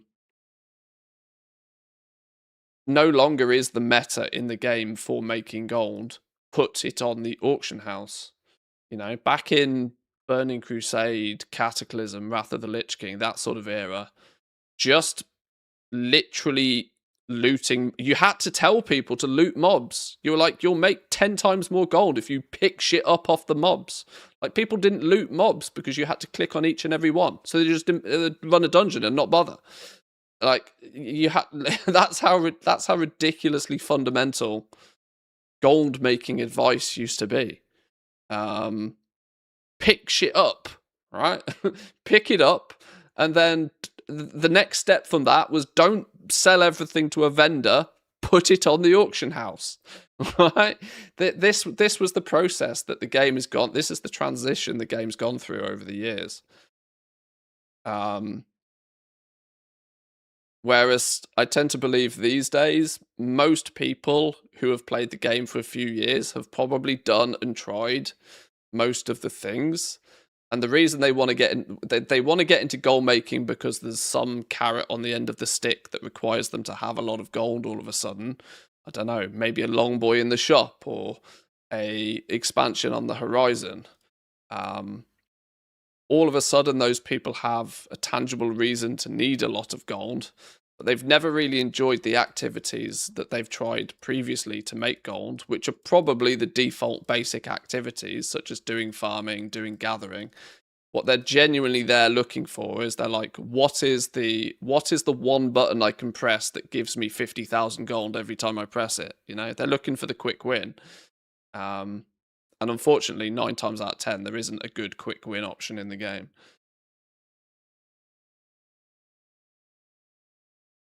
Which is why that, you know, that scenario has been so much more difficult to sort of share advice on. And considering places like WoW Economy, every second post is something to that nature, is partly the reason why I don't chip in with my advice all too much anymore, because it's repetitive to type it out.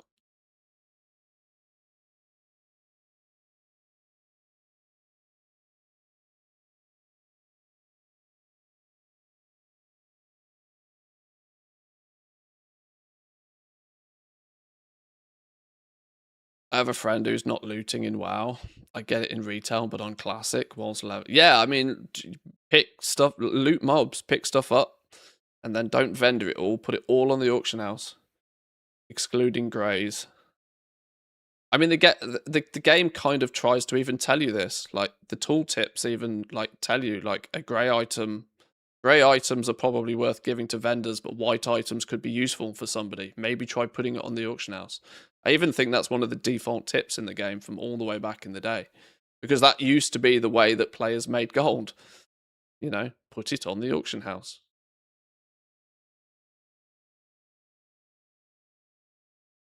Then players discovered crafting professions. When players discovered crafting professions, then we started to see add-ons for the auction house appear, quick auctions and the likes. And then this dev by the name of Sapu took an interest and started creating an add-on called Trade Skill Master. The rest is history.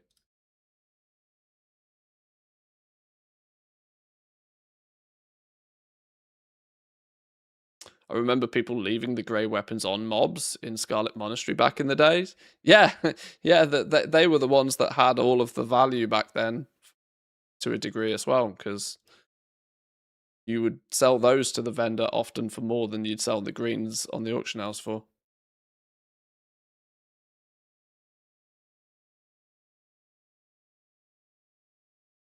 The other Redditor that I find fun is the one that's replying, I made 1 million flipping mats on the auction house.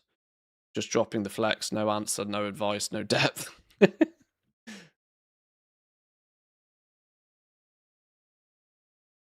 It's just a not so subtle flex, yeah.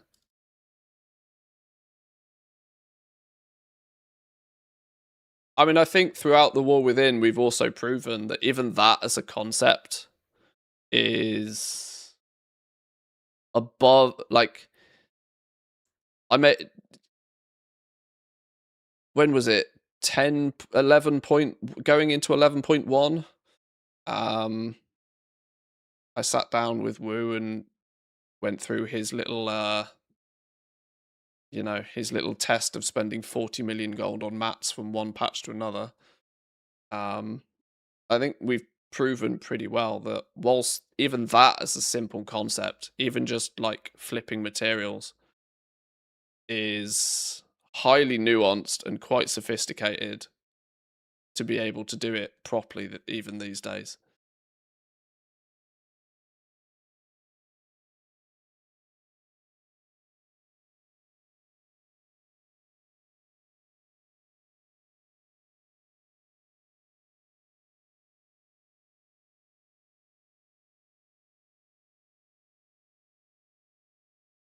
Going into Midnight's going to be fun though. I'm very, very intrigued to see just how things play out when we launch into Midnight. All of my research into this so far has led me to the conclusion that concentration has probably been nerfed by about 50% across the board. On top of that, I am also seeing basically everybody turn around saying that the only planning or preparation or the thing that they plan to do in Midnight is to take their army of alts and use concentration. Which, when you stack those two scenarios on top of each other, a heavily diminished system on top of 5 times as many people looking to do it, I have really big question marks on just how lucrative it's going to be for anybody.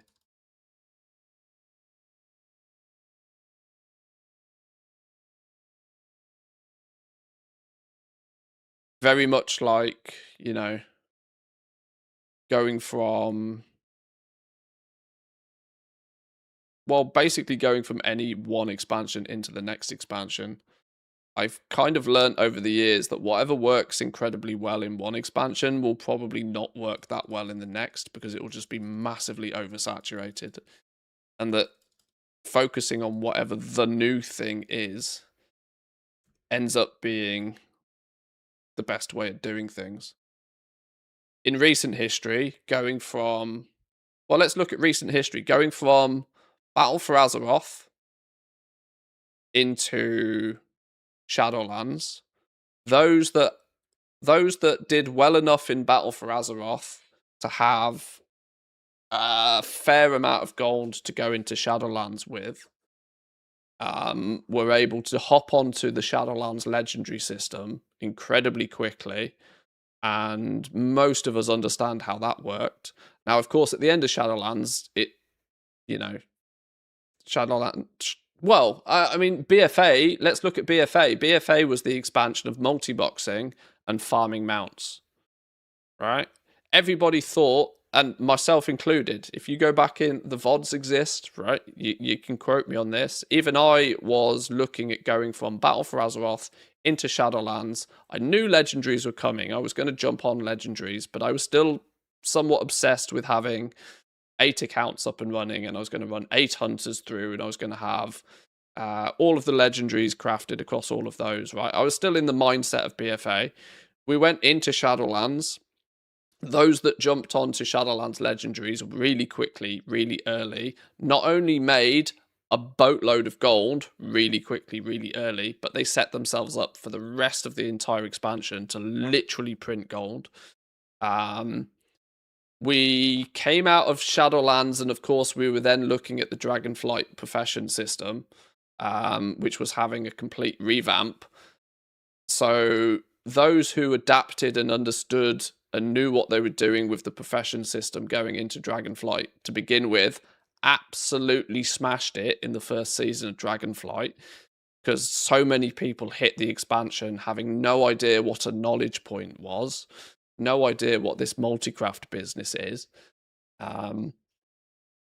Anybody that then made a whole bunch of gold in Dragonflight, what became quite popular towards the end of it was things like, running the tailoring cooldowns, because there was a bit of friction with the tailoring cooldowns that you had to go to the 2 different tables. People were also looking at like farming a world event, the soup. There was a good way of making gold with that back in Dragonflight. That sort of paid for people's subscriptions for most of the expansion. And people were looking to replicate the same thing going into the War Within.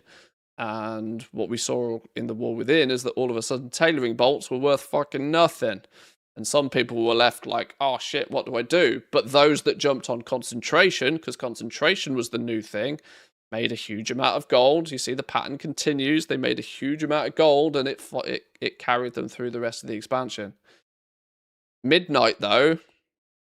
Midnight, we're in an interesting situation where this is going to be the first expansion we're going into where there isn't really significantly a big thing to jump onto that's new.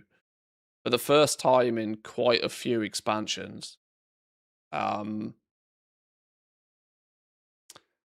Even Battle for Azeroth at the beginning, we still had the whole concept of like Dark Moon cards, for example. Season 1 of Battle for Azeroth was all about Dark Moon cards. Housing's the new thing, just came early. Housing and decor is probably the only thing that really qualifies. Yeah, I would agree. It has just turned up early, which is why I've put a little bit more effort into this than even I thought I might. And maybe, just maybe, we will see those that stick with housing and decor and get good at farming the lumber and understand which zones are better than others and stuff will, if lumber value does hold, it's going to be interesting to see over the next 2.5, 3 months before Midnight launches just how lumber value does hold.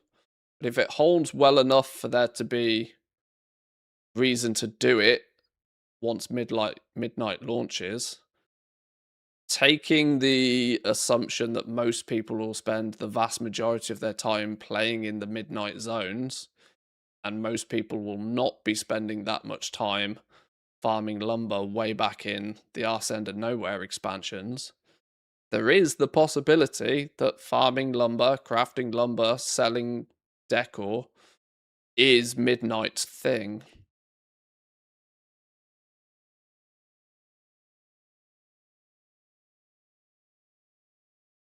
the scaling that individuals can do now really puts a dampener on the economy. Not sure how it'll be easy to make any gold. It's the region-wide auction house. The region-wide auction house is probably more detrimental than the scaling that individuals can do. The region-wide auction house, whilst it is absolutely fantastic for the end consumer, it's absolutely fantastic that the cost to play the game for most people is exactly the same. Doesn't matter what server you play on, the cost of your potions and flasks and enchants and stuff is the same pretty unanimously. You can maybe save $1 or $2 if you choose to craft those things yourself, but generally speaking, your commodity items, consumables, your player power buffs, is the same price for everybody. So in that regard, it's really, really good.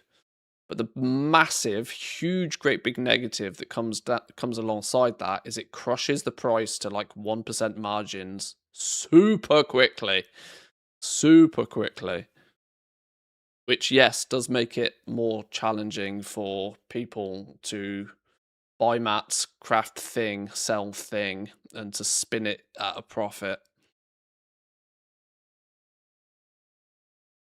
Players have been scaling their operations forever and a day, and those that scale efficiently always come out ahead of everybody else.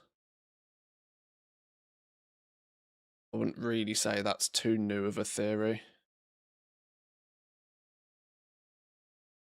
Oh, that wasn't my last realm. Whoops. I went on TED Talk thinking that was my last realm. It's not. I got 2 more. What do you mean when you say scaling? If you take the understanding that most things you do in the game to make gold is an exchange of time. So look at farming to keep it very simple. When you go out farming something, let's say herbalism or mining, you are trading your time doing something in the game that generates you some gold. This is why we use the term like gold per hour. How much gold per hour can you make? You're exchanging your time for gold. The way you scale farming is to find the most efficient farm. You find the thing that generates you the most amount of gold in a unit of time.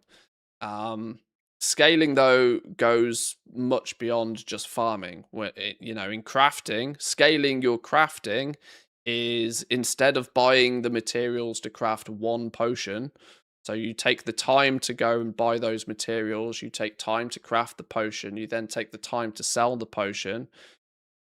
The way you scale crafting is you buy and you craft and you sell in bulk. So instead of just doing all of that process for 1 potion that's never going to make you a huge amount of gold, you scale it by buying the materials in one go for 1,000 potions. And then when you sit down and craft 1,000 potions, especially now with things like multi-craft and resourcefulness in the game, and on top of the fact that you can kind of AFK the crafting of those potions in the first place.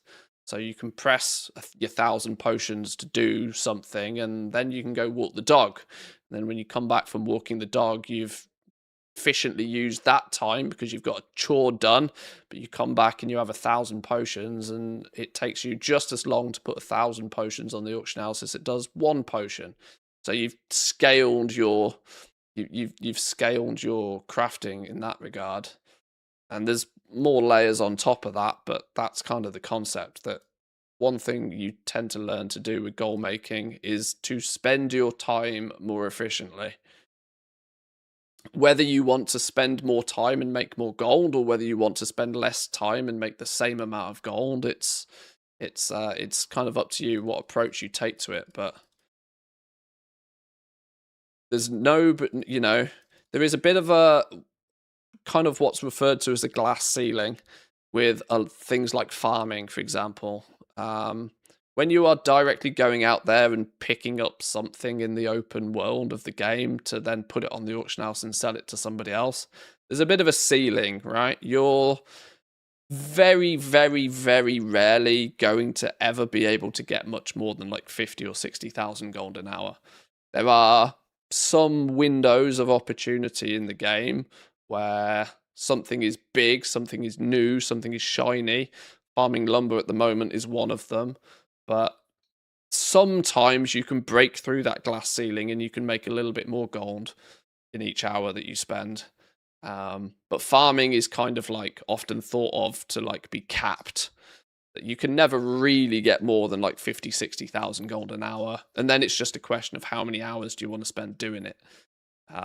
It's a simple maths equation then. If you need a token, well, I need to, if a token is 400k and I can get 40,000 gold an hour, I need to spend 10 hours doing a thing and then I get a token. The equation is quite simple. The enjoyment for a lot of people with crafting and with sort of flipping especially is that there's not really the same glass ceiling. Crafting, at least historically, was more about having a big pile of gold. If you had a big pile of gold, that meant you could buy more materials. The more materials you could buy, the bigger the bulk crafts you could do. You could make 10,000 potions in one go. That would mean on a Wednesday evening, you could sell 10,000 potions at a nice little profit on the auction house. Whereas somebody that didn't have all of that gold, who could only craft 1,000 potions, would still make profit, but they'd make significantly less. Yet they would still probably spend about the same amount of time doing the whole thing.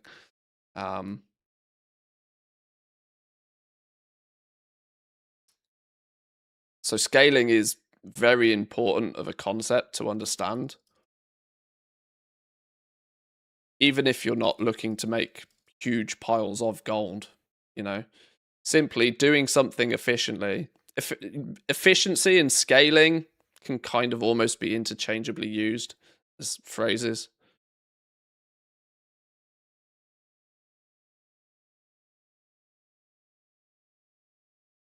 Right, one realm left. One realm left, and then I think I might call it there for the day. And in turn for the week, I'm getting hungry. And then you press that 1,000 potions on 4 separate accounts. Yeah, exactly. There are multiple ways you can approach the problem of being more efficient or scaling higher and further and faster.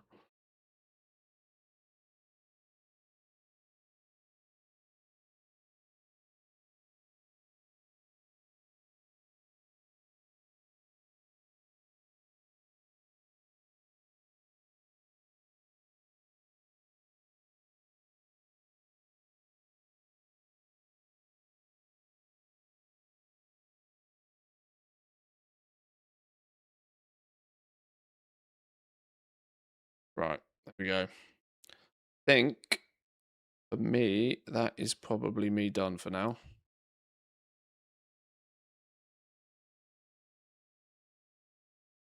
Come back to this a little bit later. Come back to this and check it again a little bit later. Right, boys and girls, thank you very much for joining today, and of course for this week. As of next week, we probably won't be putting quite so much focus on just, IKEA level of decor distribution. We'll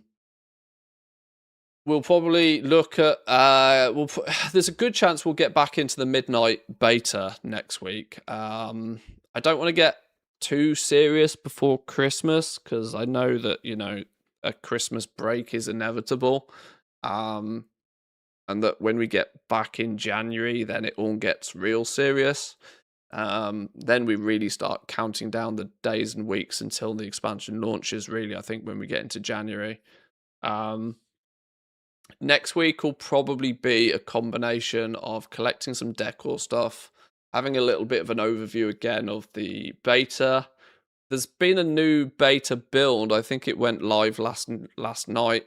A few people have already had a poke around in there. I might see if I can spend an hour just spotting anything obvious. But we might do that in a little bit more depth next week.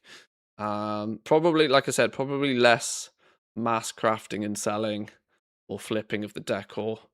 Once I've broken even, once I've covered the cost of buying all these decor items to put on all the different realms, I can, that takes a little bit of a weight off It means I can just sort of filter everything out to just be 48 hours listing. If it sells, it sells. If not, I'll post it again. But yeah, that's me done. Enjoy the rest of your day. Enjoy your weekend, whatever you're up to. There's not many weekends before Christmas now, so most weekends, I'd imagine, are pretty busy for people. Mine is. I'm very busy most of this weekend, so there's no chance of surprise bonus streams this weekend, unfortunately. So I will see you on Monday. Have a great weekend. Thank you for stopping by. I appreciate bits, the subs, the follows. You sat through an ad. Thank you very much. I enjoy your company. I appreciate it all. Thank you very much, and I'll see you again soon. Peace. Oh, who puppy cammed me on my outro? Cheerleader. See you later. Bye.